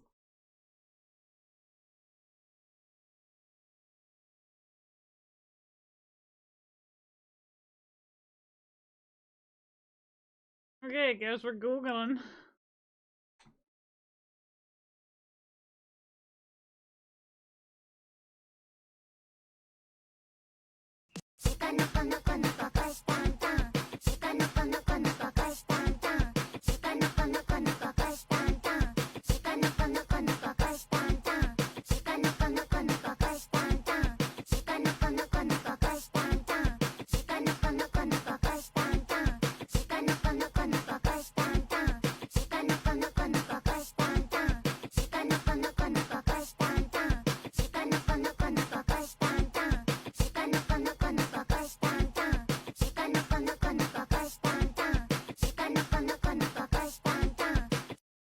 What is that? What does that even mean?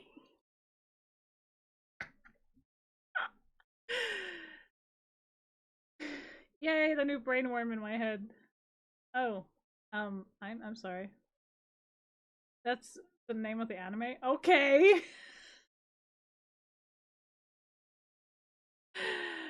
Well, cool. It's an anime coming this season. Well, huh? Yep, it's a gag about a deer girl. Trailer's wild. Okay, well, I definitely wanted to see this now. I now have it stuck in my brain. Thank you. Taylor, Taylor, how long will you stay in the bathroom?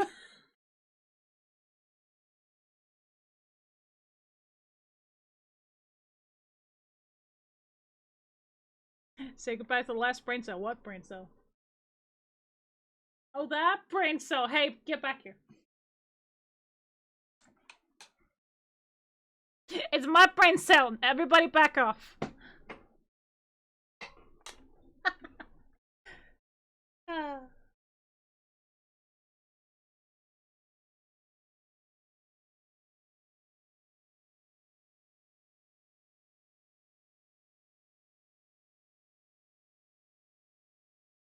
I never got an answer to my question.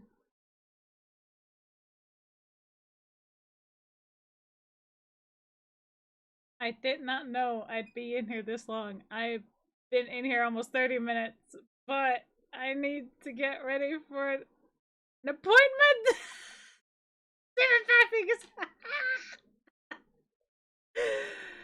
Okay. Only 29 more subs and you have to change your name. I'm sorry, Diddly guy. Yeah, only 29 more. Yeah. Only 29 more to go, and I'll change my name for a month.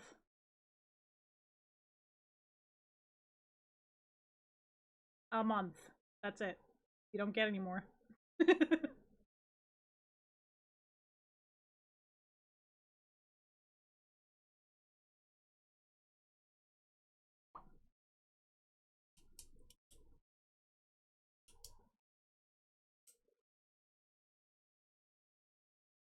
Man, my partner's cat has been through the ringer because he looked really.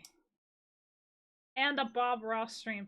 A Bob Ross stream will be 19 more.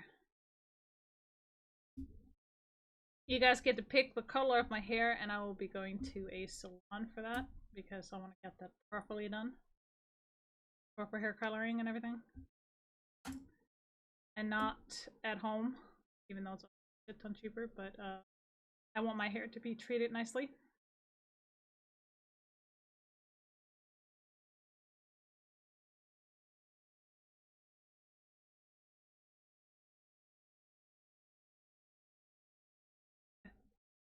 Alex, what do you think? What are you thinking? If you pick rainbow color, I am going to have to say no to that because it's gonna be shit expensive.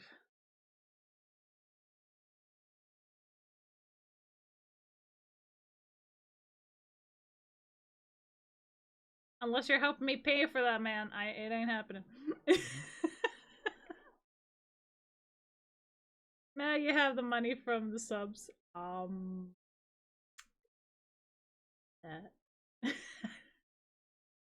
My vote is purple.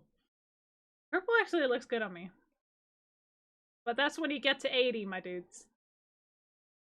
It needs to go to 80 first before that happens. But I want to chill with some good old Mr. Ballin. Because I don't feel like playing games right now. Also, my eyes need blue?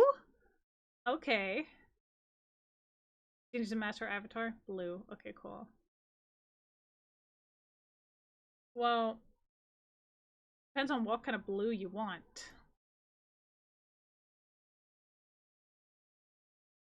He has a new video out? Of course he does.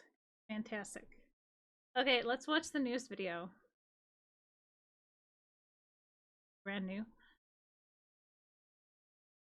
Ooh. Ooh, okay. Okay, let's freaking go! Every now and again, I'll find a story that is just really upsetting to me. Now, obviously, a lot of the stories that I cover are all, quite distressing. But today's story, which is about a missing hiker named Mike Turner, it just really upset me. It actually made it really hard to film this episode. Not making that up. It's just I was too emotional as I told it. So consider this your warning that I personally believe this is a very upsetting story, but an important story that we would not be covering if there wasn't some real weight behind it. And I think the moral of this story ultimately is you really need to treasure your family while they're still around, and you'll see what I mean when you hear the rest of this story. It's just heartbreaking. But for those of you who are sticking around for this story, if you're a fan of the strange, dark, and mysterious delivered in story format, then you've come to the right place, because that's all we do, and we upload once a week. So if that's of interest to you, given the kind of intense nature of the story, let's go ahead and give the like button a big hug for once. And also please subscribe to our channel and turn on all notifications. Did you hear that?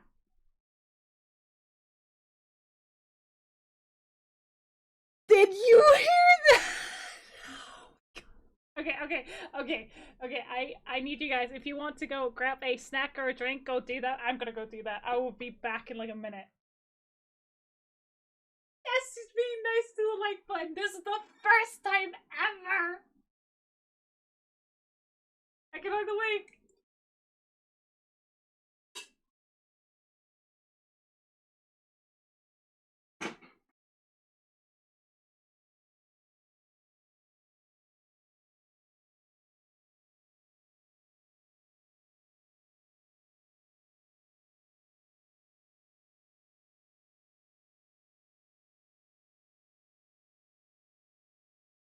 Okay, I have grabbed chips and a new cola can. He is being nice to the like button. This has never happened before. I am so invested right now.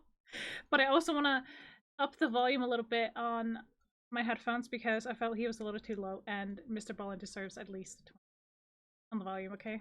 Okay. Alright, let's step back in. So you don't miss any of our weekly uploads. Okay, let's get into Mike Turner's story.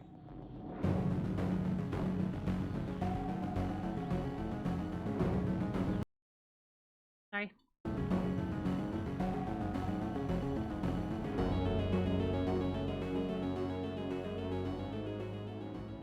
On the afternoon of August 2nd, 1998, a 48-year-old 6-foot 6-inch tall hiker named Mike Turner stopped for a moment and took his bottle out of his backpack and took a sip. Mike was standing in a cluster of trees on the side of this mountain about 11,000 feet up, inside of an area in Wyoming called the Fitzpatrick Wilderness. The Fitzpatrick Wilderness is easily one of the most visually striking places in the entire world. It's like all of the extremes of nature kind of collided together in this one place.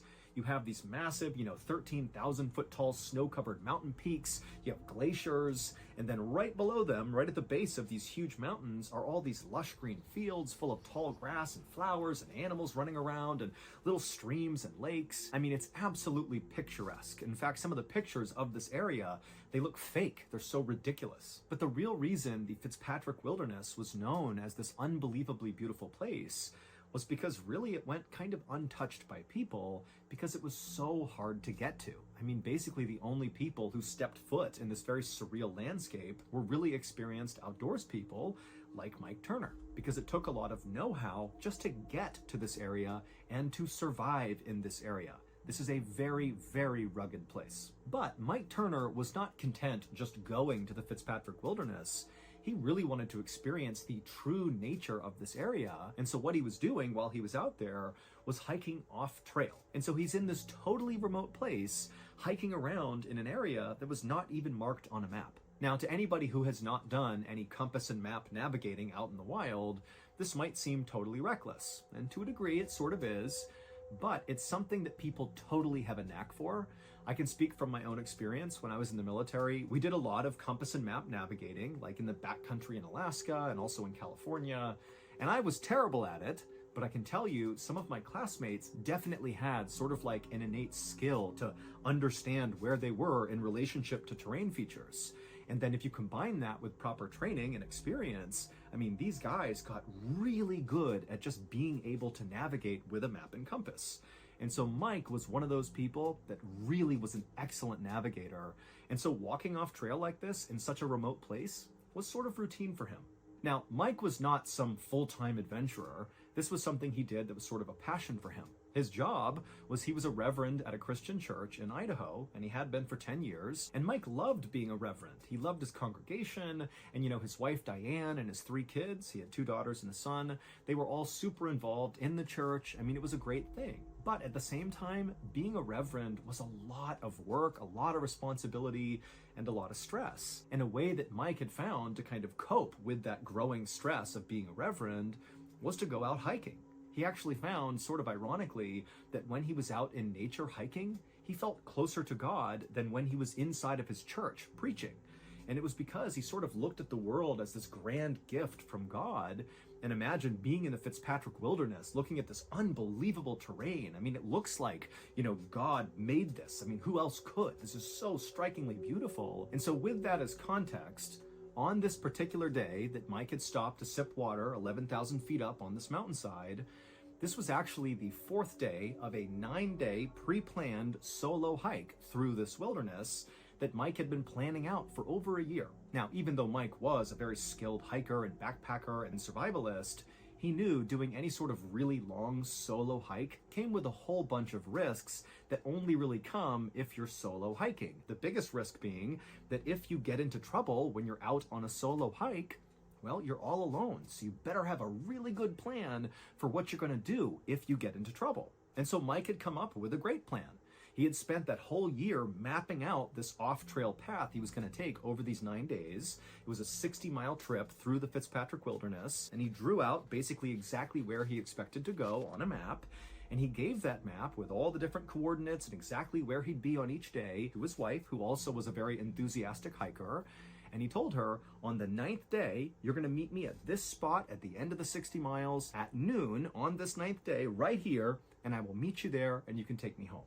However, that plan had changed on that 4th day as Mike was sipping his water on the mountainside. And only Mike knew it because he had no way to communicate back to his friends and family. Cell phones were very primitive at the time, so he couldn't just call somebody. I mean, basically, if he deviated his plan, he was the only one who would know. Now, the reason why Mike, on the 4th day of this 9-day trip, decided to alter his course made a lot of sense. So even though Mike was technically solo hiking, he was not actually alone. With him was the family dog named Andy, who was a very good-natured black lab mix who loved going hiking. And over the course of the previous day and then into this 4th day, he and Andy had been up at elevation at about 13,000 feet, walking on some icy parts of the mountain, and Andy's paws were getting really raw from kind of walking on the jagged ice. And that day, on the 4th day, Mike had noticed Andy was whimpering and struggling to keep up when normally Andy was super energetic and running all around. And he knew that, you know, my course that I'm supposed to be going on for the next few days is going to be going all through these mountains with all this ice, and I don't think Andy can keep up. He's not going to be able to do it. And so he had decided to side skirt the mountains to avoid the ice, and even though this path was definitely going to take him a little bit longer, it would still bring him to the same destination, to that same pickup spot where his wife and his family would be waiting for him. Now, Mike understood that by deviating his route, not only would his family not know, like they would have no idea where he was, but also this secondary route he'd be taking to save Andy's paws was going to take a little bit longer than the intended course would take, and so he knew he was not going to be there at the time he said he would. So he was not going to be there at noon on the 9th day. It was going to be maybe the 10th day or beyond. But Mike had planned for this contingency. He had brought extra supplies specifically if he had to extend his journey, and so he felt confident that even though this was a big risk, you know, to take this path that nobody knows he's on, he felt he could do it with no problems. And so after Mike finished taking a sip of his water, he pulled a bowl from his pack that was for Andy, and he poured some water in it, and he placed it on the ground, and Andy kind of made his way over and began lapping at the water. And as he did, Mike looked down and saw Andy's tail wagging happily, and Mike felt confident, you know, seeing how much better his dog was already doing, that this was definitely the right decision. Taking this secondary route was definitely the way to go. But as Mike waited for his dog to finish drinking, Andy suddenly stopped and then lifted his head up with his ears perked up like he had sensed something, and then before Mike could stop him, Andy just took off running into the trees and disappeared. Now, Andy was a playful dog that periodically kind of ran around on the hikes like this, but remember, Mike is out in the backcountry and he's deviated his path. He needs to be really sure of where he is. He can't afford to make mistakes here. And if Andy just goes rogue and he has to go chase after him, the opportunity to get turned around or lost, or maybe come in contact with some big predator that maybe Andy has sensed, were pretty high. And so Mike grabbed the bowl and took off running into the trees after Andy. And after going into those trees, he emerged on the other side, Mike did, and suddenly he was hit with this incredible view, kind of looking down towards this lake, and there was this huge clearing on this side of the mountain that was filled with these huge boulders, like boulders the size of small cars, and they were everywhere. Basically, the mountain, as it eroded, chunks of rock were rolling down into this clearing that was sort of at a slant down towards this lake, and it just filled the entire clearing with boulders, to the point where you really couldn't actually walk on solid ground. The only way to get from where Mike was and where Andy was, because at this point he could see his dog was making his way towards the lake. Clearly, that's what Andy had sensed, the lake, and he was going to get a drink or something. And so Mike knew to get to his dog, he would basically have to climb onto the boulders and jump from rock to rock all the way to his dog. And so Mike tried calling for Andy one more time to stop and come back, but Andy was on his own program going towards the lake, and so resigned to the situation, Mike climbed on top of the first boulder and began jumping boulder to boulder in the direction of his dog. 1 week later, on the afternoon of August 9th, Mike's wife, Diane, along with her 3 kids and some family friends, stood at the start of a trail called the Big Sandy Trail, which was the designated meeting spot where Mike said he would meet his family at the end of this 9-day journey. And as Diane stood there at this meeting place, she kept anxiously checking her watch. Mike was late, and not just a few minutes late. He was a full 24 hours late. Mike was supposed to be there on the 8th at noon, and now it's the 9th, and he's still not here. But remember, Mike is a guy that did stuff like this fairly regularly. He was very competent out in the wild, and everybody knew when he went off on this journey that of course there was some variability to when he would actually arrive at the meeting place. You know, despite Mike saying, I'll be there on the 8th at noon, Diane and her friends and family all sort of felt like, well, I hope he's there at noon, but realistically he might be, you know, several hours or maybe even a day late, and that's okay. And so the day before, when he didn't show up at noon, people were anxious, but they were okay. Now, 24 hours later, and still Mike has not shown up, there's no trace of him, Diane and her kids and the family friends, they were starting to worry.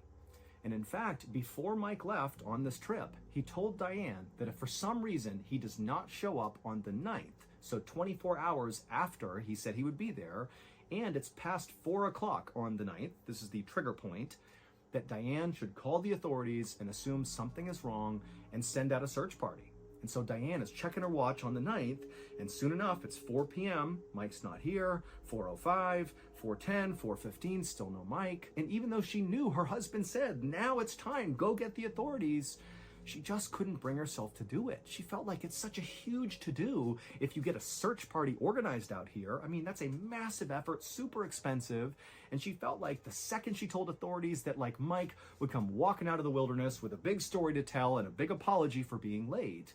And so she convinced herself that, you know what, give him one more day, I'm sure he's bound to show up. But the next day, on the 10th, when still there was no sign of Mike, that morning, Diane did go to the authorities and she reported Mike missing. And just as she expected, a massive search was launched for Mike. But you need to keep in mind here that again, Diane and the searchers and everybody besides Mike has no idea that he has altered the path he was on. And they're going to be searching this massive expanse of wilderness that even with the best of conditions, knowing exactly where someone is on their route, I mean, it's so hard to find people out here. I mean, it's totally rugged. Things are obscured from view, from the air, from the land. There are areas you can't even get to. There's predators out there. I mean, this is a dangerous thing to be doing. And again, they don't know he's not even on that path anymore. He's deviated.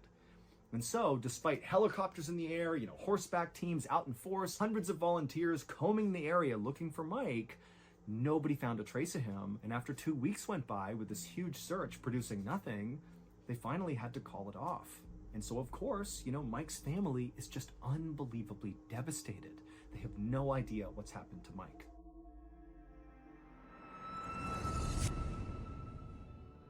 Have you ever thought to yourself, man, I just wish I could consume the strange, dark, and mysterious in live storytelling format? Well, guess what? That is now a reality. Because I am going on tour. I'm going to go to 15 different cities around the country and stand on a stage and tell some wild stories to anybody who wants to join. And these will be a combination of old school classic, Mr. Ballen's strange, dark, and mysterious stories, and some new ones that have not been published on any of our platforms. So some new stuff you can only get if you come see me live. But you gotta act fast because we just announced this tour last week and already tickets are being bought at a record speed here. So if you want tickets, you gotta act now. All you have to do is go to tour.ballenstudios.com or click the link in the description below. In terms of the types of tickets you can buy, there are general seating tickets and there's also the VIP package if you want to meet this guy, okay? So that's over here. Yes. And for our VIP ticket holders, bring your graphic novel with you if you bought it on pre-sale, or you can actually buy a copy of the book at the venue and I will sign the book during our meet and greet. So that's just for the VIP people. Bring your graphic novel or you'll have a chance to buy the graphic novel at the venue and I will sign it for you when we finally get to meet. So again, go to tour.ballenstudios.com and get your tickets now. I will see. Okay, Taylor, if you're going and you're going to get the meet and greet with Mr. Ballen, please, by all means, tell me how much the freaking graphic novel is and get it signed for me, please.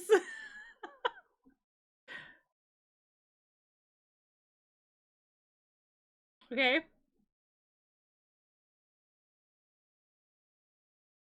See you there.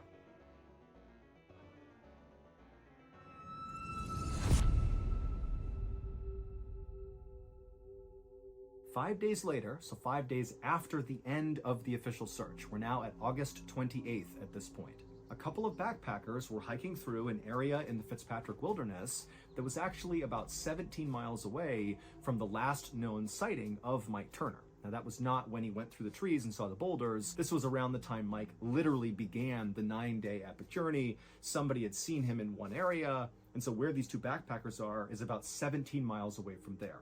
And so these two backpackers, they were aware that Mike Turner was missing because there were flyers up all over the place around the outside of the Fitzpatrick Wilderness at the beginning of all the trailheads and in town and all over the place. So they were aware of this, aware that Mike was missing and his dog was missing. And as they're just sitting there taking a break, this totally emaciated, ragged-looking black lab came out of the tree line, whimpering and looking like it was on its last legs. It was Andy. And right away, these backpackers knew that's the missing dog. And so they lured the dog to them with granola bars, and Andy came up and he ate, they gave him water. And just so you know, Andy would survive and make a full recovery. And so after these backpackers have Andy in their possession, they immediately contacted authorities who then got in touch with Mike's family and said, hey, we found Andy. And so you can imagine the absolute roller coaster of emotion Mike Turner's family is going through. Now that they hear Andy is okay, Andy's come out of the forest, they're thinking, oh my goodness, maybe Mike is okay too. Maybe Andy can lead us back to where Mike is. Mike is this totally skilled survivalist. He's got to be alive out there.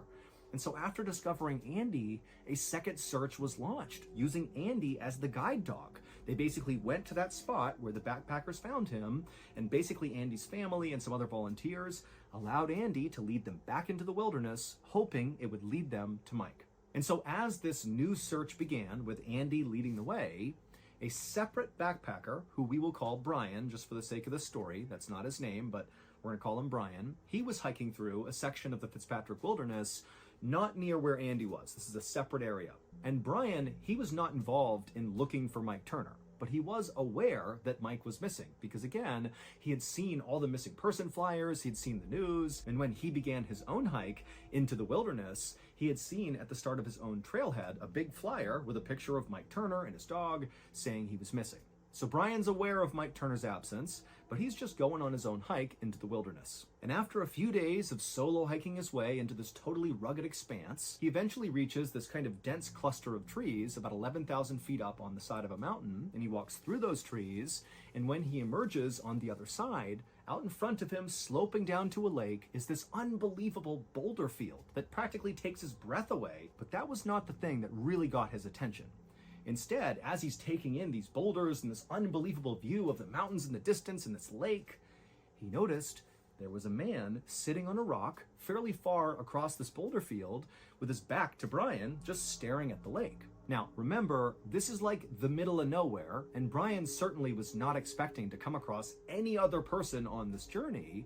And so naturally he thought, okay, I need to go up and make sure this guy is okay, or if nothing else, I want to talk to him. I mean, this is a very rare thing to come in contact with other people out here. And so Brian began walking towards this guy to see what was going on. Well, that man was the missing hiker, Mike Turner, and my goodness, did Mike Turner have a story to tell. But to understand Mike's story, we need to go back 29 days to the point when Andy the dog had taken off running from Mike and he had gone into the boulder field, and Mike had emerged through those trees and seen the boulders, he's seen his dog, and he began climbing onto that first rock to begin making his way towards his dog. So Mike, he gets up on that rock and he begins hopping from boulder to boulder to boulder. And at first it's going fine. He gets about halfway across the boulder field. He's, yelling to Andy to stay put, and he's kind of making his way. It's all good. But then he reaches this one particularly large boulder that when he jumped onto it, it was kind of unstable and it began to wobble under his feet. And so instinctively, Mike tried to leap off of the wobbly boulder onto another boulder that was right nearby. But when he jumped, he sort of undershot this second boulder and so did not land on it and stay put on it. Instead, he kind of hit the face of this second boulder and slipped down to the ground. Didn't hurt Mike, he's just now on the ground in this small space between the boulders. However, unfortunately, the wobbly boulder right behind Mike, well, it didn't just continue to wobble, it wobbled to the point where it rolled forward and literally came to a rest against the second boulder that Mike had just jumped onto and failed to land on top of. Basically, wobbly boulder impacted second boulder, sandwiching Mike between them. But critically, it did not harm Mike. This is going to take some explaining, but it'll make sense after I go through it. Wobbly boulder had what looked like almost a U-shaped cutout on the face of the wobbly boulder. Like imagine a perfectly round boulder, but there's like a divot kind of sitting on the front of it. And it just so happened that on the second boulder in front of wobbly boulder, it also had a sort of divot on the face of it, kind of looking like a U-shape. And when these two boulders collided, these 800-pound boulders, Mike happened to be standing exactly in the position where those two cutouts wrapped around him like shackles. They basically pinned his ankles together, where he could not pull his legs up and out of this totally tight space that was just big enough to hold his legs in place. It was like he was anchored to the ground. But again, Mike is unharmed. His legs aren't broken, he's not battered, nothing. He just cannot move. Now, Mike instantly would have known this is a really big issue because he can't move these 800-pound boulders. They are 800 pounds, and he's by himself, minus his dog, who can't really help him with the boulders. And so Mike immediately just jumps into, oh my goodness, I have to find a way to somehow just move these boulders even just a millimeter, a centimeter would be enough to free his feet. And so he pulled off his bag, and one by one he pulled out every piece of equipment he had, including his camera tripod and his stove and whatever he had, and he did everything he could to try to pry these stupid boulders off of him, but they would not budge. And so after 2 hours of trying in vain to free himself, it dawned on Michael that he was not going to be able to free himself. The only way he was getting out of here is if somebody found him and rescued him. And so Mike, doing his best to stay calm, he pulled out his journal he had brought along for this trip in order to detail, his closeness with God and, what he was learning throughout this journey. And he began documenting what happened to him, to include, why he was in this boulder field, what he was doing when he got stuck, how he wound up in these sort of granite shackles, so to speak. He also very clearly in his writing was very much putting his faith in God to get him out of here. He wrote in his journal on this first day, 2 hours into this predicament, "I am in your hands, Lord. I don't know what I may face." The idea being, I don't know what's going to happen to me, but my faith is in you. I know you will help me through this. And so after writing this initial entry, Mike turned his attention to survival. Like not trying to push the boulders off, but trying to survive amidst the boulders as long as possible. And so he pulled out his blue sleeping bag and kind of wrapped it around himself to insulate himself. He got out his stove, and there was some snow in reach, and he began putting snow in his stove and melting it to create water. And he also pulled his tent flap over the top of him. I mean, he was basically setting up camp inside of these boulders. And that first night must have been absolutely horrifying. I mean, the temperatures dropped down to near freezing, even though during the day it was over 100 degrees Fahrenheit. But that night he's in this horrible position, just trapped with his own thoughts, just hoping and praying that, God was going to get him out of here. The next day when Mike woke up, he wrote in his journal some more, and he began detailing his biggest fears. One of them was potentially having to have his legs amputated if he got out of here. The damage of losing circulation to his legs was scary. He wrote that he had food for at least a week, but he only had 2 quarts of water, and there wasn't all that much snow around him left to melt, and he was running out of fuel, and so he was really worried about not having enough water, even though, very ironically, he was like 25, 30 feet away from a lake, which he could have drank water from, but again, he's trapped to the ground. And so on the second day, Mike actually attempted to throw his water bottle, which he connected some rope to try to get it into the lake, to capture some water and pull it back to him. But when he threw it, it was just short of the water. He could not get it into the water, so he couldn't scoop any water into his bottle. And then when he tried to retrieve the bottle, as the bottle was being dragged towards him, it got wedged in some rocks. And again, he can't move, so he can't possibly fling it out of these rocks. And so he couldn't even get his water bottle back. And so by the end of that second day, Mike's tone in his journal began to change. It wasn't totally negative yet, but he began talking about how, man, I wonder what's going to happen when I run out of water. I wonder what my urine will taste like if I mix it with Crystal Light. So it was kind of like he was joking about the fact that he was going to try to make his pee taste better, but it also showed he was beginning to realize just how serious the situation was. Nobody knows where he is. He's completely off the beaten path. He has no idea if anybody even knows he's in trouble, and he's about to be out of water. The next day, so the third day of being trapped inside of these boulders, Mike would once again begin writing in his journal. And his tone seemed a bit more optimistic, despite the fact that he has not solved, this water crisis he's about to face. He's down to his literal last quart of water.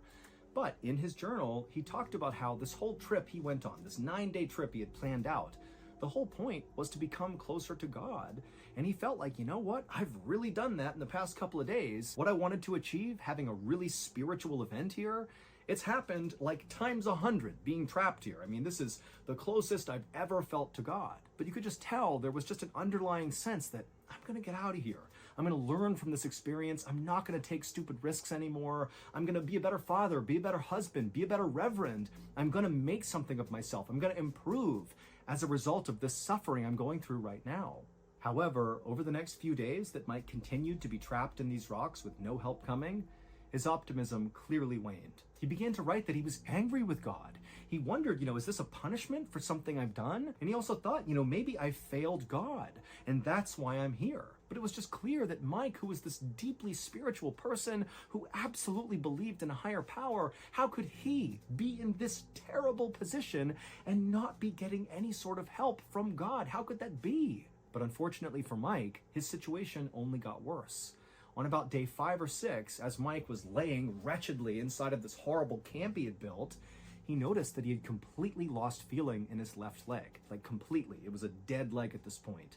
And even though he knew by this point how bad of a situation he was in, this sparked a new, very real fear inside of Mike that he detailed in his journal. He knew his body was actually beginning to break down, and still there is no help, no divine help coming in despite all his prayers. There's no one coming to rescue him. He is all alone. In fact, Mike would write in his journal something that practically brought me to tears when I read it first, and it just said, "So lonely, more than I imagined." I just can't picture what it would be like to be trapped out there. You're not hurt, but you can't go anywhere, and you're all alone, just slowly withering away. And your family, they're somewhere out there, they have no idea, nobody knows. It's just unbelievably devastating. The mental torture this man went through is just out of this world. But it just keeps getting worse. Day 6, day 7, Mike at some point actually dropped his journal, and because he can't actually reach it anymore, he just picked up whatever objects he had and continued writing on them, like his pocket Bible, and then also there was an instruction manual for his stove, and he would write in the margins, and his writing just continued to get more and more pessimistic and sad.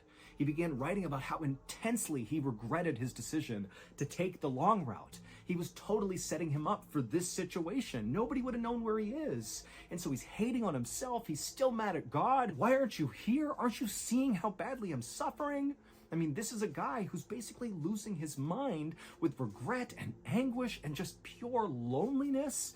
I mean, this is horrible. But then on the 7th and 8th day or 9th day that he was stuck in these boulders, once again, Mike's writing on his random things that he wrote on took another turn.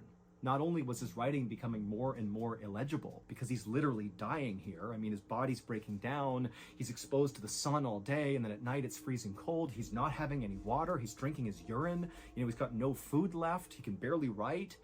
His writing begins to talk about his family and his children. At this point, Mike must have known the end is near. And so all he had was just the thoughts of his family. He began wondering, what his kid's life were going to be like in the future, because obviously the implication here is he knows he won't be there to see it. He'll be dead. And then in some of the last entries he would make, it was obvious that really Mike had turned back to God. Now he was back to approaching God with open arms. He was no longer upset or questioning God's plan. He was just ready. He actually wrote in his journal, "Fill me with peace, Lord. May my conditions not deny my love for you." And then he wrote, "I'm ready to die, though I'm missing my family." And then in his final entry, which must have been on the 10th day of his predicament, Mike's writing was basically completely illegible at this point because he's right on death's door. And even though you can't really tell what he wrote, at the end of this final entry, it says, "Love, Dad." It was like he was saying his final goodbye to his family. Then Mike took off his wedding band and he placed it on the rock next to him because he knew once he died and decomposed, the ring would fall off his bones and be lost in the rocks below. And he clearly wanted his family to have that wedding ring, so he placed it on the rock and then he prepared to die. When Brian the hiker walked up to the sitting man he saw on this boulder, he realized almost immediately that that was Mike Turner because he had seen the missing person flyers before he came into the wilderness. And so knowing this is the guy they're looking for and knowing he couldn't move him, he covered him up and then he took Mike Turner's wallet, which contained his ID, and then as fast as he could, Brian the hiker made his way back to the beginning of the trailhead and contacted authorities. I will say it took Brian almost 3 days to contact authorities, and he was going as fast as he could, retracing his steps. So that really gives you a sense of really just how remote of an area Mike was in when he passed away. And then also it would turn out that Andy the dog, who was leading that secondary search, he wouldn't find Mike before Brian would.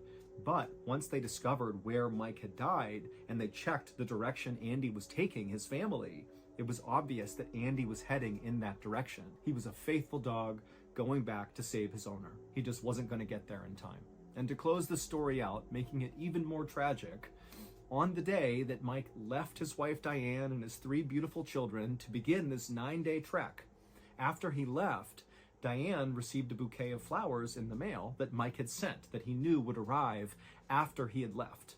And attached to this bouquet was a note. And the note was written to Diane, and it just said, "Thank you for letting me live this adventure. Know that wherever I am and whatever I'm doing, I'm thinking of you."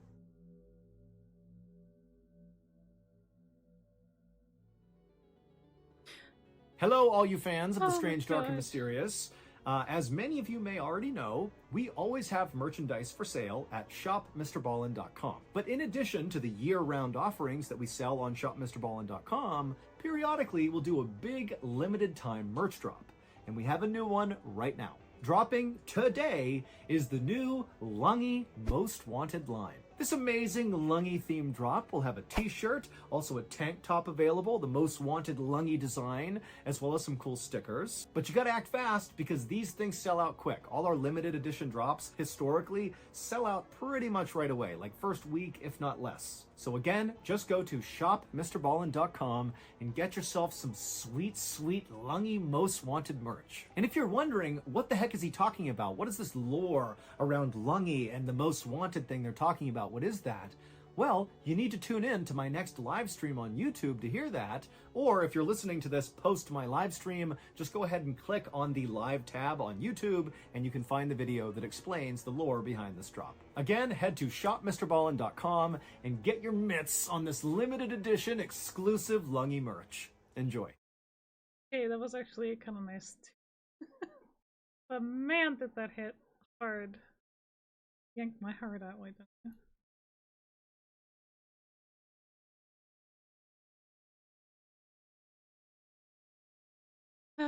But the Lungy merch is actually pretty cool. Alright guys, we're gonna go ahead and actually raid out. So we're gonna go ahead and do this. There. So please do copy the raid message, and if you are subscribed, thanks most likely to Taylor today. Please do spam the raiding button at your leisure. Now let's see who is live, who we can raid. Who are we going to give a heart attack to? Which one? Which one shall we do? Let us see.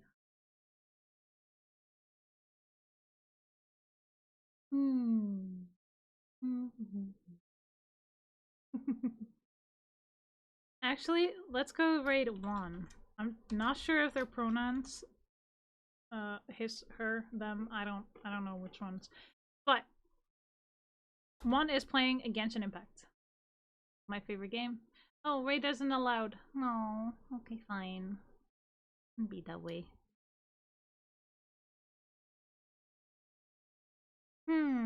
Let's see.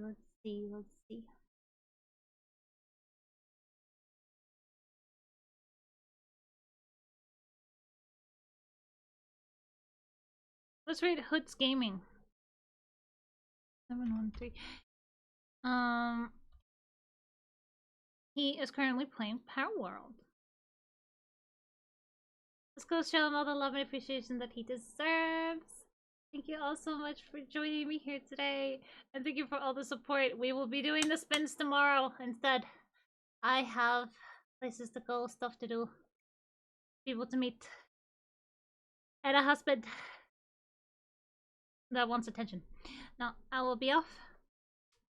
But as always, please do take care of yourself, meaning eat, hydrate, and rest. These are very important. Please do maintain them. Of course, if you have the opportunity and the energy, please do take care of each other. But most importantly, do remember, you are beautiful creatures. So I will see you all tomorrow for day 7 out of 7 for the remainder of this event. Now, we will be crossing off the 80, no, 70, not the 80, well, we're at 71, but we will go ahead and cause mayhem, destruction, and chaos in Hood's Gaming chat. So until next time, darlings.